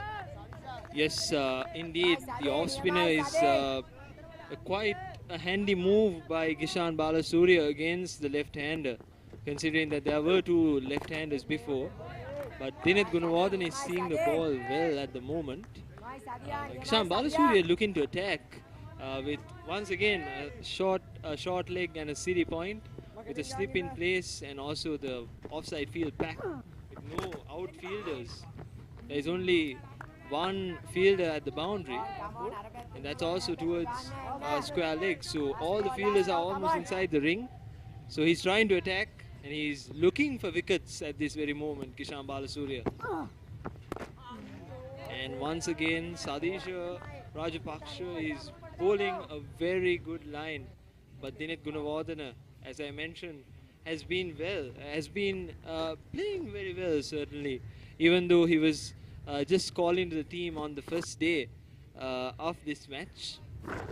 We should commend his performance throughout this encounter, considering that as a fresher, it's quite a task full of pressure, considering that this is his first encounter. Kishan Balasuriya continues from the tennis court end. There's a lot of rough, to be honest, in front of the right-hander. to the off stump of the right-hander rather. So he's looking to get turn off the rough there. Oh, that's a brilliant sweep from Ryan Fernando. Out in the deep. It's traveling towards the boundary. And yes, it makes it to the boundary. And that's the first boundary for Ryan Fernando. And he's off the mark with indeed a boundary. And he's still looking for that Thomian victory here.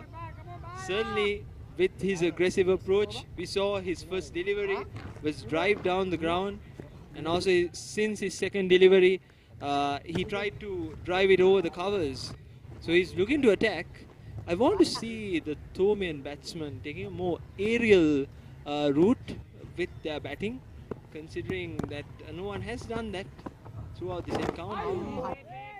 And back of a length, that was a wonderful pitch delivery from Gisham Balasuriya. Riding on you, come on. Considering that Ryan Fernando went for the sweep the previous delivery. So Gisham Balasuriya is doing well at the moment. Once again, lovely delivery, and the fielder stops it, doesn't let a boundary go there. I would say giving the sweep shot is rather a shot that shows much more confidence in the batsman as well, because you're taking a risk when you are playing the sweep shot out there.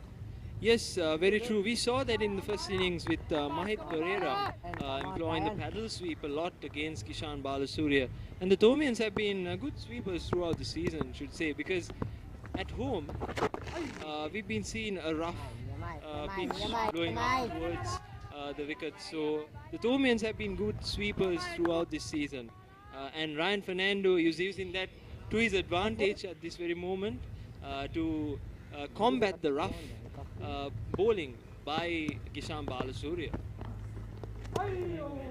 That's a brilliant delivery by Gisham Balasuriya. We know what he's capable of. So Ryan, whatever the shots that he plays, be at most careful, or else he would cost a really important wicket.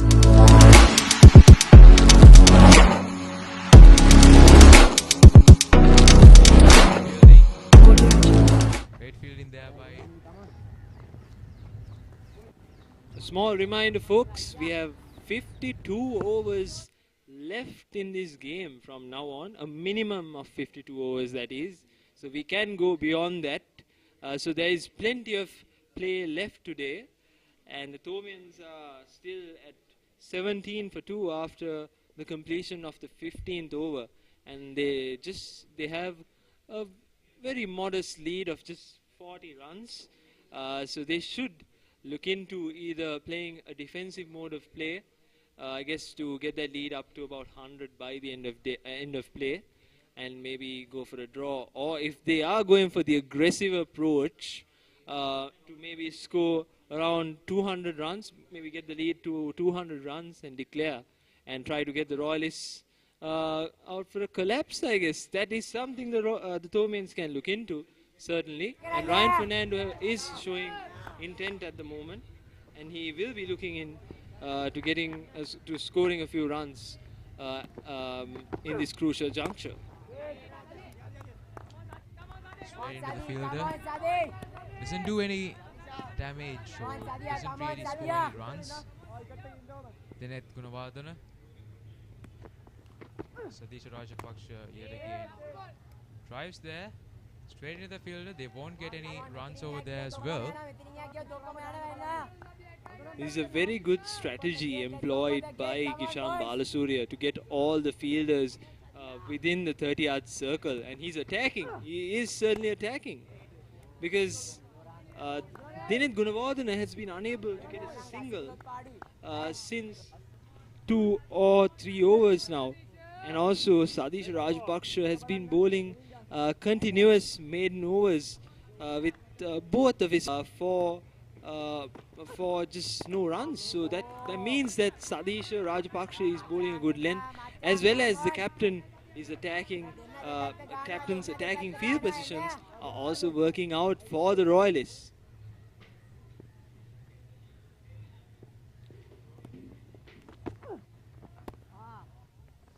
Definitely Ryan Fernando, he's the captain over here, and he should really be responsible of whatever that's done in the pitch. Should always constantly keep on communicating with Dineth and make sure that they are going for what they need. Yes, as we see some beautiful shots of a prestigious institution at Mount Lavinia, St. Thomas's College. This is the big club grounds of college where the cricket team has daily practices. I personally know that many of my friends who will be watching these scenes will be certainly remembering the great institution that we are part of, and also the cricketers Lead the who we way, have lead the way, produced Ryan, lead the way, come on! throughout history. Next time, sir. Next time, correct. Adiak karo. Mere. Adiak karo. Lead the way, Raya. Kishan Balasuriya continues. I mean, there is still something for the seamers as well in this pitch. During the lunch break, we were able to see a few green spots out there, especially on a good length for the seamers. This misses the fielder there, but I think there was just a single. Yes. So I guess it's not a bad call to maybe get in a seamer from the other end. But Satish Rajpaksha has of course been bowling well in his first spell. So Kishan Balasuriya will always be tempted to continue with him. But I feel that getting maybe Bulan Viratunga, who has been bowling consistently throughout the first innings from the other end, would be very wise, considering that there are still green spots available in this wicket.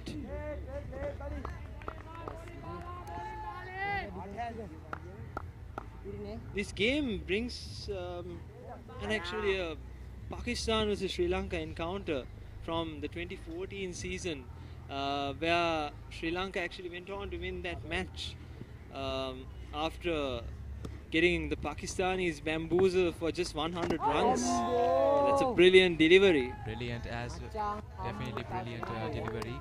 He has bowled quite a lot of deliveries like that, like the previous one, and has built up some really good pressure. Thomians have been lucky actually by facing Kishan Balasuriya's deliveries. Yes, that's true. Also being that's very close. That was a really hard catch though, but however there was a half chance. That was indeed what Kishan Balasuriya was looking for. Get it off the rough to the back and then off the pad to short leg, but unfortunately the short leg was more towards mid wicket, so he was unable to get to that. This is some point where I think the Royals would really feel like we need a wicket, because we are not looking at an entire 3-day game. We are just having just 1.5 sessions left. Yes, very true. And he's gone yet again. Another brilliant delivery by Kishan Balasuriya, yet the captain. Dineth An amazing ball. Looking to hit it towards point, but unfortunately an inside edge crosses his wicket for the Thomians, and unfortunately Dineth Gunawardena has to walk back to the pavilion. And yes, we see the Royal teammates as well, just tapping on his back. This is certainly a big victory for the Royalists, beg your pardon, considering that they have already gotten 3 wickets for just 18 runs. Definitely, and that is something really relieving for the Royalists as well, considering their bowling performance should be. I mean, we expect the bowling performance to be really good as well. Seeing that we have a really good attack of spinners and leg spin and both off spin and fast bowlers as well. Brilliant ball by Kishan Balasuriya, and St. Thomas's College have lost their 3rd wicket for just 18 runs here at the end of within the 16th over. Yes, as Muis Naushan is walking on to the middle, and I can see that the Thomians are encouraging him, especially Romesh Mendis, the wicket keeper, and also Tisen Eheliagoda. They were encouraging Muis Naushan, who is a fresher in this side.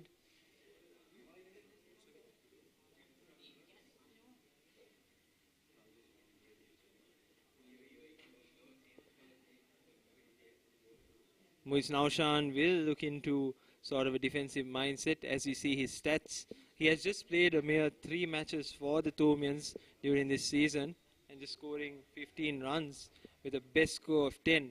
And even in the first innings, he got out for just 1 run, so he was unable to score many runs for the Thomians this season.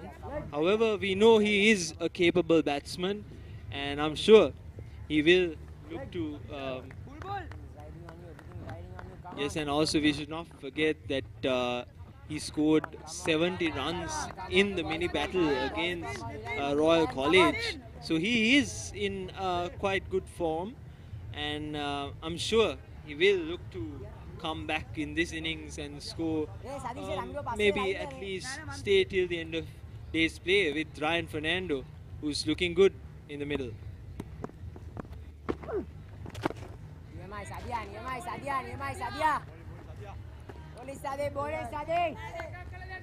This is a quite crucial juncture of the game for the Thomians, considering that they are 3 down at the moment. So that was also a very close delivery. Slimidov has been removed by Gisham Balasuri.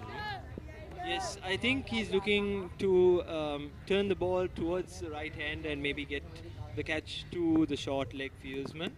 Sadisha Rajpaksa is getting a lot of turn. Oh, that was very close as well once again. Ryan Fernando not covering that line very well. Let's see how he approaches the next delivery. After Ryan Fernando has actually, he's trying to be much more cautious and trying not to go for rather bigger shots. And unfortunately, that was a back of a length delivery where Ryan Fernando was able to get to the back foot and nicely defend it. So Ryan is of course looking to attack the ball. However, he might have to change his approach considering that they're 3 down at the moment. So the Thomians of course have their wicketkeeper batsman Senesh Etiarachi to come next, as well as Charu Kapiris, who scored a 50 in the first innings. Thereafter they have Mahit Pereira, who is also a capable batsman, and he has also scored a century this season. So we have Muis Naushan in the middle at the moment, so Muis Naushan will also look to score a bit of runs. Considering that their lead is just 41 runs, I mean, at this moment the game is tilting towards the Royalists. However, I'm most certain that the Thomians will be looking to come back in this game, and we all know that the Thomians never give up.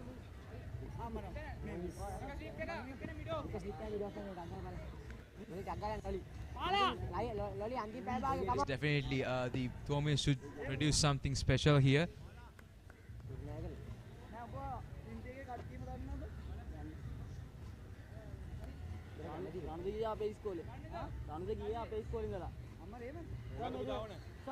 And upon the field of sport, Thomians yield to none.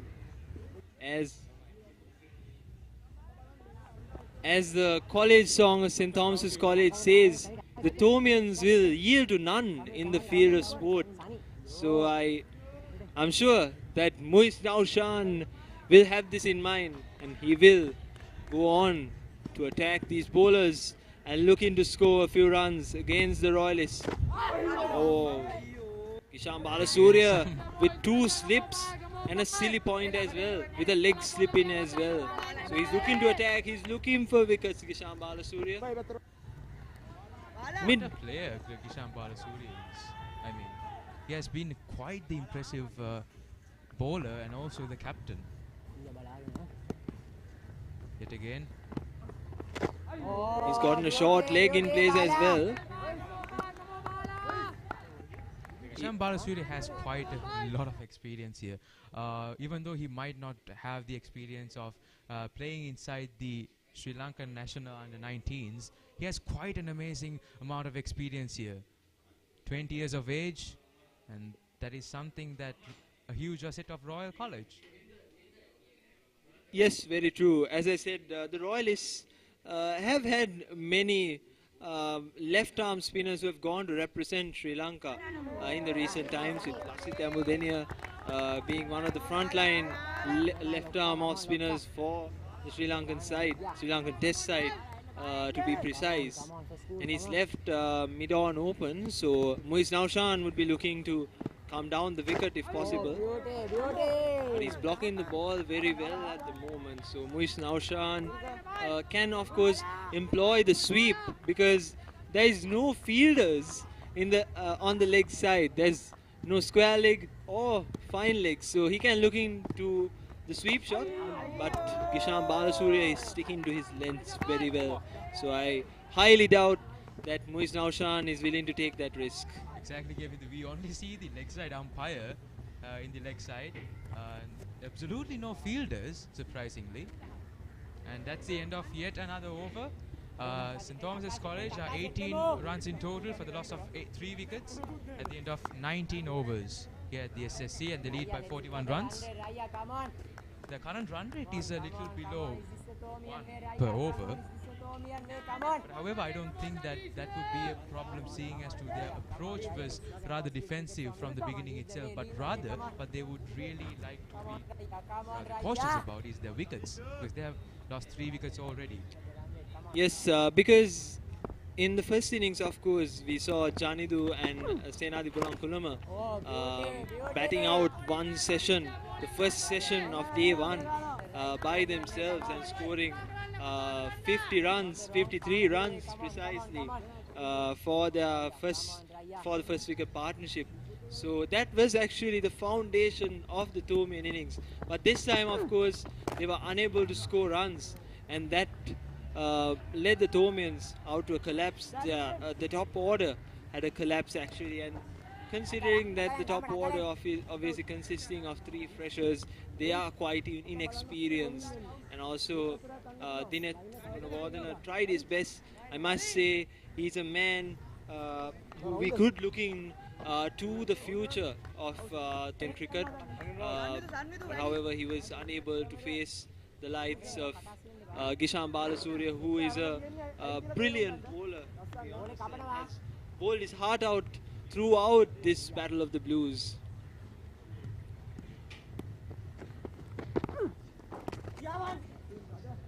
Muiz Naushan gets a single down towards the leg side. He's having a more defensive feel now, with a square leg and a long leg in place. And also we can see the mid-on fieldsman going down to the boundary at the moment. However, he is indeed attacking within the 30-yard circle with a slip and also a leg slip and a short leg. He's bowling well. I think Sadish Rajpaksha should look into a more middle stump line and length to maybe get Ryan Fernando to nick one to short leg. I think that is something he could look into rather than bowling wide of the wicket. Brilliant shot, going towards the boundary. Yes, it is. It's another boundary for the Thomian skipper, Ryan Fernando. He's playing a gem of an innings. That was a poor delivery from Sadish Rajpaksha. Having no one on the offside, and he's been bowling short deliveries on the offside. So Ryan Fernando was not hesitant to go to his back foot and indeed push it for a boundary. You see Ryan Fernando taking up the pressure here, and definitely that's what expected from the captain here. A captain, an experienced captain, that is what Ryan Fernando should do, and it's quite interesting to see that happen. It again, drive there, finds the fielder, Dan Podivella.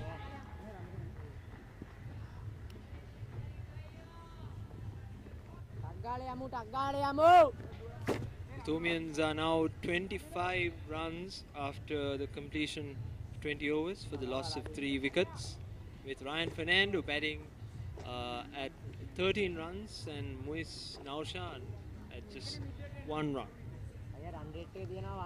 Ishan Balasuriya continues. Right, Thomian, come on. Come on, Ryan. Sadish Rajpaksha has also been a brilliant bowler for the Royalists. Bala. Yes, exactly. Until like the end of the 5th over or so, all of the balls that have been bowled by Sadish Rajapaksa were maidens. So that was something impressive. Ishan Balasuriya back in the attack. It's a wonderful line and length. Ryan has been vulnerable in his back foot during the first half of the season, but in the second half he has been brilliant with 2 double centuries for his name. Ryan Fernando will look into, and that's well flighted and smashed away from Ryan Fernando. Is heading towards the boundary, and another boundary for the Thomians. Ryan Fernando, this is his 3rd boundary for this innings. Brilliance from the captain.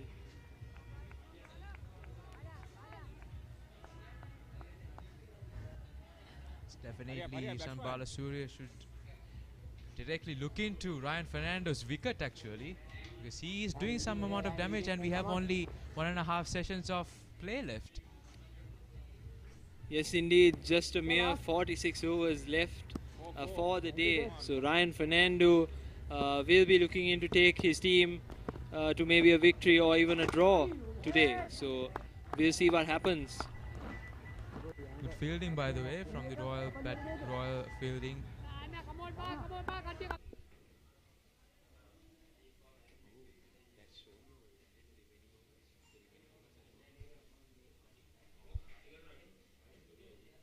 Once again, hits it towards mid-wicket, but the square leg fieldsman would cut that off.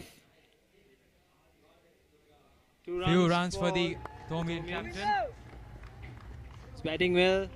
I feel that Gishan Balasuriya is bowling too full to Ryan Fernando. He's trying to get him off that front foot length, but Ryan Fernando up to the task, and he's coming down the wicket to hit it towards the leg side.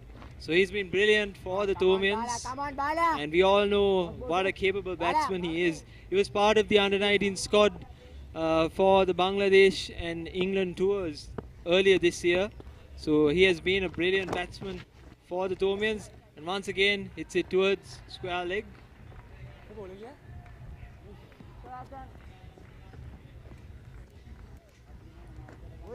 This is not what the Royalists need right now, because we are looking at a short game, as we mentioned.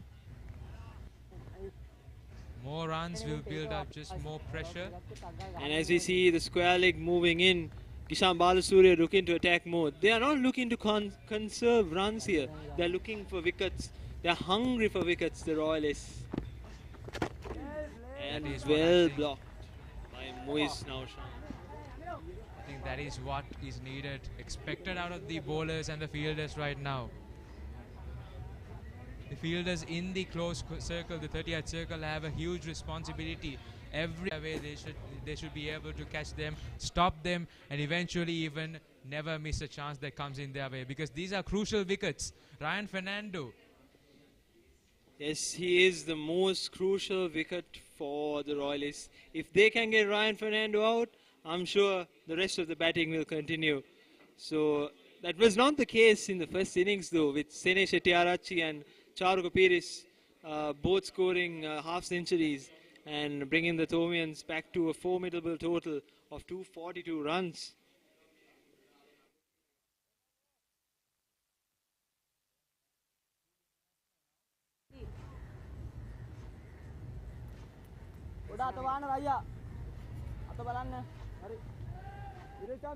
Sadish Rajpaksha. Come on, Ramiru, come on, Ramia, come on, Ramia. We have just seen some spin attack here. Beg your pardon, Ramiru Pereira. replacing Satish Rajapaksha from the other end. It's a good call from Gisham Balasuriya. Ramiro Pereira has of course been brilliant with both the bat and the ball, because he picked up 2 wickets in the first innings. He was able to pick up the prize scalps of Janidu Gunawardena and Sene Shettyarachchi in the first innings. So I'm sure we can look into, look for a good performance by Ramiro Pereira during this innings as well.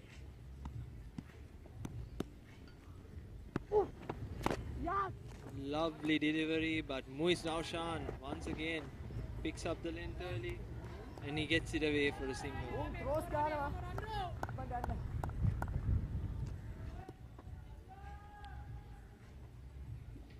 Of course, Ramiro Pereira is having a very defensive feel for Ryan Fernando, obviously considering that he has been the batsman who has attacked the Royalists a lot. Oh, that's a juicy full toss.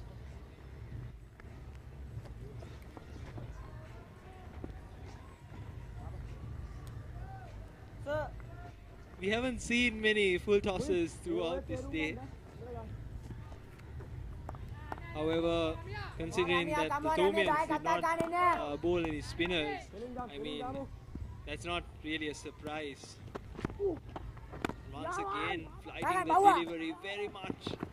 Oh, chance of a run there out. was a chance. But that's Quick fielding by the Royalists and rather good running by the Thomians as well.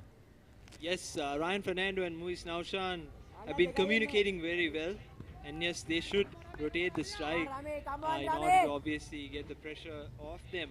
And considering that they are 36 for 3 now and they are accelerating at the moment, I think that is why. Come on, Ramya, come on, Ramya. Come on, Rami, come on, Rami.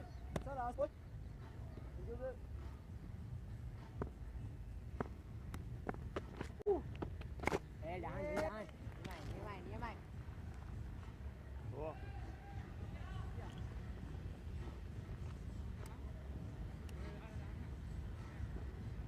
Bala.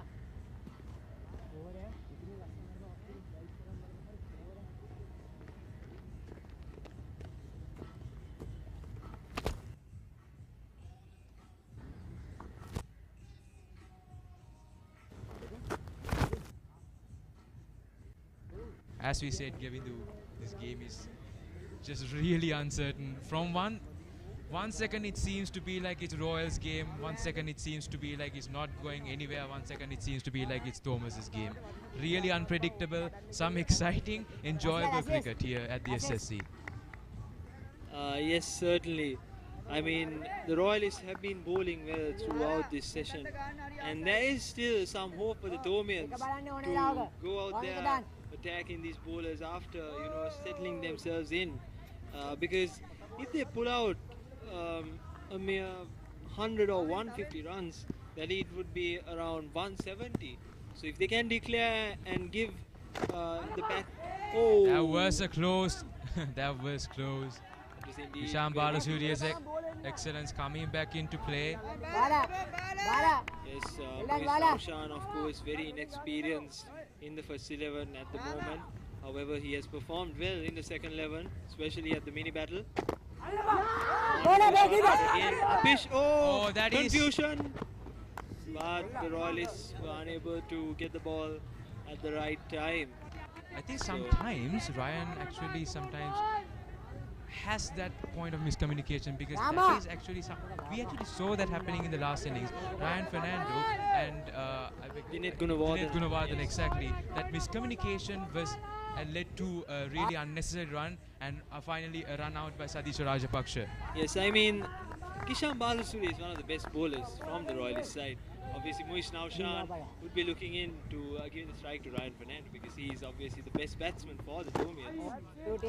That's what Muiz should try and do as well. Yes, he has been quite explosive, considerably explosive in these innings, with a few fours going in. Yes, he was able to hit a few boundaries of Gisham Balasuriya himself. So.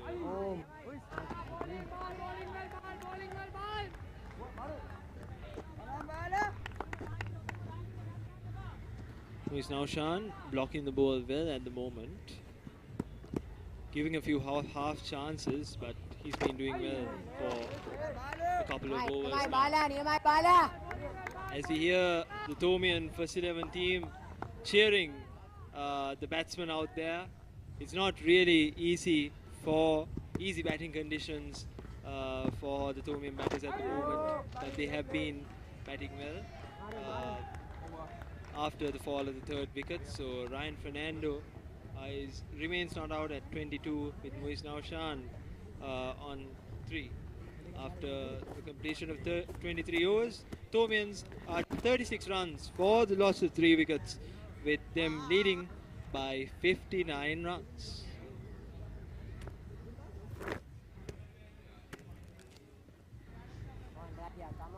Come on. So do you 55, right? Is that 55?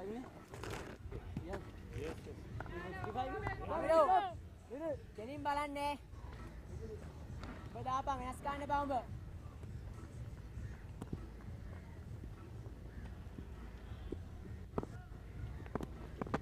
Pereira back in. Oh, full toss. That is hit hard, but finds the fielder, Umindu. Yes, Ryan Fernando got down the pitch and actually he was able to make that a full toss for himself, because Ramiro Pereira has consistently been bowling a very full length to the batsman. So if you can come a few steps down the wicket, I'm sure you can get a full toss up your sleeves. So the Thomians using that very technique to combat Ramiro Pereira at the moment. Let's see what he does. Again, a well-flighted delivery, and Muiz Naushan gets it away for a single. Kevin, what's interesting in cricket here is, in the earlier days, diving for a ball to save a boundary or anything was not a thing actually. But right now, we see players, we see all these players diving to stop the ball from going to the boundary or even stop a run maybe. That is something, cricket has changed a lot. And definitely, yes, certainly. I mean, during the first 2 days, we had a lot of rain, with the second day's play being delayed by 1.5 hours due to rain showers. So certainly the outfield was quite juicy, to be honest. So the fielders were finding it quite difficult to dive and stop the boundary. However, now with the dried outfield, that was very close as well. Pretty much a few half chances being created at the moment. I mean, we could look into a wicket, but the Thomians, of course, on a Thomian perspective, I hope that will not happen very soon. Much more of a Royal perspective, I think we really need to get Ryan Fernando's wicket here, because he is really looking confident, and that's something great. But however, not for the Royalist side especially. Definitely the bowlers and the fielders are building so much of pressure here. They're doing a really commendable job, an amazing job, and at the end of the 24th over, we have St. Thomas's College at 39 runs for the loss of 3 wickets. They lead by 62 runs here at the SSC. And as we see a few shots of the Chapel of Transfiguration at St. Thomas's College, Mount Lavinia. This chapel has stood for almost 96 years now at college, and I must say that we can witness many beautiful paintings by Mr. David Painter inside this Sir David Painter within this very chapel. So if you are around, please do visit. If you are a Thomian, of course, please do visit this beautiful site within college.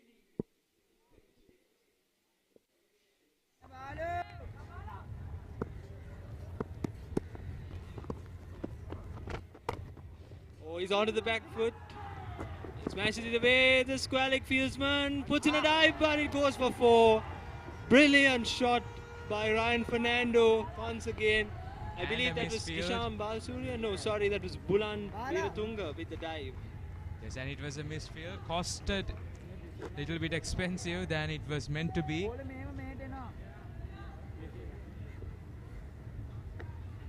Royal College cannot afford to really lose league runs like this. They should try and get every chance, try and stop every boundary, get those wickets. Because St. Thomas's College is already at 43 and 3 wickets down. They are gaining their momentum back. It should be broken. Come on, Bala, come Well on, stopped by Bala. the fielder there. Come on, Bala, I come believe on, it's Dasis Bala. Manchanayaka. A brilliant fielder. Even in the first innings, he was quite impressive with his fielding. Yes, indeed.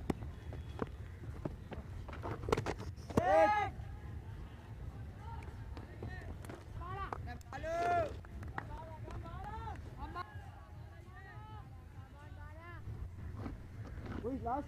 Two. Thank you. Yeah.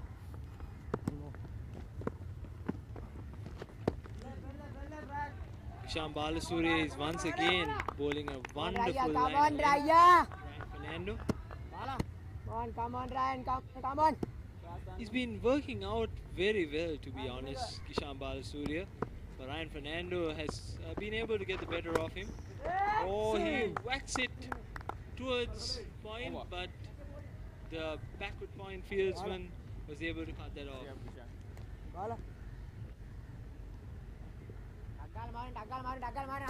Yes, that's yet an end of another over. 25 overs done here at the SSC. St. Thomas's College, 43 for the loss of 3 wickets. This is some beautiful images of the quadrangle of Royal College. St. Thomas's College already have a lead of 66 runs. Tell me, Navita, what are the experiences that you've gained within these very boundaries, the quadrangle? I'm sure the Royalists have had a wonderful experience within those boundaries. But to be honest, it's considered as a sacred place here at the Royal College, and it's rather not, the normal students are rather not allowed to go be in there. Oh, right, that is. So that is actually one of the, yes, that is straight into the fielder, and that is one of those places, one of those rare places that is actually the architecture there is pretty unique. There at the Royal College quadrangle.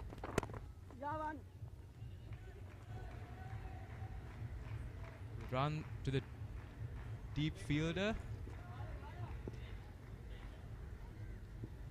Yes, certainly that is an interesting fact to note there. All right. Once again, Ramiru Pereira continues from the tennis court end. For the Royalists as he bowls another full toss to mid-wicket.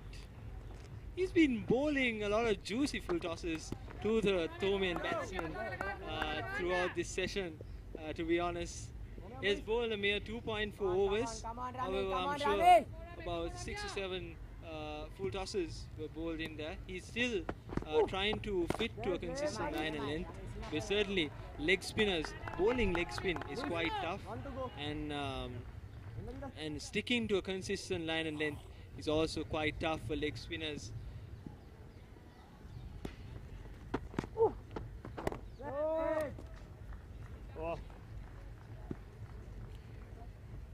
Shambhala Surya should probably look into something I think rather Ramiru really Pereira different here. should take Shane Warne as an example. I mean, Shane Warne was a brilliant bowler in the 90s and the early 2000s. So he was a brilliant leg spinner. Wherever he comes, wherever he goes, he bowls the best of the deliveries all the time. Especially reminding you of the famous ball of the century. It was bowled on Australian soil, which is not very much a turning pitch. We don't really find many turning wickets there. However, he was able to extract a lot of turn there through his technique as a leg spinner. So I feel that Ramiro Pereira should also take him as an example and try to get to a good line and length. Dasis Manchanayake is back, left arm off spin. Manchanayake, the new bowler into the crease.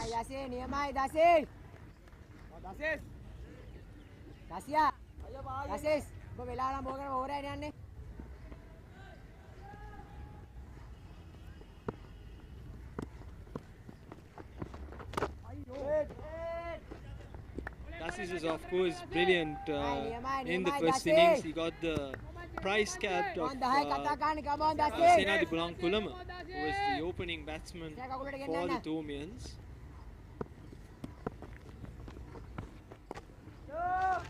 However, Ryan Fernando is looking good at the very moment.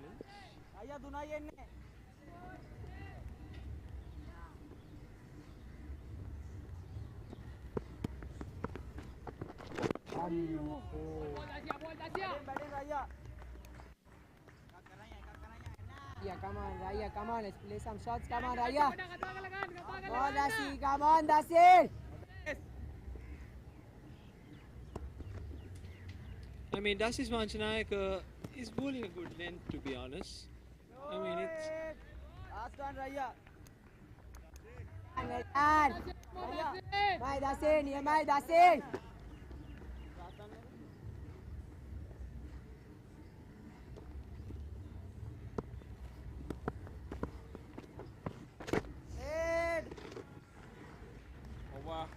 Time for tea.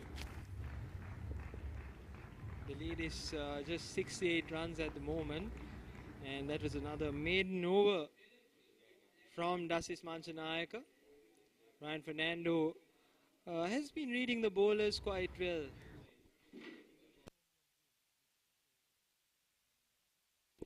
As we move into the tea break of the second day's play for the 143rd Battle of the Blues, we have 40 overs, a minimum of 40 overs remaining of the day. So I should say that both teams are still in the game. If the Royalists can come out with a very positive mindset, I'm sure they can pick up a few wickets and look into coming back to this game and maybe even taking the shield back to Reed Avenue. But as a Thomian, I'm sure that the Thomians will make sure that the Thomian grit will prevail throughout the third session, and they will look into retaining the DSN Anayaka shield and taking it back to St. Thomas's, where it truly belongs. My friend. I don't think that where it truly belongs is the best description for that, Govindu. But however, we are into the tea break, and St. Thomas's College are at 45 runs for the loss of 3 wickets. We have already had 27 overs, just 40 overs left in the entire day, just one session. They're expecting some great cricket. Let's see what happens. Let's tune back in and hope to see you once again. Thank you, ladies and gentlemen.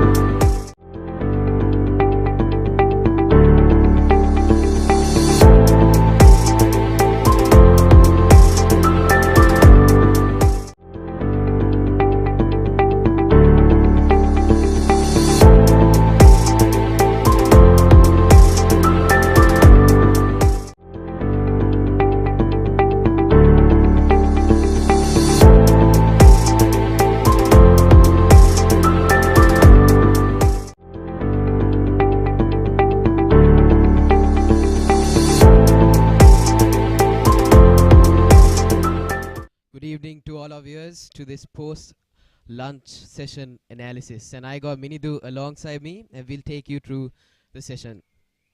So what we saw from Roy was that they came out with a very attacking mindset after lunch. They wanted to get quick runs, which is what was needed. And we saw Sandesh Ramanayaka coming in, trying to get those quick runs. And Royal, after Ramanayaka fell, he held out too long on, and after that they declared at 219 for the loss of 8 wickets. The Thomians, well, they came out with their usual approach, a very defensive approach. But later, it came back to hurt them as wickets fell. So, Minidu, what do you think of Royals' approach right now? What should they do? Well, the Royalists are desperate for a win because right now the shield is at Mount Lavinia, and a win can only mean that they can get the shield back to Reed Avenue. So that's why I think they were really aggressive with their bowling, and now I think they are getting the results that they have expected. So I think what they have to do in the coming session is to put the pressure on the Thomian batters again and again. Right now the Thomians are looking to be more defensive, so therefore I think they should try to make the batsmen play it and let them make mistakes on their own, so then they can utilize those opportunities and maybe, who knows, grab a win. Yes, certainly we saw Ryan Fernando, who came after the wicket of Dinesh Gunawardena. He seemed to be more positive. He has scored 29 runs, so just 34 deliveries, and he was helped by a couple of loose deliveries from Ramiro Pereira and Gishan Balasuriya, who looked very good, picked up 2 wickets, and now Roy will be hoping for more of the same, but they had to be consistent with their lines and lengths if they are to pick up these wickets. That is of course true, Manoj. I mean, right now Ryan Fernando, he's the captain. Now he knows that he has the responsibility to guide his team, not actually guide his team to a draw, because right now the Royalists are the ones who are looking for a win. And I think at the moment Ryan Fernando will be looking to be in the crease and not let any more wicket go to waste in his batting lineup. Yes, thank you ladies and gentlemen for joining us for this post-lunch session analysis, and we hope to bring you more of the live coverage at the SSC as the batters walk on to the middle.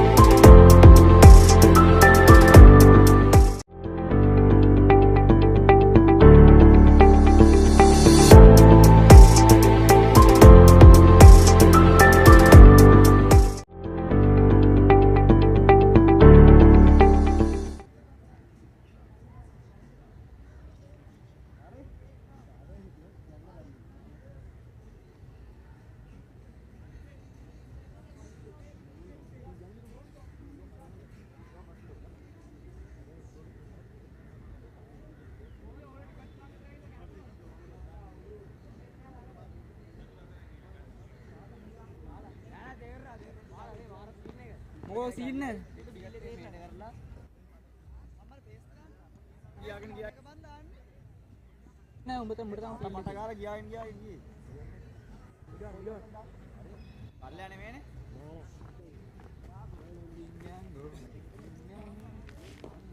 පුතා යන්න ගොඩක් කියලා කතා කරලා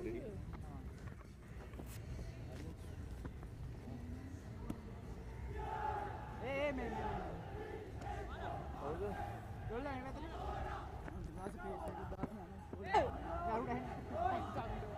අන්තිම පාර අන්තිම session එක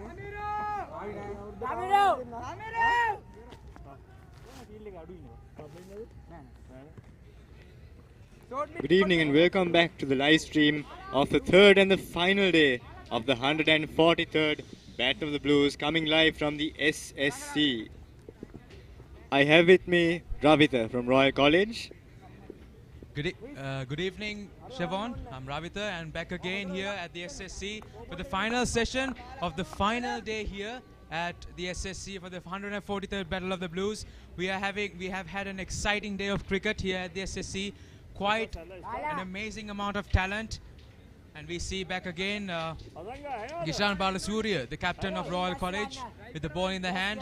St. Thomas's College are at 45 runs for the loss of 3 wickets. Here their second innings. Well, Ravitha, interesting is not the only word that can be used to describe this encounter. Definitely. Interesting. Looks like Royal has bounced back into the game. Definitely, it has been something where we cannot really predict, and something which has gone from from side to side as we proceed in the. Here's the first ball. Moise blocks the first ball bowled after tea. Final session. Who knows what will happen in these? Within the next 40 overs, we have just a minimum of 40 overs to bowl in this encounter. It's nice to see Gishan Balasuriya having a very aggressive field. To see a short leg and a short point.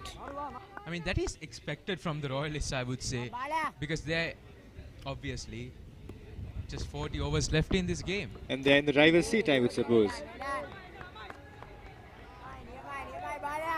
A good ball floated on off stump. Gishan Balasuriya shouldn't bowl any half volleys. Instead, he should continue to bowl this length, forcing the batsman to play, and hopefully he could get the outside edge. Defended, but that ball was a little bit too wide of the off stump. In fact, Muiz Naushan could have even left that alone.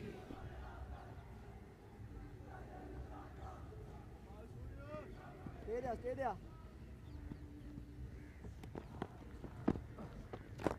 Late, buddy. Come on, Bala. Come on, Bala. Come on, Bala.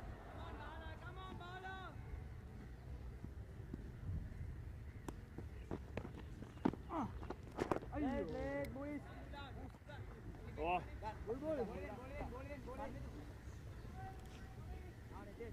That's the end of yet another brilliant over by Gishan Balasuriya.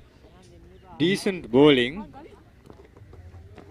I wonder who would bowl from the tennis court, from the Vidya Mawatha end. We saw Sadisha Rajapaksha bowling from the other end in the previous session, and Sadisha Rajapaksha was quite impressive. He was able to turn the ball a significant degree. He did not leak out any runs and gave the Thomians a hard time. That is what we need to see from Sadisha Rajapaksa. We don't know who is up next as of now. Interesting. It's a spin and pace combo. I think it's Bulan. Bulan brought back into the attack. Definitely. Bulan was quite impressive. He doesn't have, he's not a bowler who bowls with raw pace alone, but he's very controlled and he's able to bowl a right line and right length, which has been very important, it has made it evident, it has been evident that right throughout this encounter, it is vital that you consistently bowl the right line and right length, because that's what has made it very difficult for the batters on this pitch. Definitely the SSC pitch is known to favour the bowlers, especially most of the time, especially the fast bowlers. Well, Ravitha, this particular wicket has quite a few green patches. Not the best deliveries to start things off for Bulan. It was wide off the off stump. Ryan Fernando is a very matured batsman for the Thomians, and he decided not to attempt that delivery. What Royal needs to do right now is try and get that wicket of Ryan Fernando. He's creating some pressure on the Royalists. This short session, see what Bulan can do. Well defended by Ryan Fernando. Seems like Ryan Fernando will take it easy, or rather he'll play a slow game at the start of this session. because that's what St. Thomas's was unable to do in their first innings. Going back to the second session of play on day one, which was a vital session, their survival. They came out to bat, lack of concentration, and they tried to change their strategy and their approach to the game, and they lost 5 quick wickets.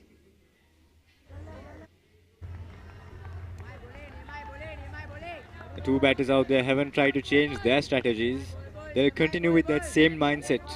They wouldn't want to go after unnecessary runs in this state. Of course, I don't want to see St. Thomas's playing negative cricket. We saw Ryan Fernando sweeping and pulling those full tosses bowled by the spinners, and that's something that the Thomians were unable to do in the first innings. Perhaps Ryan Fernando, being a matured batsman, has the experience and the confidence to charge on and play the loose deliveries bowled by the spinners. Nicely defended by Ryan Fernando. Obviously, the Thomians' prime strategy might be to not lose any wickets, while the Royalists are trying to just get those wickets and make sure that they have something to maybe even turn this into a victory, a royal victory. Ravi, I'm sure you would like to see the DA Senanayake Shield returning to Reed Avenue. Definitely, and in that case, Royal would need to have a more aggressive field setup, especially for the fast bowler, because Bulan is bowling quite well. But Ryan Fernando is not giving in. He's playing some smart cricket out here.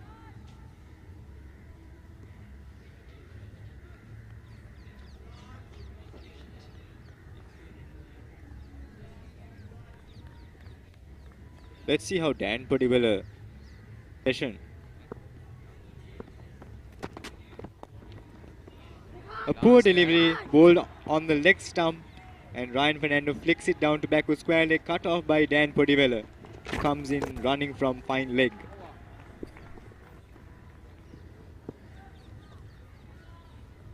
That's the end of Bulan Veeratunga's over. St. Thomas's College had 47 runs for the loss of 3 wickets at the end of 29 overs.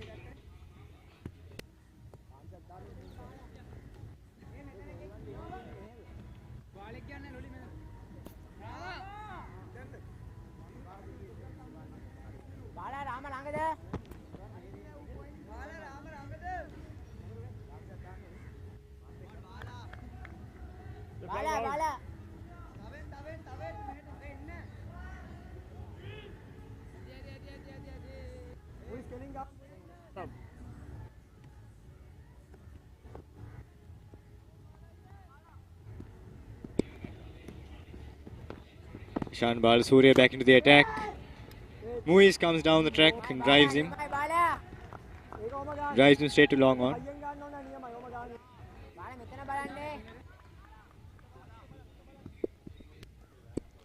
Steadily, St. Thomas's College have a lead of 70 runs right now. Ishan Balasuriya, the key bowler for Royal College, already picked up 2 wickets.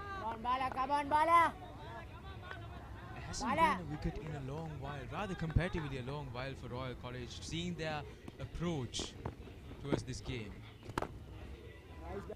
An aggressive shot from the 17-year-old. Well fielded by Dasis Manjanayake. Yes, Dasis Manjanayake never lets the ball go away from him, never lets a misfield, and that's something that the Royals should be really happy about.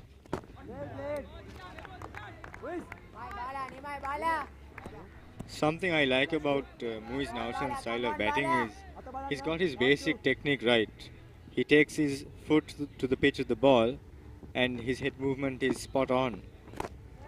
And that's something I noticed that Dasis Manjanayake and Ramiru Pereira could not do towards the latter part of their innings. And in fact, both Dasis and Ramiru Pereira ended up losing their wickets simply because they did not get their foot to the pitch of the ball and try to play with an angled bat. The Thomians have been able to get their batting techniques and their basic batting techniques right. Last year we saw them trying to cross bat, but this year their approach has been completely different, and that's why we've seen some quality cricket and we've seen them able to fight back in times such as this. On the other hand, the spinners of Royal College have been very impressive because they've been consistent with their lines and lengths, and they can turn the ball a significant degree. And that's something we see changing in the cricket we see at present. If you look at Shane Warne and Muralidharan, the legends of spin bowling, they were able to turn the ball from probably the wide line that could be marked at one end of the crease all the way to middle or off stump. But in today's context, you would just see the spinners being able to turn the ball, and that's edged and it goes to the boundary. Not where he intended that to go, but St. Thomas's will take those runs. Handy runs to St. Thomas's, and of course that would hurt Royal College. Yes, definitely. We should say Ryan Fernando has been batting an impressive and rather responsible innings here. 35 runs off 55 balls. The Thomian captain. We really don't know what's going to happen in the next few hours here at the SSC.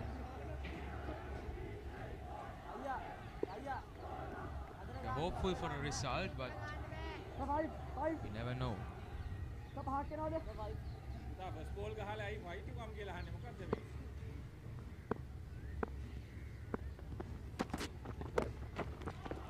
Yet again.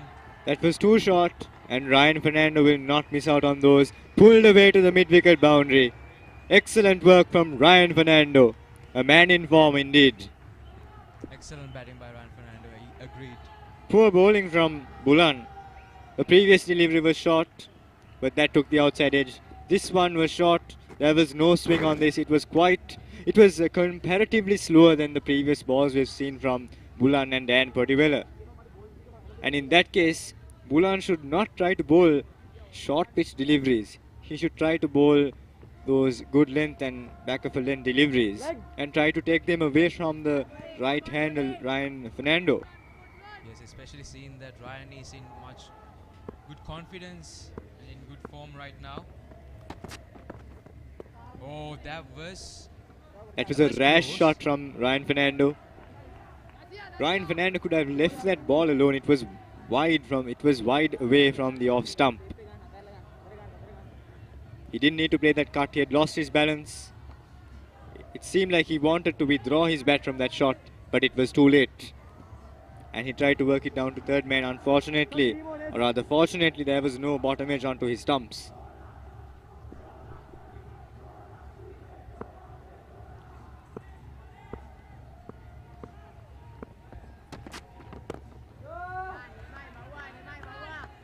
A sensible stroke.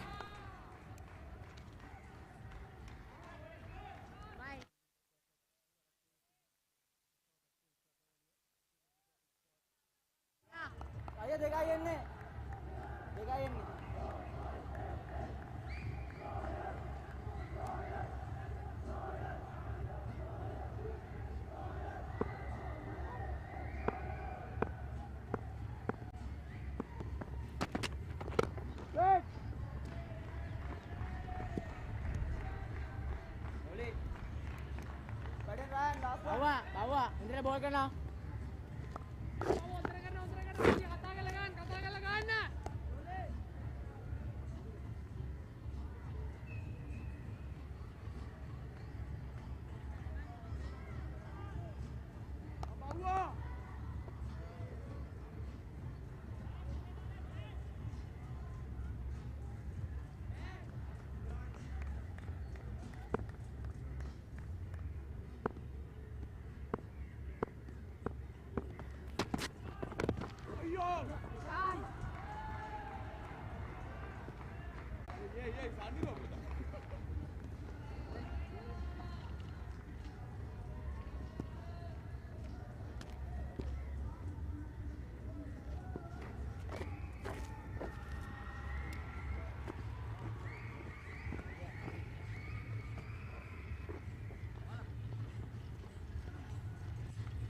Sir,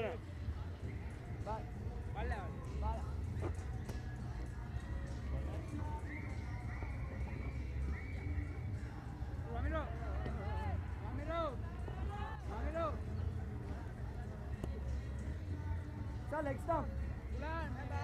Come on, Bala. Give me stump.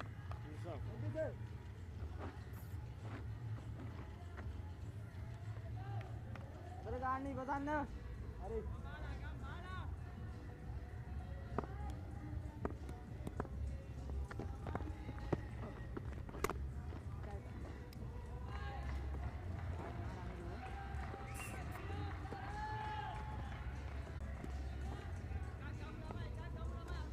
Come on, Bala. Come on, Bala. Board पे करके ना आगे रखो नहीं तंदे पा. Come on, Bala. Come on, Bala. Good stop.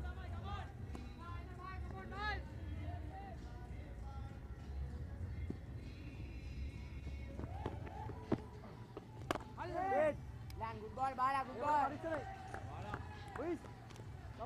My Bala, ni my Bala. Inna langara gatta. Tanda bada ay ay. Ata balan.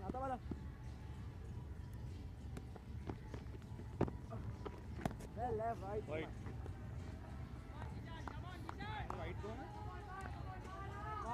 Come on, Bala.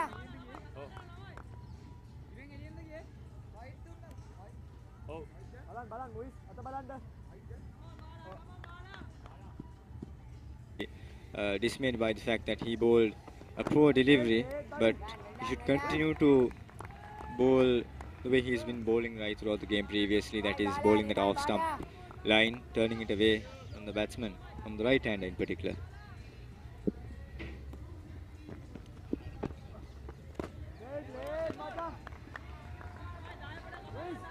We haven't seen Kishan Balasuriya offering. We haven't seen Kishan Balasuriya being able to float the ball as much as he floated the ball in the previous session. Of course, he's able to get quite a lot of loop on the on his stock delivery. Come on, Bala.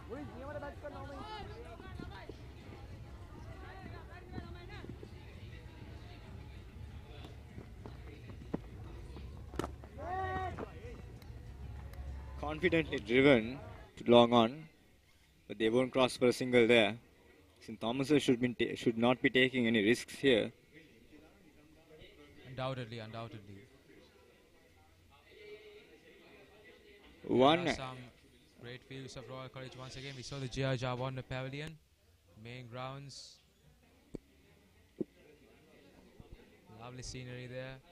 All of the old boys of Royal College must be feeling really nostalgic and wanting to really experience these pictures. Would definitely refresh their minds and would give them rather a really great feeling of their old school. I think Dasis Manchanayak is bringing Ward back into the attack. Two left-arm orthodox bowlers. Man has been impressive, Dasis Manchanayak. Dasis is not a big turner of the ball. There was a misfield, there was a little misfield, but the fielder in the deep will take care of it. One aspect of the fielding unit of both teams that has been unnoticed, that has gone unnoticed in this encounter has been the wicket keeping. Both Pana Pitya and Hetty Arachi have been excellent with the gloves. We have seen minimum by runs. Not where he intended to hit that. Confusion for the batsman, I would say. And he has agreed, Siobhan, the wicket keeper is actually one of those roles. The wicket keepers are one of those roles.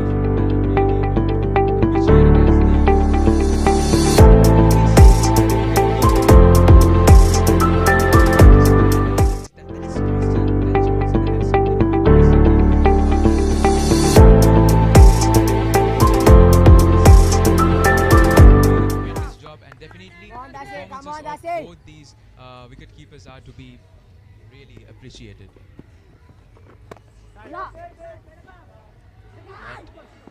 Fielder misses it. Poor fielding from the Royal fast bowler Bulan.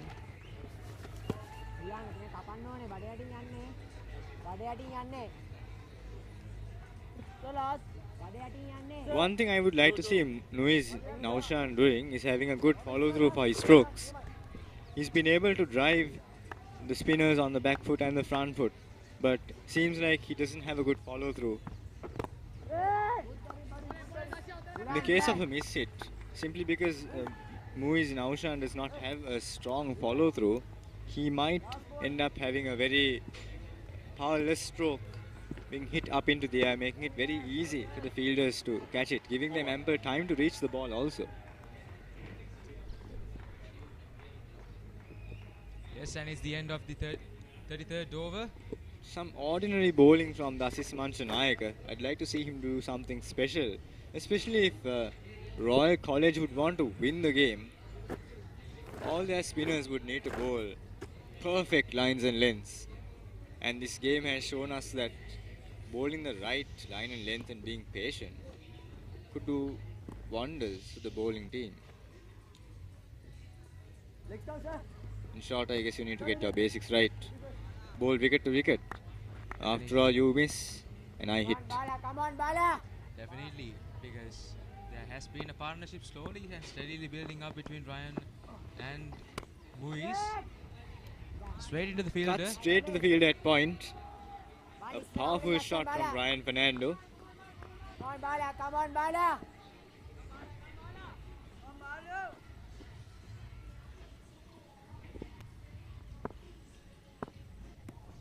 Yes, and we have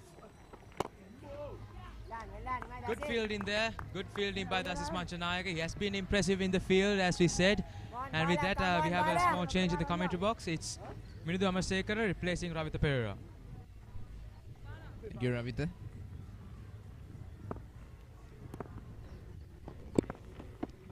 Change in commentary. We have Minidu Amanasekar coming in place of Ravitha.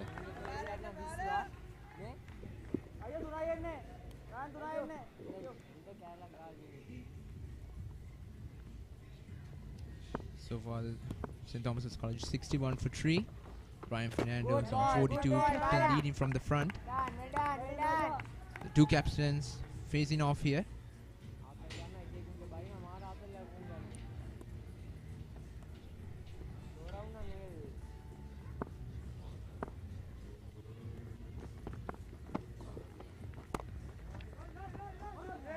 Poor fielding from the Royalists, and that will run along to the boundary. Ramiru Pereira could have made an effort to cut that off. Perhaps the Thomian Jonty Rhodes Mahit Pereira has not influenced the Royalists to follow his footsteps. Well, I mean, those fielding errors will happen, and I mean, the fielders should know to back their bowlers and not leak any runs. So that's how the pressure is going to be on the fielders, and especially the bowler. Right now, Ryan Fernando has moved on to 46. He's just 4 runs away from his half century. And St. Thomas's College lost those 3 wickets early. Now these two are trying to put up a good partnership. Looking at the approach, they are continuing to follow against the Royalist bowlers. It seems like they are taking a defensive approach. Yes, of course. Defensive, but I must say the Thomians are not playing any negative cricket, similar to what happened in the second session of play on day 1. They have a very good approach. Ryan Fernando is not too defensive. He's pushing for singles and scoring runs wherever possible. Whereas Muiz Naushan probably would have been asked to stay in there and to defend and not to go after the runs and maybe give Royal a bit of a tough time bowling to him. Because after all, I admire Muiz Naushan's technique. He's able to follow the basic technique of taking your foot to the pitch of the ball and have the perfect head movement. And that has made it a lot easier for him to bat and to stay there for a long period of time.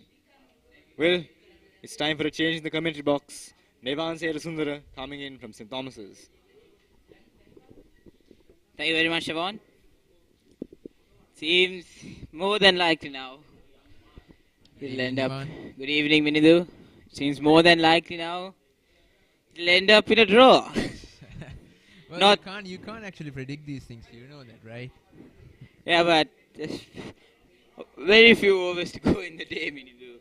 Unless the Thomians lose all of their wickets in the next 3 overs. Well, cricket is like an unpredictable game. You know that, right? Very unpredictable, So but I'm highly pretty unlikely. I'm pretty sure the Royalists will come out on top. Yeah, so right now there's some resistance from the St. Thomas's batters.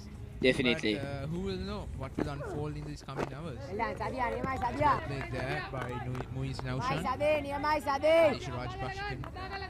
7th over. Come on, So Sade. far has been economical. He's a part-time bowler, but has taken up that extra responsibility for a spinner. Now Shan comes down the track. Gentle nudge. Takes it out the outside edge in that instance, I beg your pardon. Again, those are missed opportunities right there. Yeah, I think what the Royals should try to focus on is to get Naushan to face as many balls as possible. Because he is the least experienced batter at the moment.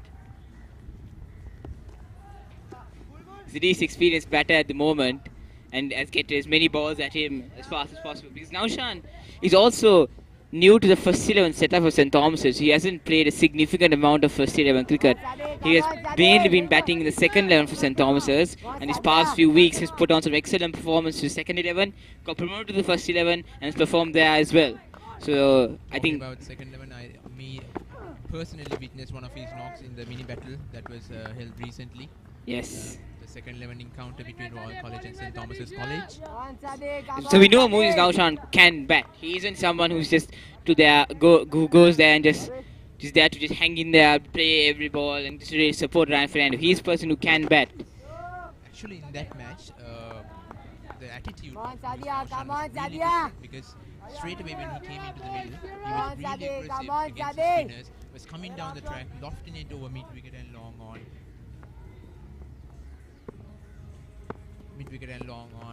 Was just continuing to dispatch boundaries and maximums. So right now he's been more conservative. He's not taking risks. He knows that he has to support his keeper in the other end. So I mean, this is absolutely outstanding to see that kind of attitude change according to the situation. That means he's adjusting the situations. He knows what he should do, and he's not going. He's not taking any risks outside his plans. Yes, and I think that's also reflective of the batting skills Muiz Naushan has, because oftentimes we see a lot of batters, especially because Muiz Naushan isn't an experienced batter, he's a fresher at the Royal Thomian.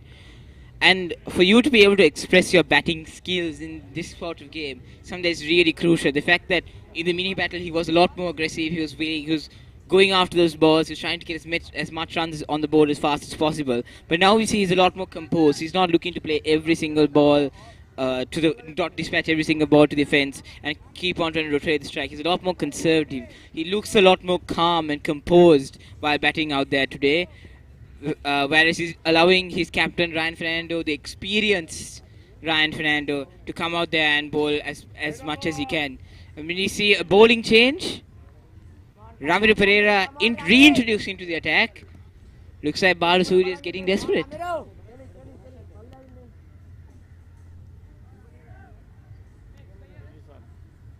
Well, of course, the Royalists are desperate, Neman. I mean, this is pretty obvious. This is the last session of the whole encounter. And right now, I mean, there are actually few hopes left for a Royal win. But anything is possible. So he can make the impossible. That's what he's trying to do. And you see, Naushan flicks it down. They'll try to come back for a couple. And 2 runs completed there for the Thomians.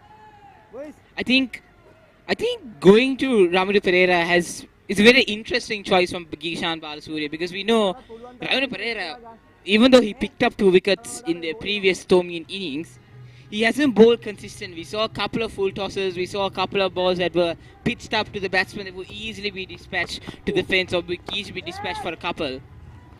So very, very interesting choice from Gishan Balasuriya, and a quite risk-taking Gishan Balasuriya as well. Well, I would personally let Gishan Balasuriya, who is one of the most experienced campaigners here, bowl these last couple of overs for sure. Because right now they are in a dire need of wickets, and that's so I would think. If I was the skipper in the Royal side. Balasuriya definitely is a very experienced campaigner. but so is Ryan Fernando. Ryan Fernando and Kishan Balsurya actually made their debut at the same Royal Thomian, the one in 2019, but were in different emotions, let's say, at the end of that game. And there's a slight outside edge of Muiz Naushan, and that's another chance that Royal hasn't been able to take. They're under pressure, anyone. That's for sure. Again, a lost opportunity. The second slip was in place. That could have been a goner. Right now, And there's more frustration on your face, Minidu. Well, I'm hoping it will not. I'm hoping this Royal side can bring a smile to my face. I mean, going into the match, there was some expectations that Royal would take the shield back to Reed Avenue, considering that St. Thomas had a, let's say, less than ideal season, and Royal had a decent season. But looks like the Thomians have picked up their socks when it comes to the big game, and they've been able to hold off a very talented Royal side. And at the end of the over, Are you indirectly saying that we underperformed, Levan? I won't explicitly say it. Well, I mean, considering the situation right now, I would say that the Royalists, they had put up a decent performance throughout the match as well. St. Thomas's College, they have been absolutely brilliant as well. But looking at this situation, this is a big match. So every time you cannot actually consider the season because the situation is different. This is actually 140 years of legacy, and you are going to be part of it. Come on, Sadiq, come on, Sadiq. This is the moment where you have to make a statement. So that therefore the attitudes change, and the performance. Even a team that performed really badly in a season before can perform well in a match like this. You're definitely right about that, Minidu. I mean, Sene Shettiarachi and Chaur Kapiris were the best batters for St. Thomas's throughout the season. They only put up, let's say, around 150 to 200 runs, both of them. But when it came to the Royal Thomian, the Thomians were 78 for 5. And now to come back out there and really put on an innings really shows that just because you had a brilliant season doesn't guarantee you a brilliant performance at the Royal Thomian. It's all about how you handle that pressure. It doesn't matter if you're in form, if you're not in form. It's all about how you're able to handle that pressure and whether you're able to cope with the amount of pressure that that's a terrible ball there by Rajpaksa. I think that slipped out of his hand in the last moment there. Rajpaksa bowls a better line than that. The current run rate is under 2, and that exactly means that exactly depicts what the Thomian strategy is going into this session.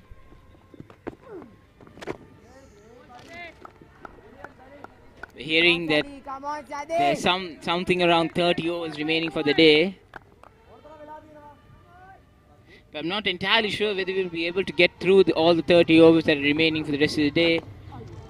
Considering the gloom we're seeing throughout the SSC, this is bad news for the Royal camp.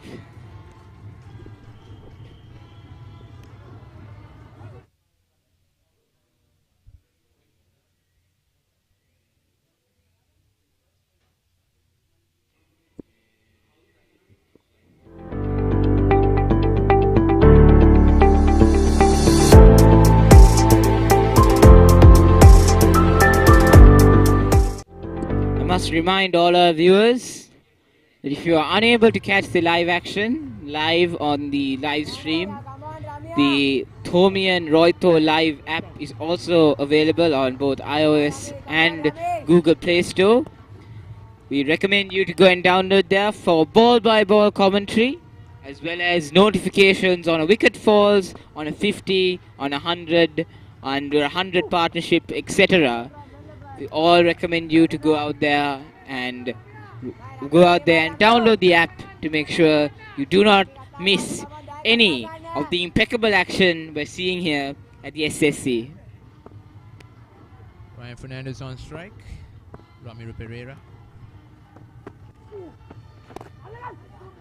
Flighted delivery, and Fernando punches it through the offside. He'll just get a single as Ramanayak in the deep cuts it off.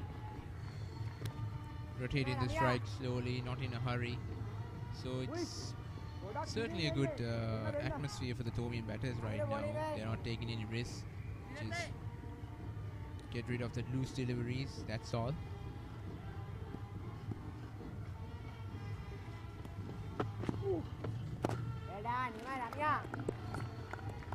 Well played there. Ryan Fernando just 3 runs away from his 50. I must say this has been a brilliant captain's performance by Ryan Fernando, because he walked in when the Thomians were 18 for 2 and within no time they were 21 for 3. And I must say he has somewhat stabilized the Thomian innings, because it looked like we were going to see a repeat of 2016 where the Thomian batting order completely collapsed and Roy was able to take and retain the shield and win it and take it back to Reed Avenue. Ooh, that's trying to cut it, but missed it completely there. Could have been a nick. That was close there. But I must say though, Pereira is not traditionally bowling what we would expect from a leg spin. He's not getting much turn out there. But we saw people like Ishan Balasuri getting a significant amount of turn.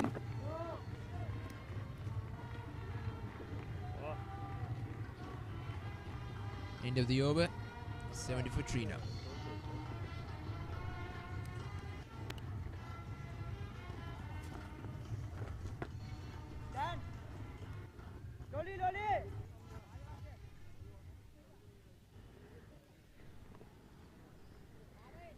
The end of the over, Thomians are 70 for 3.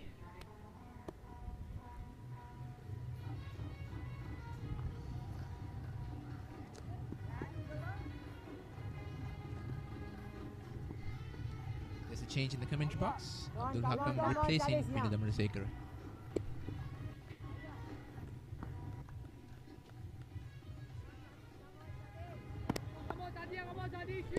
Good evening, Hakam. Good evening, Nevan. So you like to join us here? Indeed. I'm pretty sure some of our viewers definitely remember your voice back in 2020 at the 141st Battle of the Blues. Indeed, that was really an interesting match here at the SSC. I must say though, for us people who've been here for a long time commentating, very different teams, very different individuals around us. Indeed, like after from 2020 and 2021, there's been many freshmen for the Royal College team like Sandesh Ramanayaka, Ramiri Pereira, and many people indeed. Only Dasis Manchanayaka, Sadisha Rajapaksa and Gishan Balasuriya have been colorsmen for Royal College from the last year. And that's another chance. That's another chance as Naushan came down the track there, finding short leg, but the short leg fielder does not respond in time. And these are the chances that they are not taking, and this is really unfortunate for Royal College, because there were multiple chances in which they could have taken up a wicket, especially the one of Muiz Naushan, and they just weren't able to take those half chances. Indeed, there was 3 wickets going in a really certain period with around just 20 runs, but they should have been tighter at the bowling, and that they lost the amount of tightness in that bowling. They have conceded many runs since the last wicket, which develops a partnership which is really not great for the Royalists. Another point I would like to focus on is the fact that the vocality in the Royal fielding has somewhat gone down. I think they subconsciously know that this is the end. That the Shield will be heading back to Mount Lavinia. With just 1 hour of the 143rd Battle of the Blues to go, it's most 99% I guess it goes to the Mount Lavinian. Definitely, Abdul, and as you can see by my face, I'm very glad to see the Shield returning to Mount Lavinia. And you can see in the Royal College camp, it's pure frustration and disappointment. But indeed, that was the opposite at last year. Last year it really looked like Royals if the rain didn't come.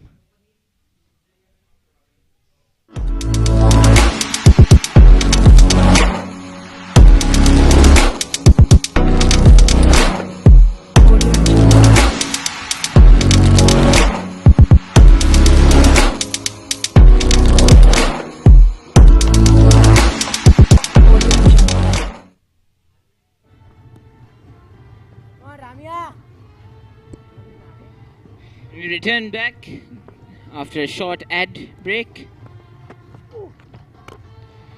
That's punched down the ground and Fernando comes down and hits it towards it, and that's the 4, and that's his half century. Ryan Fernando, on a day where everyone thought that it was going, that there was a possibility of the Shield going to Reed Avenue, Ryan Fernando stands in between an impressive Royal attack, and he steps up as the captain to score his 50. An absolutely brilliant knock there by the Thomian skipper. Ramiro Pereira with another full toss. This isn't really great bowling. He should be consistent in his lines and lengths. Even at the start, he conceded many runs.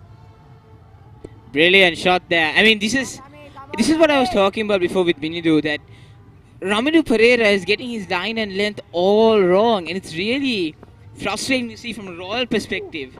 He's just bowling full tosses that are being dispatched to the boundary. Indeed. Even in his first over, there was many full tosses. Like the first 3 balls itself were full tosses, so it's not giving a great impression on the batsman. The batsman will just try to look on, put his front foot forward and play the shot, which gives them a more confidence and concentration indeed. Definitely, Hakam.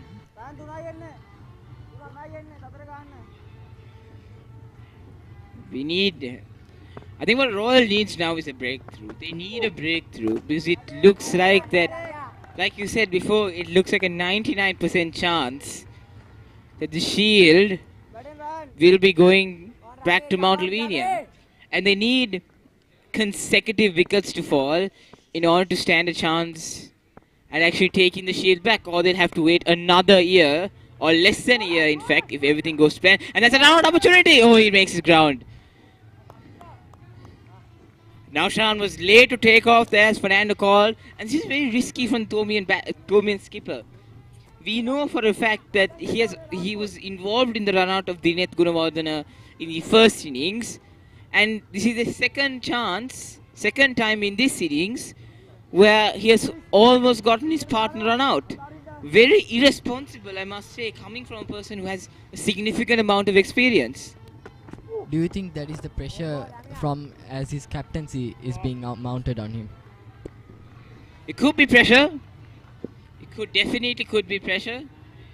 But Ryan Fernando is known to excel under pressure. He is a person who is able to make sure that that pressure doesn't get to him. So, from a Thomian perspective, I would certainly hope no that it's not pressure. But it definitely could be pressure in these instances.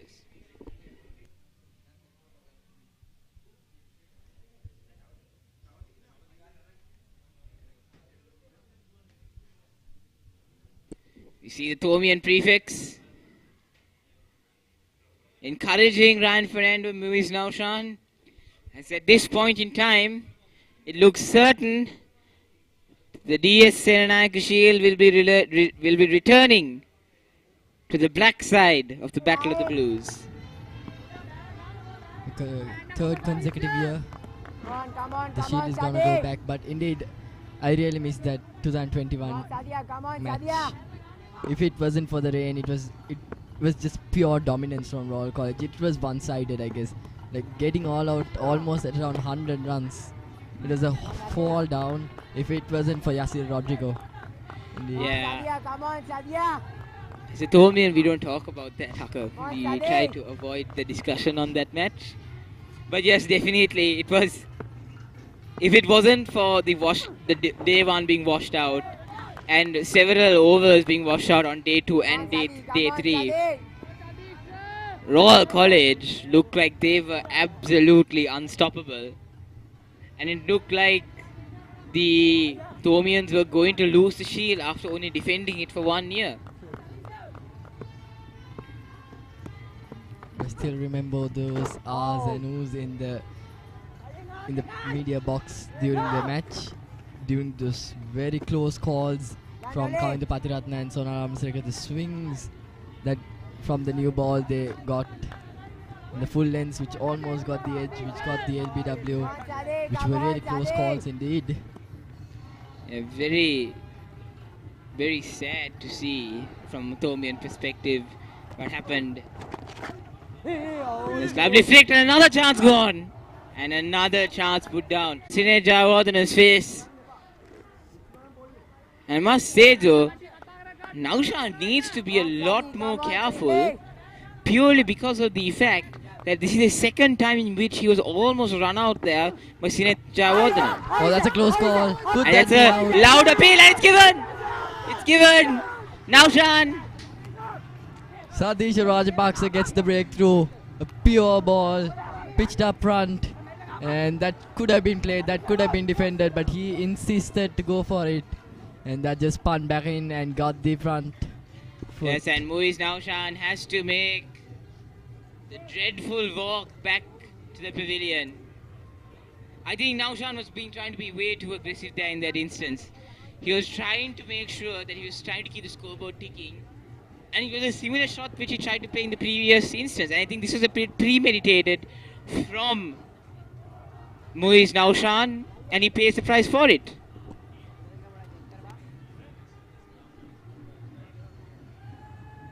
And the man walking in replace of Naushan is the man who saved the Thomians in the first innings, Senesh Hettiarache.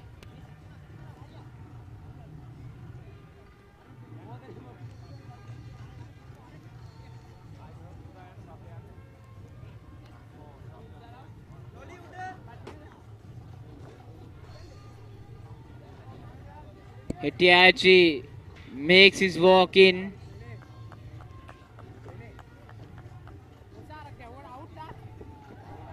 He's replacing a Naushan who went in for a completely unnecessary shot. And we see the Royal is plotting for their next scalp. Could there be a landslide of wickets, and will that allow Royal?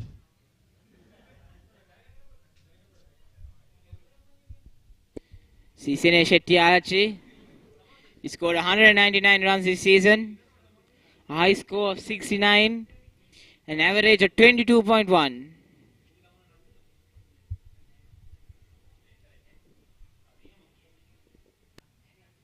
A pretty good average for a batsman who is coming down at 5.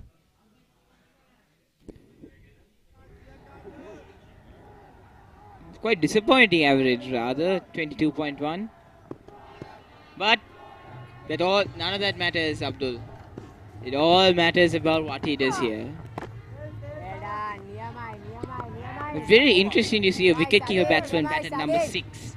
You often know wicketkeeper batsmen to bat at up the order, maybe 1 down, maybe 2 down. We see people like Quinton de Kock who opened the batting for South Africa, or Sangakkara who came in 1 down for Sri Lanka, or you see people like Johnny Bairstow or Josh Butler coming in 2 down, 3 down. Yes, indeed. Even in the perspective of Royal College, Nitin Panapitia came down at 7, 5 down he came. So that's pretty late for a wicketkeeper, but so I think he's mainly focused as a wicketkeeper rather than a batsman, because even in the last few matches in the 2-day encounters, he hasn't scored much of a big score. Indeed. Yeah, statistics suggest that Panampitia's average was 4 runs throughout the Royal season. But you can see that his skill as a wicketkeeper is what that was keeping him in the team, and he hasn't disappointed at all behind the stumps. Of course, he wasn't able to take any catches or stumpings, but he did save Royal a crucial 20 to 30 runs purely because of the fact that when Ramanayaka and some other bowlers were bowling quite poorly, he was there to make sure that Royal did not concede any unnecessary extras. And I would suggest that Panapitia saved around 20 to 30 runs through his wicket-keeping skill. Indeed, Panapitia, as a keeper, he has been an important role, but as a batsman, he should be getting better to keep his place in the team, because there could be a keeper with better batting stats which could overtake him. So that's pretty important to face on his personal. It's a lovely jab down there to deep extra cover. I think now we can see the stretch for 2 minutes is clear. Just stay there until the end of the day. Make sure Royal doesn't bat a second innings. And I must say though, this is the second day in a row where we haven't seen a second innings for Royal College. Yes, indeed. Even last year, St. Thomas College came on to bat the second innings, third innings of the match. So, Royal College, even last time, even this time, they won't be able to see another innings to bat on. Hopefully next year. Hopefully the rain gods doesn't give us another. Oh, and there's a loud appeal, but not given. Not given. Umpire is pretty confident there that it wasn't given. He did not hesitate to say not out. But I must say though, I think Hettiage is expecting that to turn.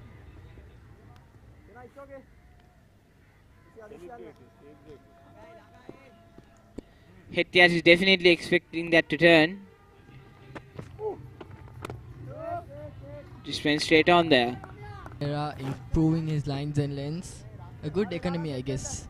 Even though he had a pretty bad first over, bowling full of full tosses. But here and there he has been bowling them. But he is improving. And he could be a really important asset for all college in the upcoming years, as leg spinners have been really important for a team. You're absolutely right there, Hakam, because we see leg spinners have been a lot of students, a lot of players or younger players. If they're going to do spin, they've been opting more for off spin or finger spin, whereas it's very rare you find a genuine wrist spinner nowadays. And Hettiage, and you see Manchanayaga, he looks to be in a little bit amount of pain there. I really hope he's okay. Must say though. And word around the ground is that Manchanayaga is the recipient of a lot of banter from Thomian prefects and gives, I must say, the best reactions as well. Indeed, he is a really great entertainer. Definitely entertainer. We saw that Bulankulama from the Thomian side was also was the recipient of a lot of banter from the Royal College prefects. Of course. And he was the man, the comedian of the Thomian cricket team, to come back and to really make the Royal College prefects laugh. And for the Thomian prefects, it seems that Dasis Manchanayak is the suitor. And all kinds of banter. Apparently, word on the street is that Dasis Manchanayak really enjoyed his tea break, and I got this directly from the Thomian prefects.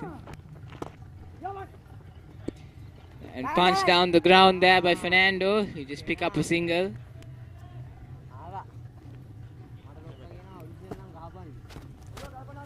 Sadisha Rajapaksa's economy is at a really great high here. Yeah, 10 overs, 11 runs with a wicket. And for a person who doesn't regularly bowl, he's really shown his colours here. He is a part-timer. And I remember back in 2020, against Trinity College, there was 4 more wickets needed for all college to win the game, with just around 5 overs left, where Sadisha Rajapaksa came on and he bowled the last, I guess around 4 overs was left, and in that he bowled 2 wickets in 2 balls on a hat-trick, but couldn't get his hat-trick on the next over, but which really narrowed the game with just around 2 wickets left for the game. It was pretty close. Trinity College survived, but got thrashed pretty badly on 2021. Ahan Wickramasinghe scoring a double century and Sadish Rajapaksa with 150. Must say though, Trinity College also has a very impressive setup this year. Unfortunately though, that's cut away, and it's a misfield. It's a misfield, and Hettiage gets off a duck. The mindsets of the Royalists are pretty down, I guess. We can see that from the fielding. Come on, Sadiq! Yes, Hakam, definitely at this point, especially for the people who are leaving this year around, it's a big downer to see you won't be able to take that shield back. Indeed. Especially I feel for Sadisha Rajapaksa, as a real batsman, he can't bat his 4th innings, he can't prove himself again. And definitely, Hakam. And I especially feel really bad for Kishan Balasuriya, because he was the one who bowled the ball that was eventually hit for a 6, which gave the Thomians the victory in 2019. And to come here again and not be able to win the Shield is a great down of a Balasuriya.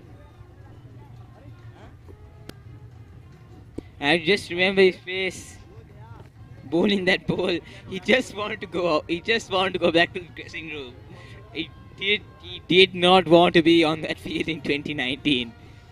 Yes, it did. But Lahir Madhushanka gave it back to Kalana Pereira, where he had to switch his bowling roles as well. Oh, he came man. in as a fast bowler.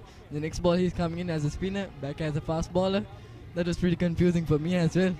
I was talking about this yesterday with Minidu Hakam. I think you were there as well in the commentary box then.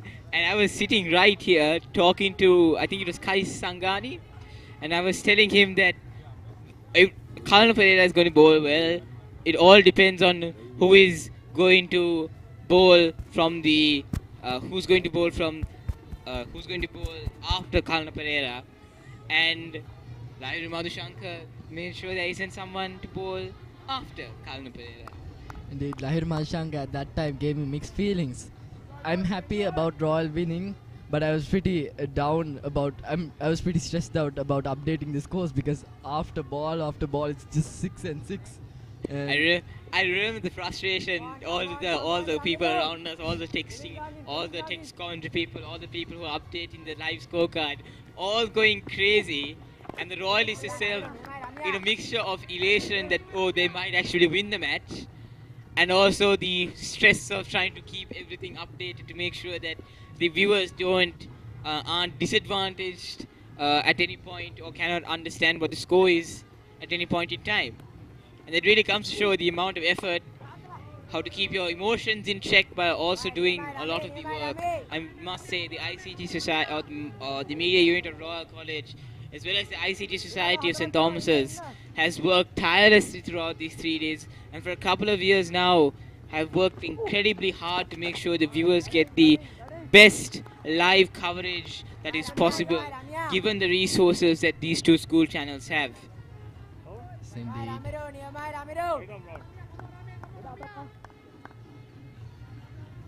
But Ryan Pereira has got a pretty memorable first year at the big match. He has picked up 2 wickets in the first innings, and picking up the first wicket of the Battle of the Blues, the 143rd edition, is a pretty honourable position for Ramiro Pereira. So Ramiro Pereira does have a few years ahead of him, and hopefully, for Royal's sake, would like to make sure, and that's a bad ball there, but picked up cleanly by Panapitia. I thought that would go to the boundary. So did I. I also thought that was running down towards the boundary. Considering how fast the outfield has also been today, there was definitely going to be a boundary, but Panapitia intervenes. There were lots of boundaries stopped because of the rain. Like, the outfield was really sloppy, and that lost a good margin of runs for STC as well as for the Royal College. Yes, definitely. I think the Thomians were more significantly disadvantaged due to the rain, purely because of the fact that throughout the first stage it was just raining constantly, and St. Thomas's just could not get those boundaries. The rain would just prevent them from scoring any boundaries at that time. The only other way they could score boundaries was through the aerial route, and Thomians, their strategy was at that time was to set up very defensively, so that wasn't an option. That's why we saw minimal runs scored in the Thomian innings through boundaries. And so his second session comes around, Thomians get bowled out in the morning session of day 2, and then runs started to flow in the seconds, and runs started to flow when Royal came out to bat. And then wickets started to tumble. And then Royal declares this morning. And now here we are. St. Thomas is 80 for 4. Not the best. St. Thomas would have hoped to not lose so many wickets, but given the circumstance where they found themselves at 23 for 3, I would say this is a decent improvement. Yes, indeed. But what do you think about the strategy used by Gishan Balasuri on the first innings? The paces were only used for around 8 overs in the first innings, in the first 10 overs, and then there was a spin introduced, and then there were many bowling changes, not letting the bowler settle in. That was my point. Bowlers are not getting settled in, and that doesn't let a lot of room for the concentration and the consistency of the bowling and for a wicket. You're right there, Hakam, because out of the two captains in terms of strategy, I must say that Gishan Balasuria's strategy was far better and far more convincing from the commentary box up here than what Ryan Fernandez set up, because we saw Balasuri was using his bowlers in shorter spells but also constantly changing his tactics and strategies to make sure that he both rests his bowlers to make sure they can bowl at optimum level consistently, and to make sure that the Thomian batters could not get settled because strategies and tactics weren't working. As soon as he thought that something wasn't right, he changed it immediately. And you see a lovely sweep shot there by Ryan Fernando, and that's another boundary. Fernando moves up to 60. And at the end of the over, Thomian stand at 80 for 4. Right. Going back to my point there, Hakam, about strategy. We saw Balasuri making sure he keeps his bowlers at optimum level, but also changing to make sure that the strategies that they were using were actively effective. Whereas I feel Ryan Fernando was bowling his bowlers for a longer period of time, but they were bowling very similar things even though they weren't working. So in terms of strategy and in terms of using bowlers and using the field to the optimal level, I would say Balasuri got it spot on. Indeed. We saw Kavinder Dias and Gunaratnam Caniston bowling from the other ends constantly with a little amount of breaks. So indeed, after amount of overs they bowled at this spell, they got a pretty sloppy, but they were consistent, I guess. They were really consistent. Caniston really did a great job. And Kavinder Dias, as a freshman with just 16 years of age, he was at his best. He was top level indeed. Was that a drop chance? And that's another chance gone. Another drop catch, and it's Panapitia this time. Ramir Pereira would have expected that he would have got a wicket at the second innings, but it's going to be a loss for him. And you see Hettiarchi getting an earful from his captain Ryan Fernando.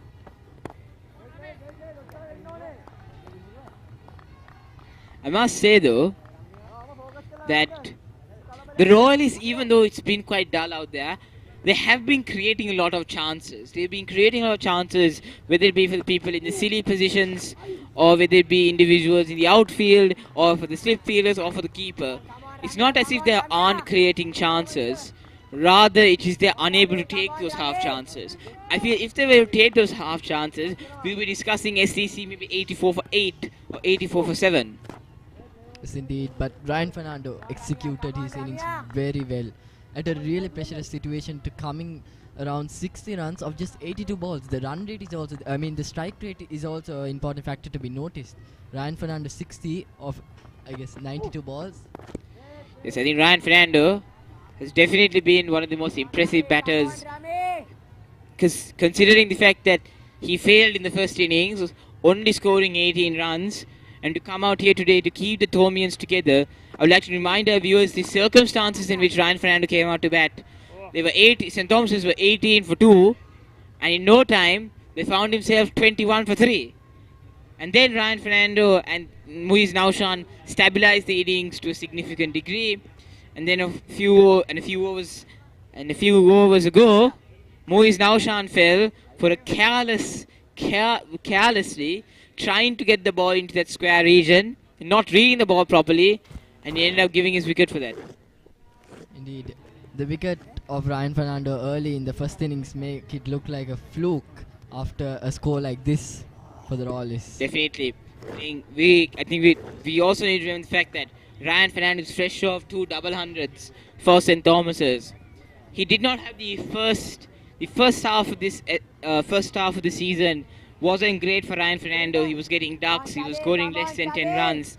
But then he got his mojo back on. He came after the new year. After the new year, and throughout January, he was able to develop his mojo and really put up some fantastic innings.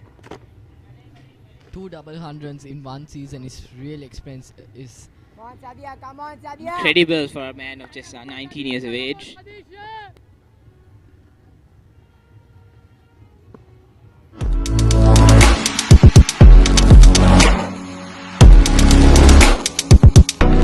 like to remind all our viewers that the Royal College Merc Clive does give you a significant amount of a fine match experience.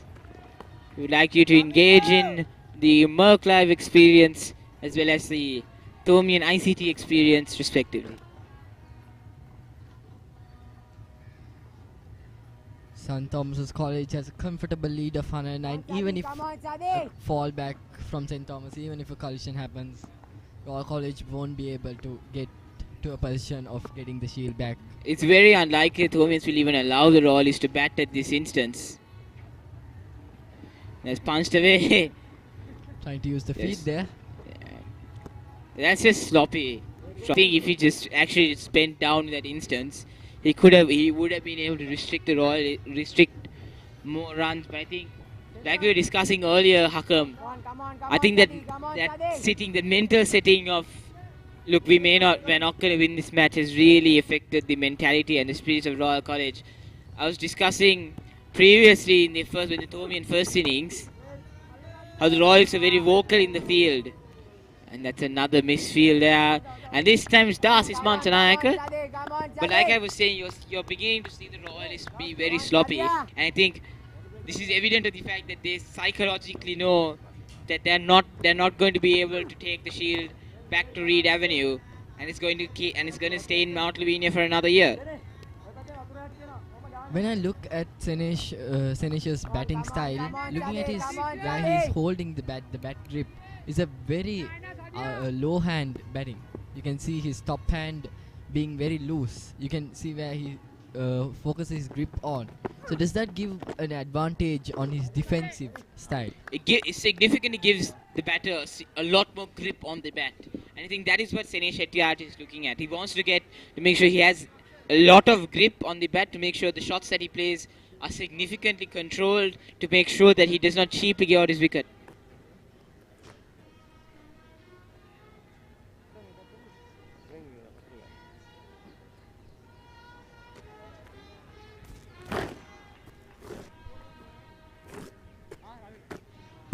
We have changed the commentary box.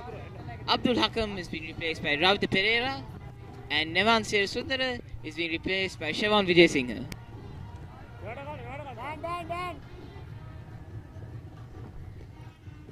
Good evening, Ravita.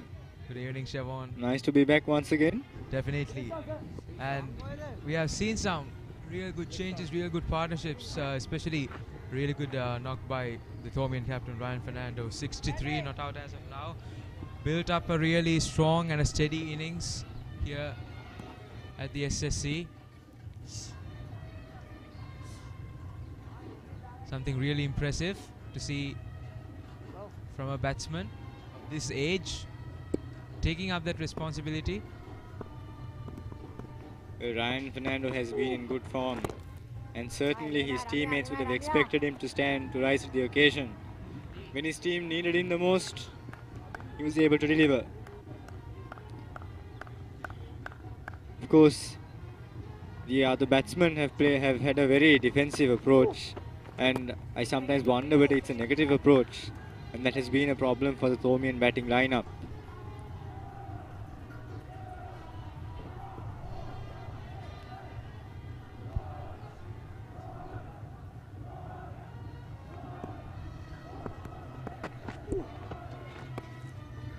That's a juicy delivery wide. That's a juicy delivery wide of the off stump.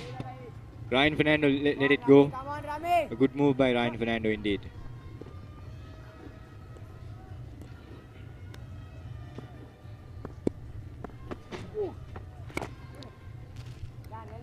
There's some nice flight and loop on that delivery.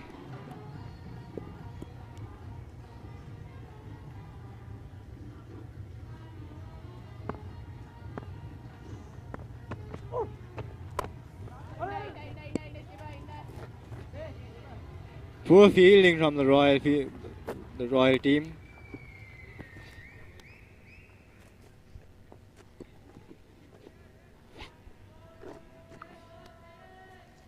Because as of late, we actually have seen some drop catches and missed chances from the Royal fielders. It's rather something that we even in the beginning of the innings we said that it's something that Royal College cannot afford to do. Seeing that we have just a really restricted amount of play in the day. The cricket out there on the middle seems to be very laboured. The fielders seem to be not attacking enough, and the batsmen are a little bit too defensive right now. Well, St. Thomas's has nothing to lose. Ryan Fernando and Sinesh Dimel in good form. They could go after the runs right now. Of course, Ryan Fernando is in good form. We never know about Sinesh Hettiarachchi. He has still had got 1 run out of 26 balls. It's the end of the 48th over here at the SSC. And St. Thomas's College is 88 for 4 and they lead by 111 runs. Well, Ravitha, Sinesh Hettiarachchi has obviously got his eye into the game. He's faced 26 balls and we saw him scoring a half century in the first innings. And of course, Sinesh Hettiarachchi has been in good form right throughout the cricket season this term. And I'm sure that Sinesh Hettiarachchi could perhaps think of getting some quick singles at least. I'm sure the coaches would have sent in some messages to the water boys.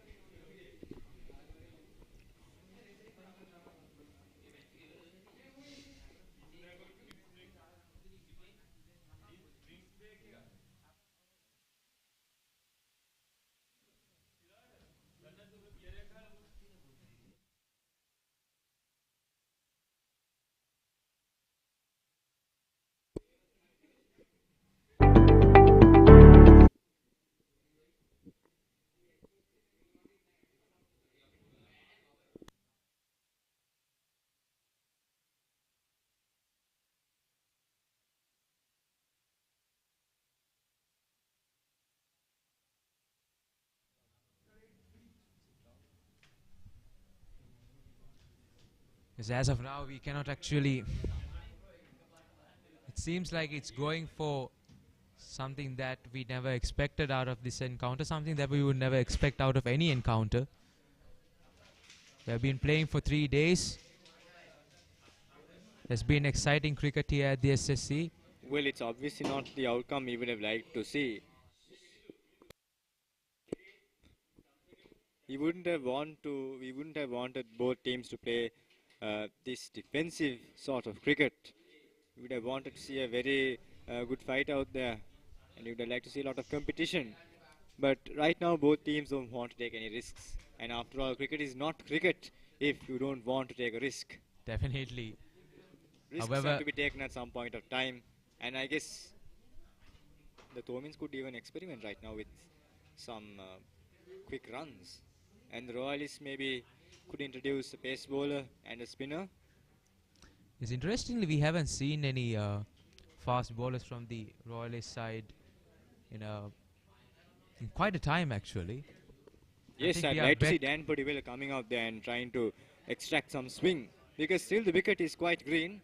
It's obviously not, it doesn't have the same amount of green patches it had on day one, but still I'm sure this will support the pace bowlers, because in fact at the start of play we saw Ryan Fernando and Akash Fernando being able to extract some good outswing for the right-handers. Definitely, we saw a long spell from those two fast bowlers, and in the early morning session, St. Thomas's College had 4 fast bowlers in the attack, and they used them for a quite amount of time, which worked in a good way, in rather a good way for the St. Thomas's College as well. The experienced Kishan Balasuri is brought into the attack. Kishan Balasuri, we are back again after the drinks break.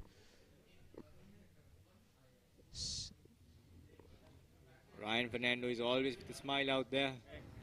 That's something I like about Ryan Fernando. He's always a very public character, and you would rarely see him with a frown on his face. He'll always bat with that smile, and that's part of playing positive cricket. And positive cricket is what's needed right now. The entire 3 days of this encounter has been all about the positivity And I love that about this encounter. Whatever happens in this at the end of this day, Siobhan, we have seen some excellent talent. We have seen some excellent and exciting cricket here at the SSC, and that is something that we should not take for granted, and that we should really appreciate out of all these 22 players. Indeed, Ravitha. Floated on middle stump. Well defended by Ryan Fernando. Come on, Bala, come on, Bala.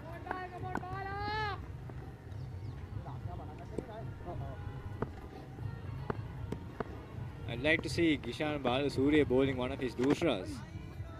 I mean, the doosra worked once before in the second innings, and perhaps he'd like to bowl a few more of those doosras.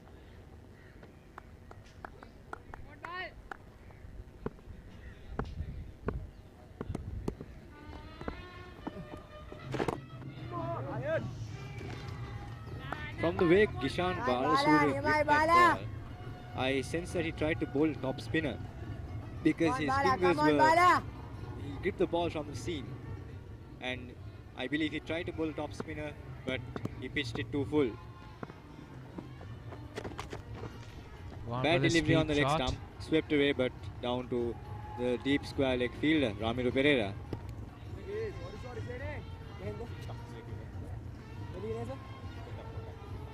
See, before Ryan Fernando came into the pitch, Siobhan, the run rate was rather really low. It was going below 1, going sometimes even below 0.5 runs per over. And all of a sudden, after Ryan Fernando came into the pitch, I think the Thomian side really got some advantage and really got some confidence over there. And even right now, the current run rate is at around 1.84, which is rather quite good run rate as well. And however, there's been when they're settling in with the partnerships, it's always been broken. Defended once again by Senesh Shettyarachchi. Looks like he doesn't want to go after some quick runs. Well, indeed, it will be quite interesting if we see Senesh Shettyarachchi trying to push for some quick singles.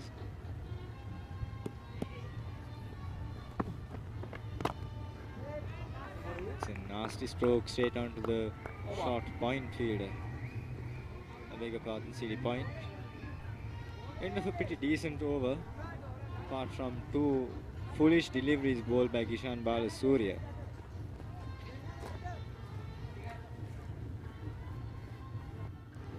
The Thomian and Royal teams have been two opposites. St. Thomas's has a brilliant pace attack, whereas Royal relies on its spinners who've been able to spin the Thomians in place. Yes, definitely. In the sense of bowling, of course, we have seen much different things from the two sides. Royal College having much of a variation as well. They have quite a lot of quite a bit of leg spinners and a mix of off spinners as well with them. Then some fast bowlers to mix up with.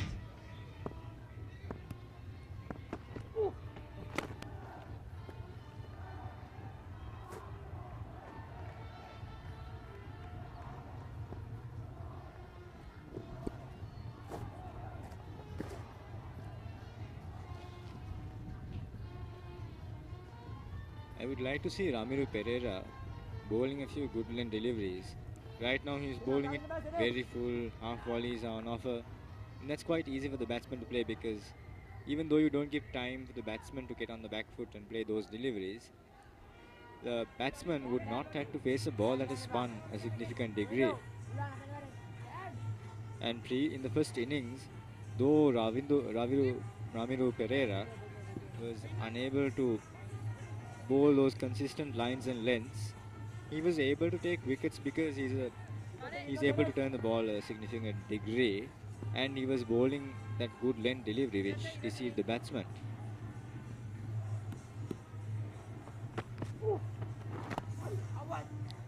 There's some rivalry between Senesh Shettyarachchi and Ramiro Pereira.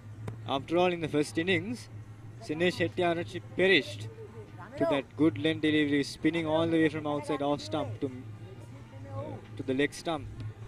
bowled by Ramiro Pereira.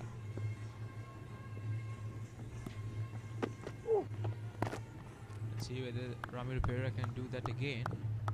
Hopefully. Yes, of course. Come on, Rami. Come on, Rami. Ravita, how about the Thomians experimenting a baseball approach again? As of right now, straight in the fielder. As of right now, Siobhan, I really don't see a reason why they would actually need to do that, because they would take rather an unnecessary risk, I would say, because Yeah, but there's an unnecessary risk. We've got about 50 minutes of play left. and Probably also this is and heading also in for a draw. and also Siobhan, the Royalist bowling lineup is a really experienced and quite an attacking bowling lineup. Well, if Ryan Fernando and Sinesh Shetty go after the bowling in just one over, they'll take the Royalists they'll catch them unaware what was in their mind. And we'd like to see the Thomians putting some pressure on the Royalists, because second and third sessions have been in Royals' favour. We'd like to see the Thomians bounce back and add some pressure, similar to what Kavindu Dias, the youngster, did with the ball yesterday. Speaking about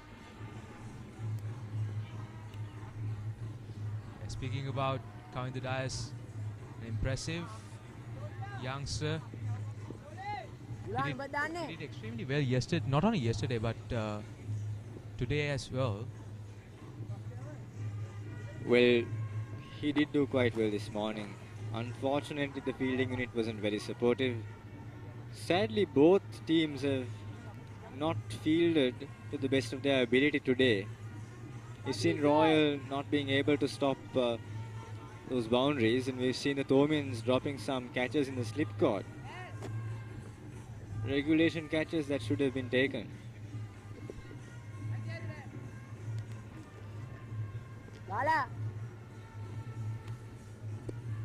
Gishan Balasuriya would need to attack a little bit more if he wants to add some pressure on the Thomians, who are playing quite defensively. Especially Sinesh Shetty. He's just scored 2 runs off the 31 balls.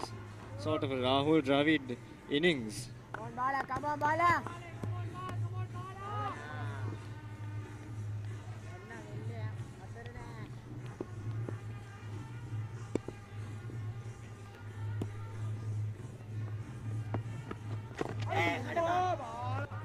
Sinesh Shetty did not read the spin on that delivery, but he survived. Come on, Bala. Come on, Bala. Batsmen of both these teams have had quite amazing talent, and as well as quite a deal of luck as well in this encounter. That's driven through the cover region, but that won't was go for somewhat of 4. a half-hearted backfoot drive from Sinesh Shetty. Definitely. It didn't go for 4. However, they went for quick single, I guess. Good buddy, Sinesh.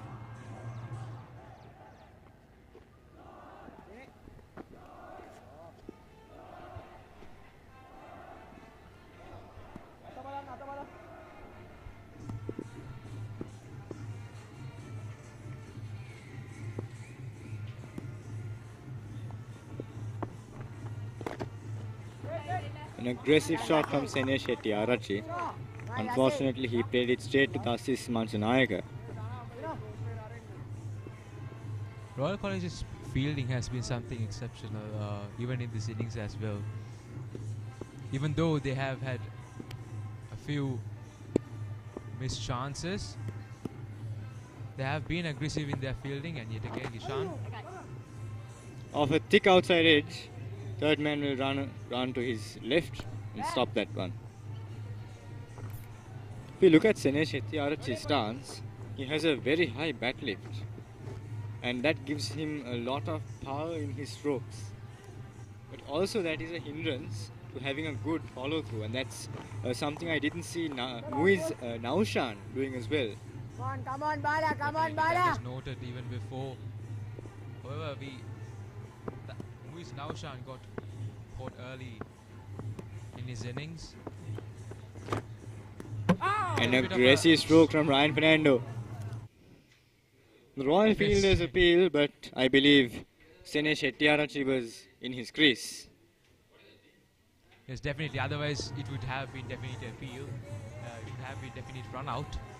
Well, we wouldn't want to have seen a familiar situation that took place between Josh Butler and Sachitra Senanayaka.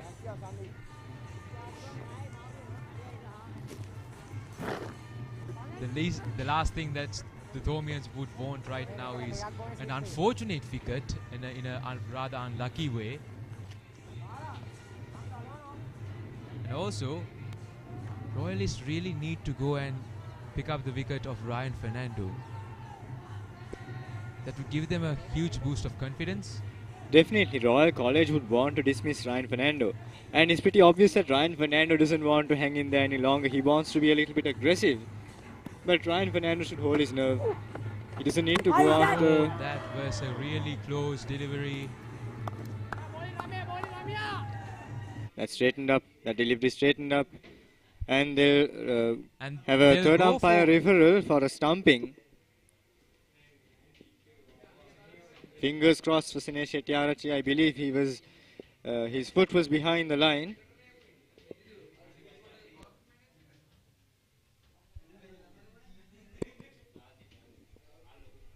Well, for us students, we would like to see the sneakometer being introduced so that our players could maybe go upstairs and review the outside edge. But in this situation, as a good Thomian, I'm happy with not having a sneakometer, at least for this delivery. Maybe when we were bowling, I would have thought differently, but not right now. Hopefully someday in the future we'll also be able to have those kinds of technologies, but let's see. As of right now, we definitely do not have those facilities that international cricket. Fingers crossed though. He's given the green light. Sene Shettyarachchi survives. There was some pure luck there for Sene Shettyarachchi.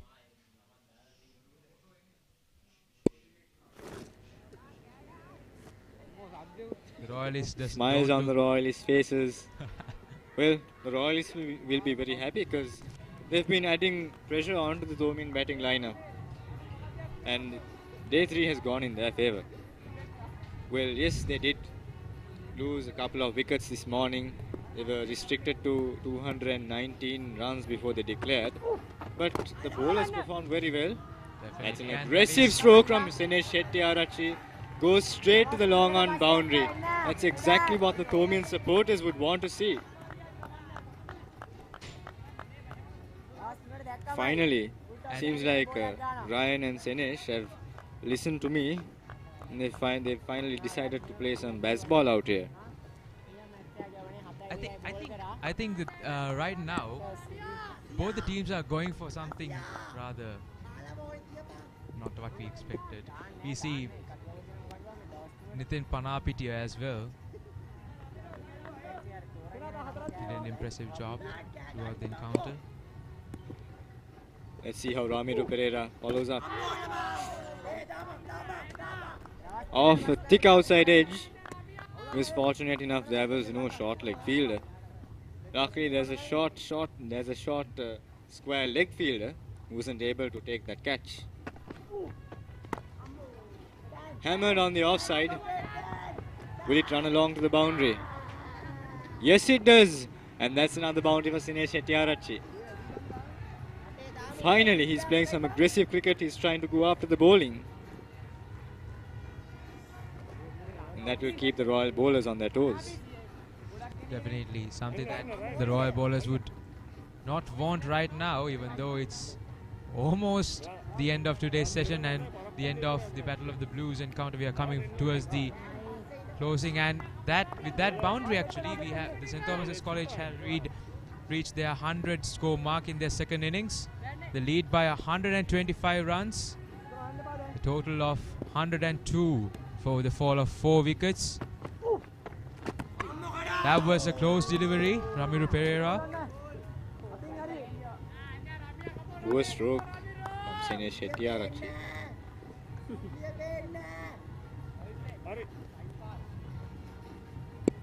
Sene Shettyarachchi scored 2 boundaries. And that's it is over. He'd need to play smart cricket, maybe push for a few singles at most at this point of time, at least in this over.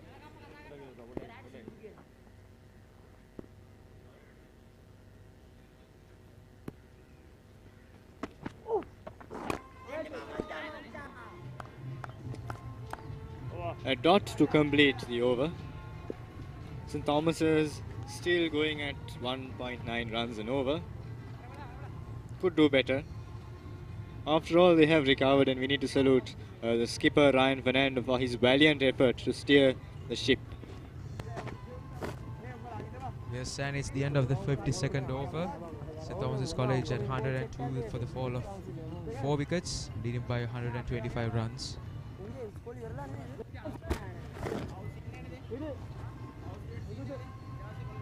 Even though yesterday we had quite an indication of bad light within the last few 1.5 hours or so, right now we are seeing rather a bright sunshine upon SSC. Well, don't worry about that, Ravita. I can see clearly now the rain is gone after all. The rain is definitely not going to come into play here. Aggressive shot there, and it will most probably run for 4, and it does. Well, Sandesh Ramanayaka gave up the chase, and Ryan Fernando makes his intent very clear. He wants to be aggressive, he doesn't want to just stay around there.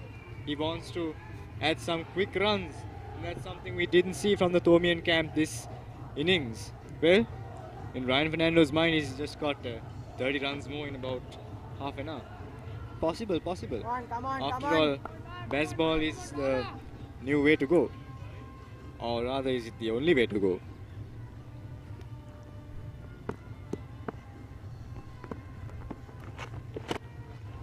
Yet again, it finds the fielder there. Come on, Bala. Come on, Bala.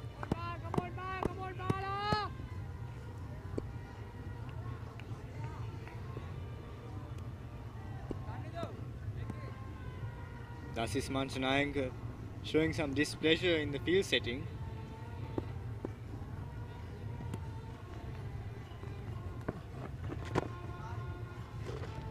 That's blocked. Mai Bala, near my Bala.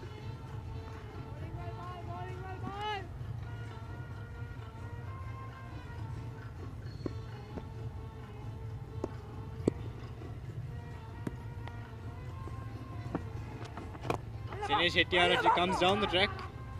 Lucky, it just bounced in front of the fielder at long off.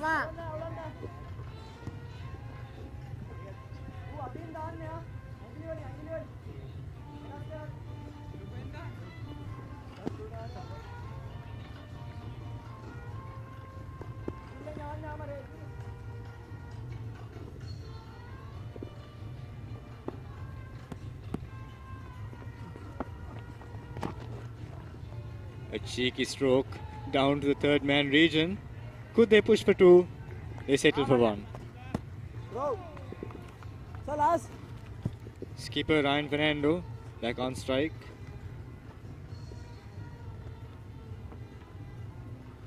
Ryan Fernando has been playing something of an impressive innings here. 71 runs, 110 balls, a good strike rate, a good score. Right throughout the cricket season, Ryan Fernando has been that one batsman who has been able to stand out and pull his act together and steer the ship in times of trouble. Oh, A dropped catch. A drop catch, but it was a rather hard one, I would say. A good effort by, I believe, Dasis Manchanayaka. Dasis Manchanayaka regularly is a good fielder. But I believe it was rather coming really fast. It was really hit hard by Ryan Fernando. It would have been an excellent catch if he caught it. Indeed, it would have been a stunner if he had taken that one. You see the frustration, but however, smiles on his face. Well, he should have taken it at this level. You expect players of this stature to take such catches. But what has happened is past. And I'm glad to see Dasis Manchanayak with a smile on his face. going with confidence to face the next delivery.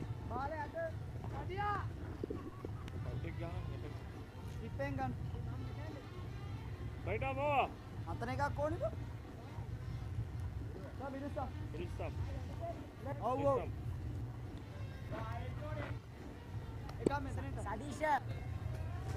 Moving into the final few overs of this game.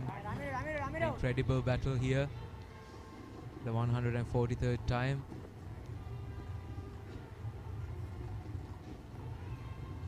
Usually it's filled with energy. The energy here would have been impeccable, but however, less of a crowd. Only the prefects, the parents of the players. Sadish Rajapaksa is brought into the attack, Ravitha. But I'd like to see Gishan Balasuriya introducing a pace bowler. Because Ryan Fernando has been very comfortable with the spinners. He's taken them on the back foot and hammered them through point in the cover region. I would like to see how he would respond to the pace bowlers at this point of time. When the ball is 53 overs old and probably not shining as much as it was in the previous innings.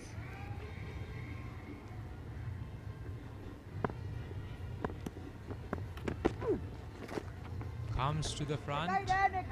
A premeditated stroke by Ryan Fernando. But I guess this is the perfect time for him to experiment.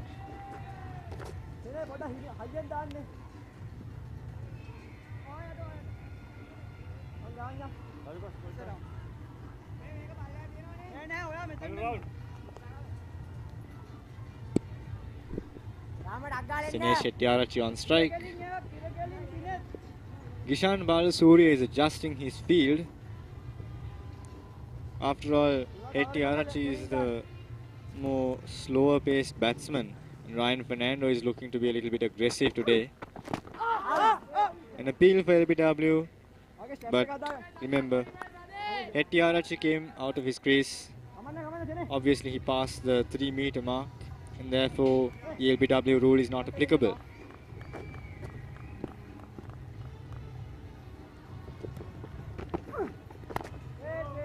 Not the best of deliveries.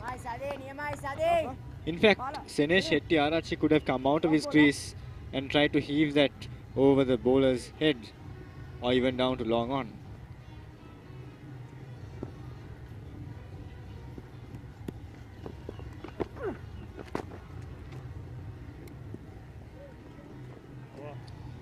End of a fairly decent over for the Royalists. Not too expensive.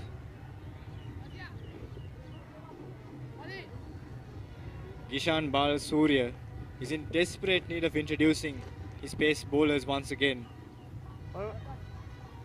Ravit, I'm sure you would like to see Dan Pottiwella coming into the attack to tame Ryan Fernando, who is hungry for runs in this innings.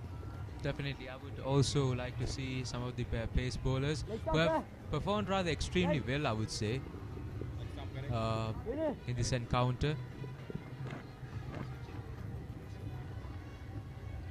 Has brought some really good spells, produced some really good spells for Royal College, and build up that pressure.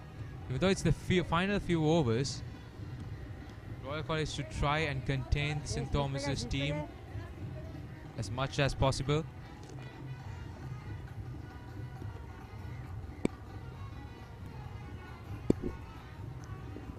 Gishan Balasuriya Balasuriya to back continue. into the attack.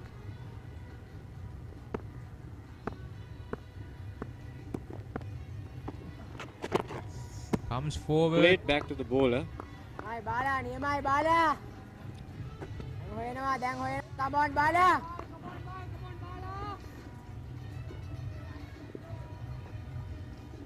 Ryan Fernando mainly scores his runs off spinners on the back foot and when he comes out of his crease. Played on the back foot. Fielded well. Fielding at covers. Sadish Rajapaksa is an exceptional fielder. Today has not been the day for the fielders of both teams. Very poor effort on the field by both teams. When St. Thomas's was batting, when St. Thomas's was bowling, there were 2 drop catches. And Royal let a couple couple of shots run along to the boundary. There were a nice loopy delivery, but played all the way down to long on.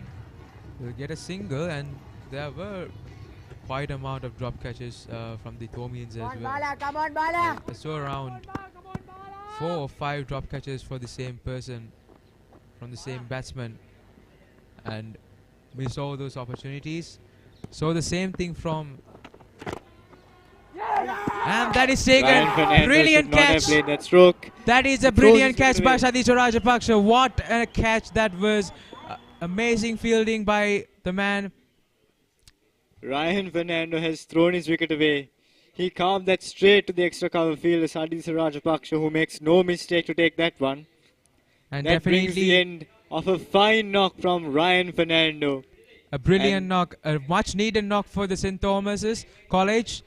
And we see all the Thomians and also even the Royal College team congratulating him on his excellent knock here. Indeed, this is a knock for him to remember. It's his final outing in this encounter and a perfect way for him to end it. Definitely, definitely. That was an amazing innings by an amazing player. Much respect. Well, all good things need to come to an end. His efforts are acknowledged by both the Thomian and Royal prefects.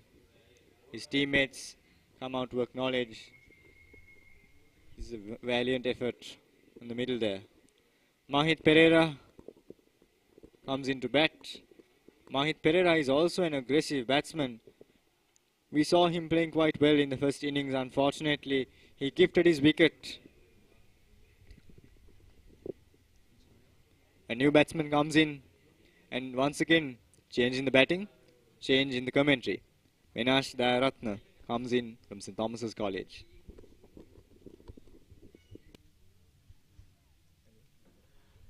Good evening, Minash.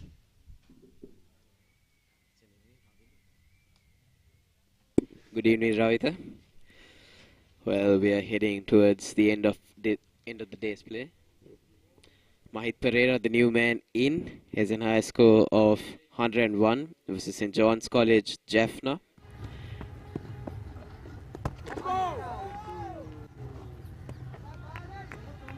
Ishan Balasurya removing his captain to captain, and Gishan Balasurya takes the wicket, the much needed wicket. Well, not the wicket St. Thomas's wanted to lose right now, with Ryan Fernando, who was on 73, was eyeing that 3-figure mark.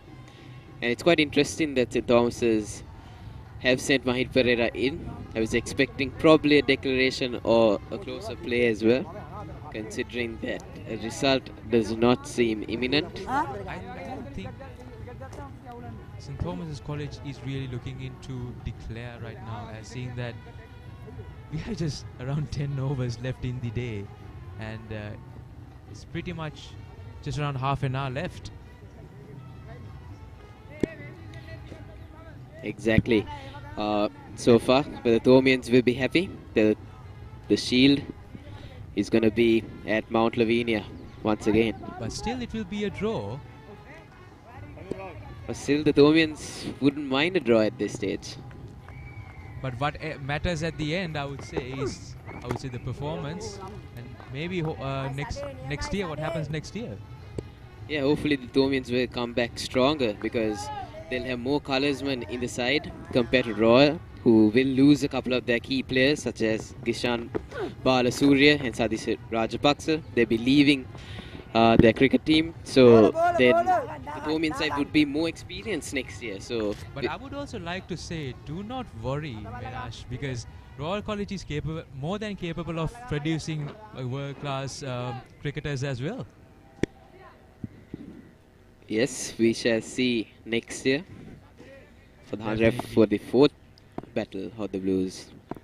But at the moment,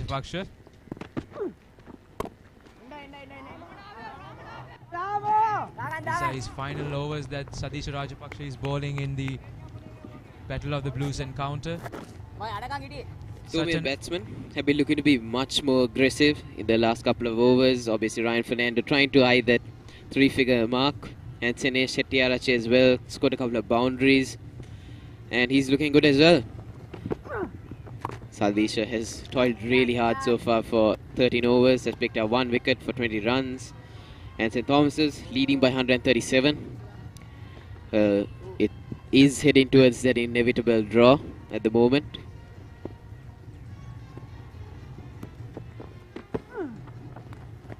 Oh, missed opportunity for the keeper. And that's going to be Bai's. Senesh gets another life.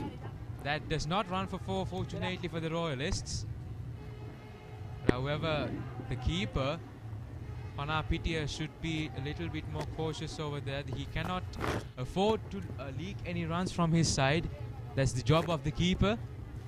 Senesh trying to impress everyone, trying to hit a 6, presumably, but missed everything. Yes, we haven't seen a single 6 throughout this encounter. So Senesh trying to become the first person to hit a 6. Oh, again! Yet again a miss. Missed the stumps. Senesh was just lucky with that inside edge. Senesh obviously trying to move on with the game now. There's no point defending the last couple of overs. Just trying to impress everyone, play a couple of strokes. Mike Pereira at the other end.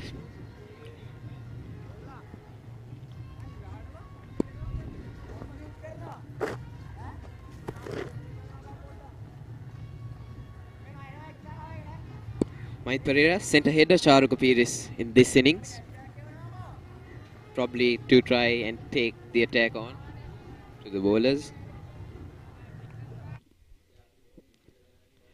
Yes, it seems like we are having just around 7 overs of play left today. It's 5 PM already here at the SSC Stadium in Colombo. So Ravita, as Royalists, are you happy with this performance? I would like to say, yes, I am happy with the performance. Even though this is leading to a draw, I am happy with the performance of our team because it seems like we are rather we have had a strong encounter. We have had a rather strong performance in the sense of batting, bowling, and fielding, all three. And I think the Royal team should be rather proud of their performance. They have batted and bowled and fielded excellently, exceptionally, and it has been a really enjoyable and excitable cricket that they have played. So I think the Royalists should be happy, even though they weren't able to quite win this encounter. Oh, that came back. That's pumped back in from wide. Mai bala ni mai bala. Serayang.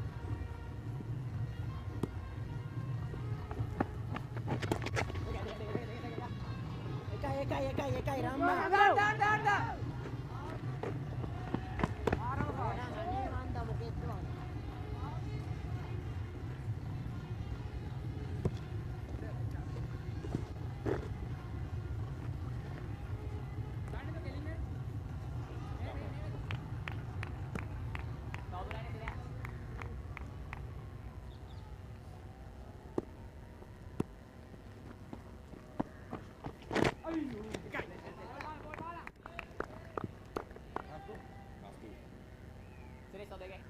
And not to forget, this is Senesh Shettyarache's last encounter as well.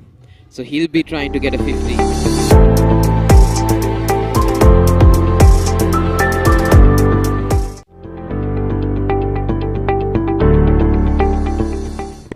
And not to forget, this is Senesh Shettyarache's last Battle of the Blues encounter as well. So he'll be looking to impress everyone and probably get a 50 here. He's on 23. He has been looking to score, trying to play a couple of aggressive strokes, but so far hasn't been able to connect as well as he would have liked. There's a missed stumping opportunity in the previous over as well. Ishan Balasuriya once again. Looped up to Mike Pereira, who dugs it out. From the Thomian perspective as well, there have been some impressive performances. In the first innings, we saw Shahrukh Apiris and Senesh Shettyarache, both of them scoring 50s. And from a bowling point of view, Kavidu Dias impressed everyone, considering that he has 3 more years left in his school cricketing career. He has a lot more to offer and a lot of potential in him. Picked up 4 wickets. And obviously this is the last encounter for senior players such as Kanistan Gunratnam, Ryan Fernando, Sene Settiarachi. They'll be all leaving the side. Pretty disappointing for them to not end up with a win. And even from Roy's side, Sadish Rajapaksa will be leaving the side. Gishan Balasuriya.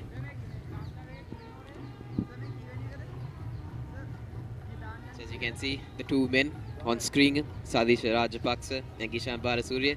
Just as we were talking about them leaving the side, they're having a chat. I wonder whether they heard what we were talking about actually. But two of the most experienced cricketers, schoolboy cricketers in Sri Lanka, Sadish Rajapaksa went on to win the Schoolboy Cricketer of the Year award in a recent year. Shows the true colour and true class of cricketing that he actually possesses. A true gem. And also for this stream, we should not forget the people behind the scene.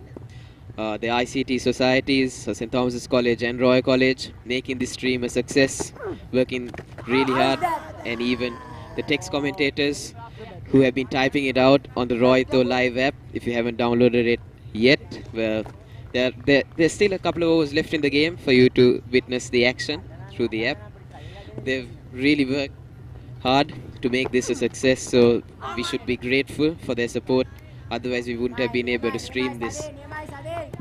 And also, we would like to mention definitely the media unit, both the media units of Royal College and St. Thomas's College, all the coverage as well. And also Papare for providing us this live coverage through their camera angles.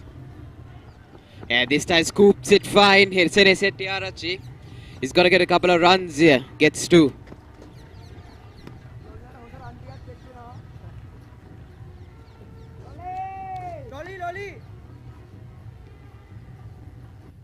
Sene Settiarachi making his intent clear that he wants to get some runs here. I think it's a perfect time to just bash the bowling or best bowling your way. What we see in cricket now, best ball. Talked a lot about it before. I think Menash, Thomian batsmen are really having a hard time trying to get into best ball because, come on, they can't lose their wicket, right? Yeah, it's a pretty interesting approach, best ball, because you go all guns blazing, but that it's is odd. not what I don't think that's what the batsman actually tried to do. Yeah, probably didn't want it to go that fine. Got a slight edge there, but he gets two nevertheless. And going back to baseball, yes, it is a very interesting approach to cricket. It is a mix of orthodox shots and unorthodox shots, but mainly the approach is to be aggressive, even in Test cricket. Some Ceylon spray.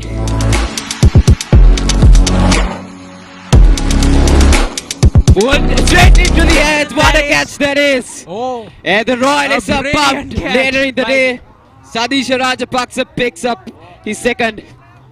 And that was a brilliant catch by Gishan Balasuriya, making his mark. What a way to brighten things up here late in the day. Just as we're heading towards the close of the day, he pulls off a stunner. I beg your pardon, it was not Gishan Balasuriya, it was Sandesh Ramanayaka. Sandesh Ramanayaka. That was impressive. That was hit really hard. Sene Settiarachi, dejected as he walks back, was looking to score quick runs, trying to get a 50, but he has to go back for 25. This is Menas, this is what I mentioned about, even though we don't have a result here, the Royalists should really be proud of what they have performed here. And also the Thomians as well, they have to be really proud of their performances here. It has been exceptional cricket here at the SSC in the past 3 days. Interesting to see Kanistan Gunratnam walking on to the middle, not Charuka Piris. Is he injured? We see Tisane Aliagoda carrying drinks to the players. Plays for the second 11, scored a 50 in the mini battle, opening the batting for the Thomian side. And Kanistan Gunratnam, Kenny G, with the number 9 on his back, on to the middle, probably trying to swing his bat.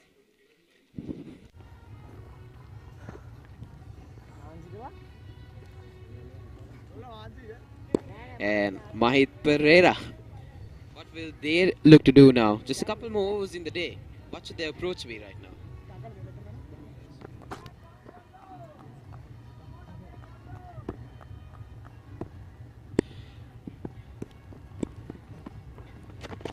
Five overs left in the day. Make that 4.5 overs left in the day now. Interesting that Shahrukh Pires has not come on to bat. Presumably nursing an injury, or maybe just giving the other batsman a go, trying to probably have a bat, swing that bat, probably get a couple of boundaries. Not sure why, but we probably will have an official update later on in the day, and hopefully these two bats will just continue for the next 4.5 overs. Cut away. Good stop by the fielder. Was going to go. Dan Podivella, the field over there. Dan Podivella picked up the wicket of Senadi Bolankulama with a beauty.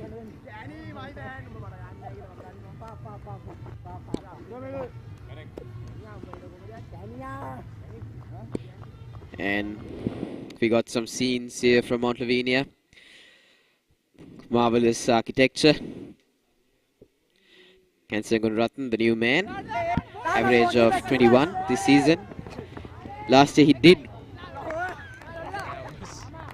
That was rather really a great stop by Havas, I guess.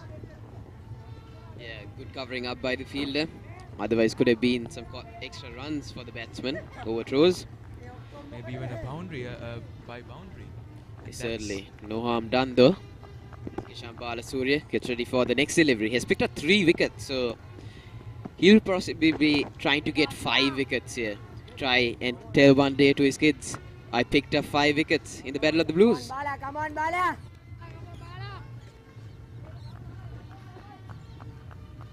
Definitely picking up 5 wickets at the Battle of the Blues. Swept away fine. Swept away, and that's going towards the boundary. Mahit Pereira can impress the fans with that later in the day.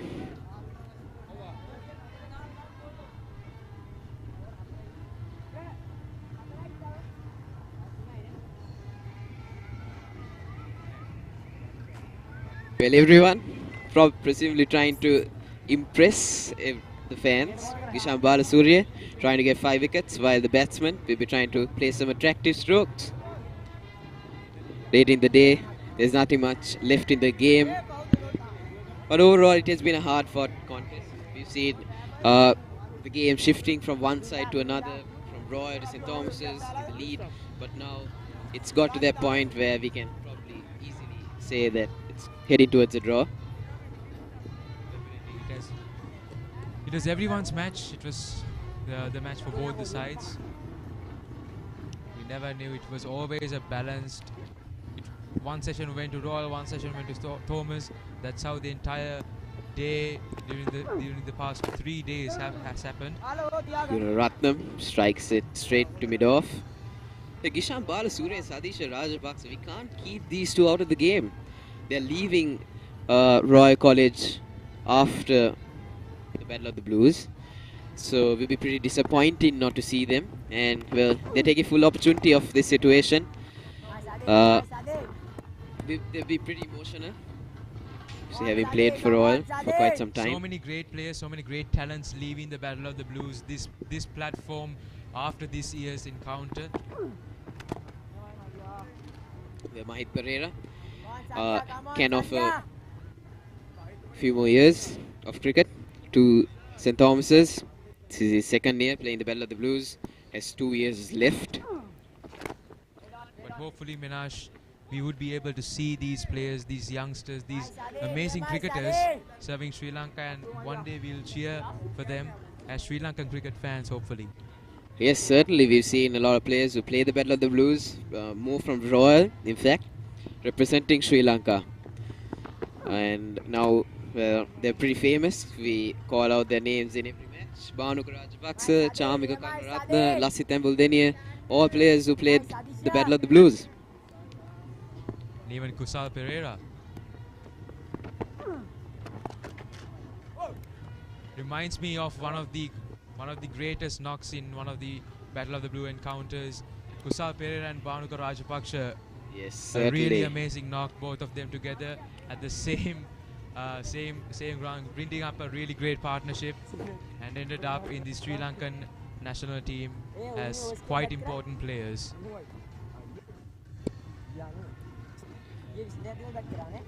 It's bringing in the fact that the Thomians did reply with a score of 400 plus in the match, where Bhanuka Rajapaksa and Kusal Pereira just blasted the Thomian bowling. They were able to draw the match ultimately, scored over 400 in the second innings in reply.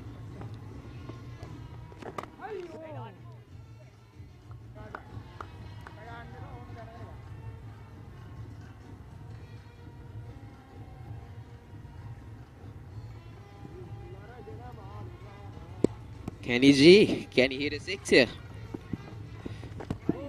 It's a go.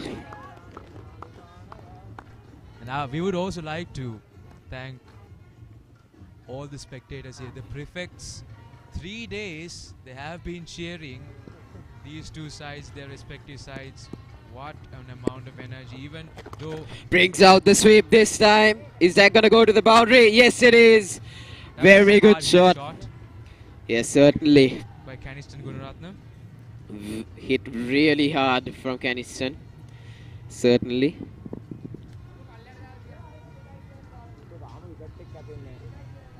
Well, yes, a massive shout out has to go to the prefects who have been cheering their teams non-stop here, waving the flags, running around when there's a boundary, when there's a wicket, giving the Tora Paras, giving the Royal Paras. They have been truly amazing on these 3 days. Shambhala Surya will likely bowl out these last couple of overs.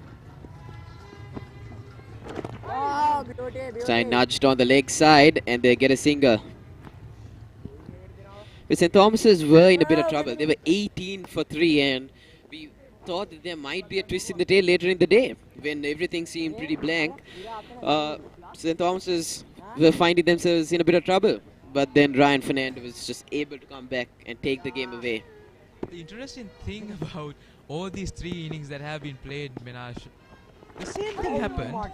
There was a collapse in the batting order, and then some batsmen came out, built up good partnerships, saved their team from something that was rather tragic for their teams. Yeah, and exactly. We've been seeing batsmen coming and saving their teams, which has prevented probably an innings, a very low total. Because usually in an international match, when we see that a batting collapse happens and the whole team just gets bundled out. But so far in each innings, we've seen some batsmen have stepped up and saved their team. So therefore, we haven't been able to get a result ultimately.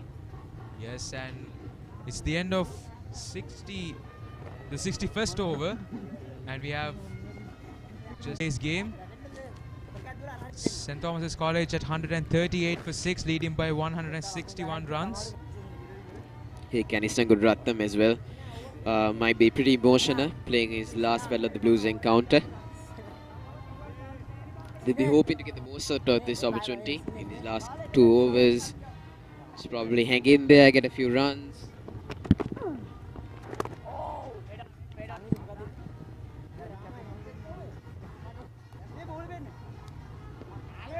The rather experienced players who are leaving the side after this battle is rather in attack in the pitch at the moment, and that's rather great to see. Yeah. And Ishan's final few overs at a big match for Royal College.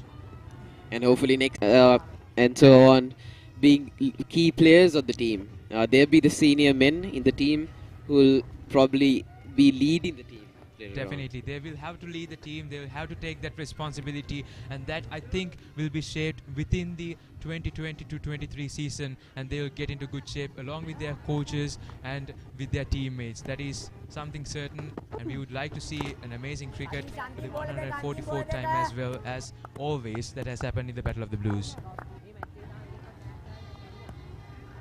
Certainly, even now, we can see the prefects just giving it their all, just waving the flags, It's going around the ground. Try to cut there. Was a bit too full to cut and misses out. But overall, we've seen good quality cricket. Yes, there have been instances where the bowlers have erred, where the batsmen have played a couple of poor shots, but overall, the cricket has been really good. The quality of cricket Has been rather exceptional, Minash. We've seen great innings under pressure. We've seen great bowling attacks. We've seen great bowling spells in We tandem have as well. seen great catches. We have seen great fielding as well. I mean, this is what cricket is about. This is what you come to a match and you expect out of the match. You expect some good cricket. And that is what we also did in the past 3 days. As things stands, St. Thomas's 138 for the loss of 6 at the end of 62 overs. And it looks like Sadisha Rajapaksa will continue. 175 overs.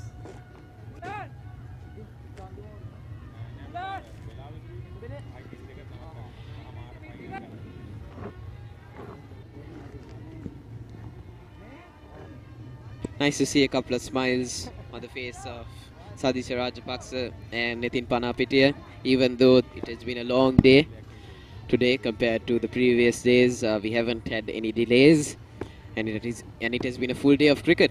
It also was Ramiru Pereira into the attack. It was also a rather sunny and a rather warm day as well. Yeah, certainly. The weather has been fantastic today, and we haven't had any interruptions due to the weather, and we've had a quality day of cricket. Slips on his run up, and he will re-bowl. Hope he's fine. Yes, certainly. The players having a bit of a laugh out there.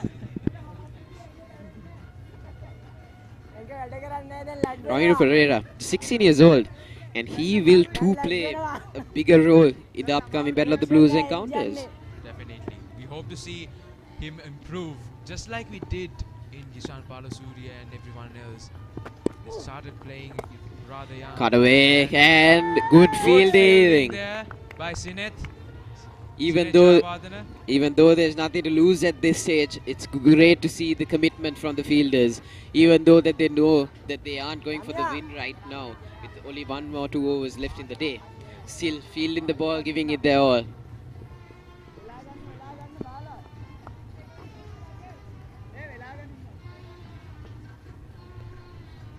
Yeah, this might be the final over of the day. Ramiru Final Pereira. 3 balls of the day, I suppose.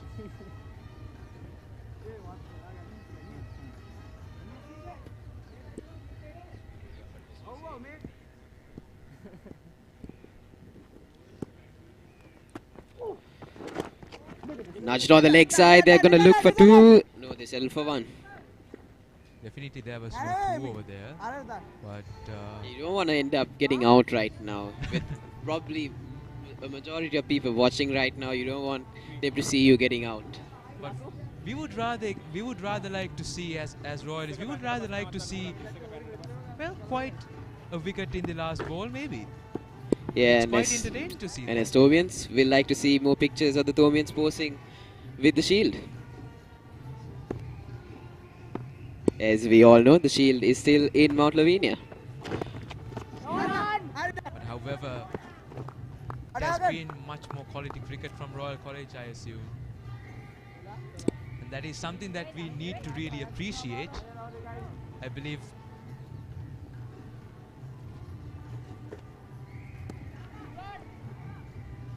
that is something that we would like to see here and like to appreciate here. Minash. Yes, the quality of cricket has been good, but as you don't have a result, the shield will be retained by St. Thomas's.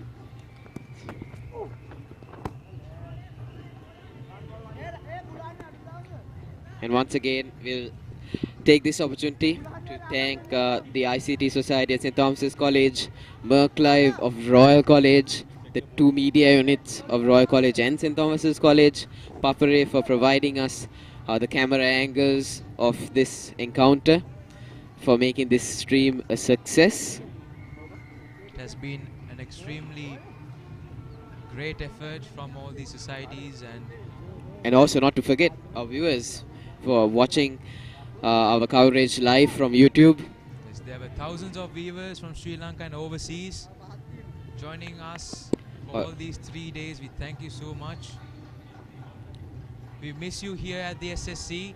We miss those cheers and those loud applauses. However, even though virtually we love to have you. It has been an exciting 3 days of cricket. We are seeing the final few balls. Obviously not the normal big match atmosphere, and it seems like that is the end of the over. Is that the end of play? Well, we're yet to find out. No, I think we might just have a couple more overs, considering that we did lose a couple of overs on the previous days, so we might have a couple more overs. Not too sure, because as a result is not imminent, the umpires and the players can have a chat and call off proceedings, as we see even in international cricket. The players deciding that there's no point of continuing the match, considering that the result won't be there. Yes, nothing can actually happen within the next few minutes, definitely. Yeah, even though cricket is highly unpredictable. Even if you see 4 wickets in the next over and say Thomas's get all out, Roy still had to chase 163 runs. Exactly. So therefore, I think we can easily say that it's heading towards a draw. And It seems like Caniston is picking up his bat and going for yet another over here. Yes, Kishan Balasuri has his ball once again. Yeah, certainly Kishan wants to pick up 5 wickets here. That's why he's bowling once again. Balasuri, one day. Still has got 3 wickets.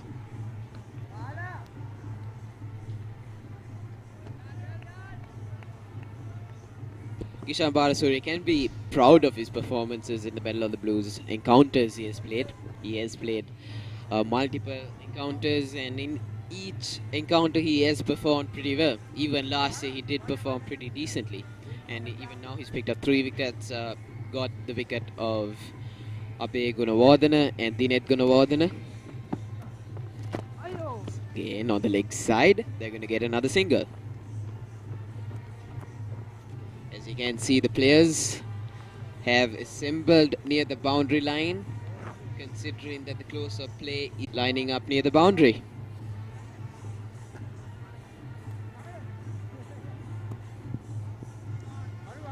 What an encounter has it been, Minash? Yeah, there have been ups and downs for both teams, and there have been instances where both teams are dominating proceedings, but ultimately we have settled for a draw. Lots of emotions, lots of energy here at the SSC. Yeah, they're the Sinhalese Sports Club, which has primarily hosted the Battle of the Blues. Obviously, we know it has been hosted at various other venues as well. In 2020, we saw it was held at Suryaweather. Initially, it was played at Golface Green, then at the Oval, in the Colombo Oval. So we've seen that the Battle of the Blues has been held in various different venues, but the SSC has taken prominence over the years. Also, not to forget, Minash, we have to really thank the ground staff of SSC. They have done a tremendous job in making sure that the pitch conditions and that are favorable for our batsmen and our bowlers, and protected them from the rain. Not only SSC, but rather the Sri Lankan ground staff have been renowned all over the world for their quick and rather great response to whatever the conditions that the weather has to offer. Yeah, honestly, the ground staff has been fantastic. We saw yesterday, even though there was a rain delay, the outfield was lightning quick. And as we see, the keeper having a bit of a chirp with the batsman. That is what we like to see, a bit of banter. Not the keeper, I would say. There was Sadis Rajapaksa as well. Cut away, and they're going to get a couple of runs here.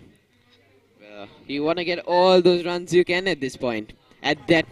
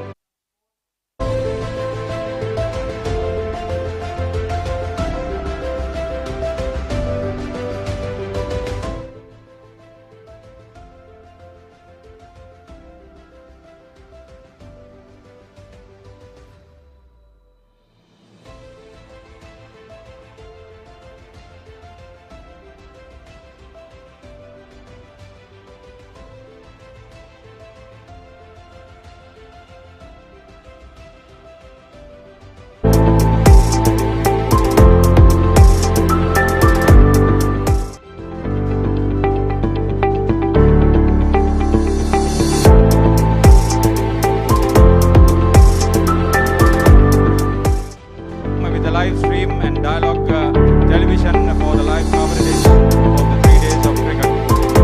So it has also been an occasion to identify and felicitate the top performers. The adjudication was done by the panel of thepapare.com cricket commentators during the match. Cordial inviting Mr. Roshan Adams, co-chair for Royal College, for the first presentation. The best fielder at the game, Sadish Rajapaksa of Royal. Excellent catch and a brilliant run out among others.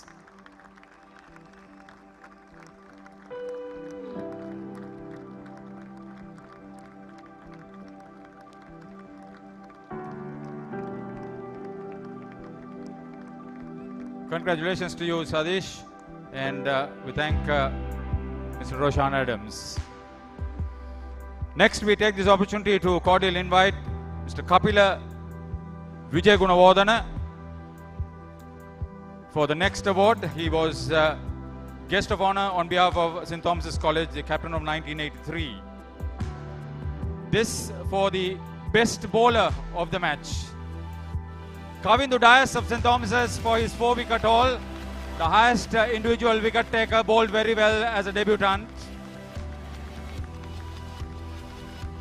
There will be also a gift voucher from Tyan Steel. Cordially inviting Mr. Sampath Jayalal, Head of Marketing of Tyan Steel, to make the presentation. We thank Mr. Kapila Vijay Gunawardana and congratulations to you, Kavindu Dias.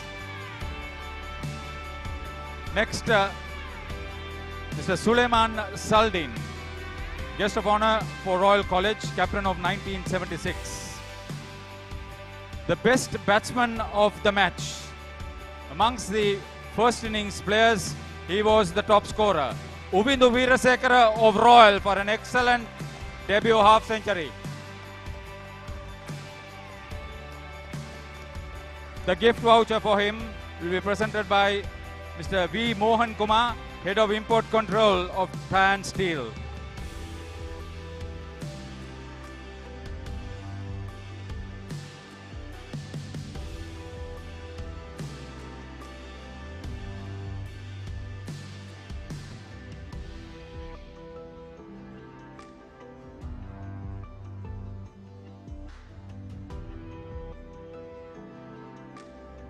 Congratulations to you, Uvindu. We thank Mr. Suleiman Salwin for the occasion. Now, for the best of the individual awards, cordial inviting Mr. Sanat Jalat, Principal of Royal College, for the occasion. This is very special for you, having played a lone hand for your team as a batter and a bowler. More than anything else, you led them well and held on to one catch too. Ryan Fernando, St. Thomas's College, for inspired leadership and excellent all-round performance.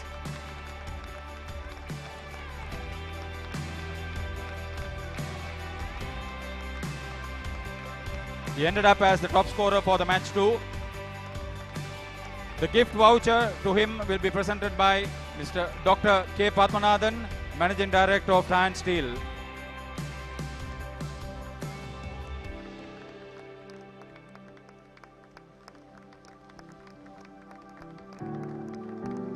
Congratulations to Ryan Fernando. We thank Mr. Sanat Jalat. The Dialogue Challenge Trophy will be presented by Mr. Supun Veerasinghe, the Chief Executive of Dialogue Gasiata PLC, as our chief guest for the occasion. May we invite the two captains to receive it jointly because there was no result. Kishan Balasuriya Royal, Ryan Fernando St. Thomas's.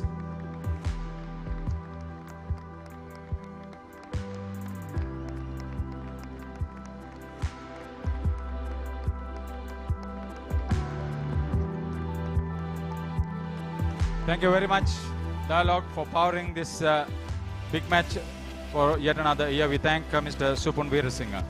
The last presentation will be made by the Warden of St. Thomas's College, Reverend Mark Bilimoria.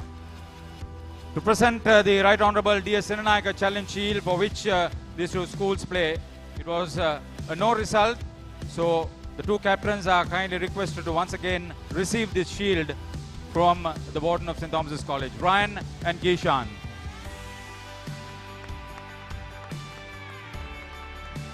We'll be joined by the Principal of Royal College, Mr. Sanat Jalat.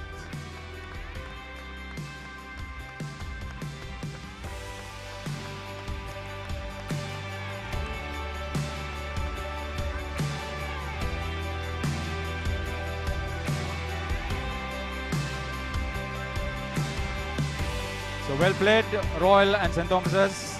We would like to thank our presentation party. Just a reminder that the one-day game at this same venue coming Saturday, 30th of July. We wish the two teams all the best. We thank you for the 3 days of excitement and great sportsmanship that we've seen on the field. So that's the lot from our presentation party. We thank everybody and go upstairs for the conclusion. Congratulations to all the award winners.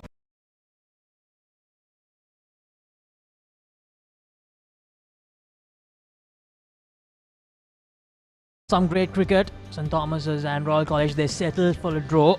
Skipper of St. Thomas's College, Ryan Fernando, National Player of the Match for his great leadership, his bowling, his fielding, and also for his batting. Scored a great half-century during the third innings, led from the front. We saw a clear difference in the intentions as well. He was much more attacking compared to the other batters as well. So it was a great inning, it was a great match for the St. Thomas's keeper Ryan Fernando. And also can't forget the other players who performed really well. So this is the match summary. Royal College, they've won the toss at the 143rd Battle of the Blues, and they invited St. Thomas's College to bat first. They scored 2.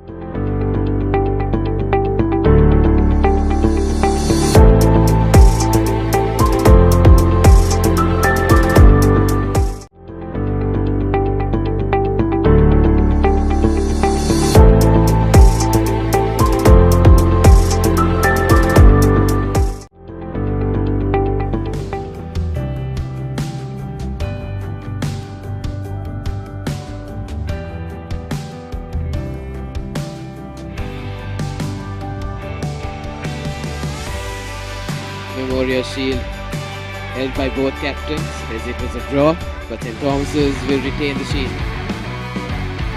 And thank you to all of viewers tuning in.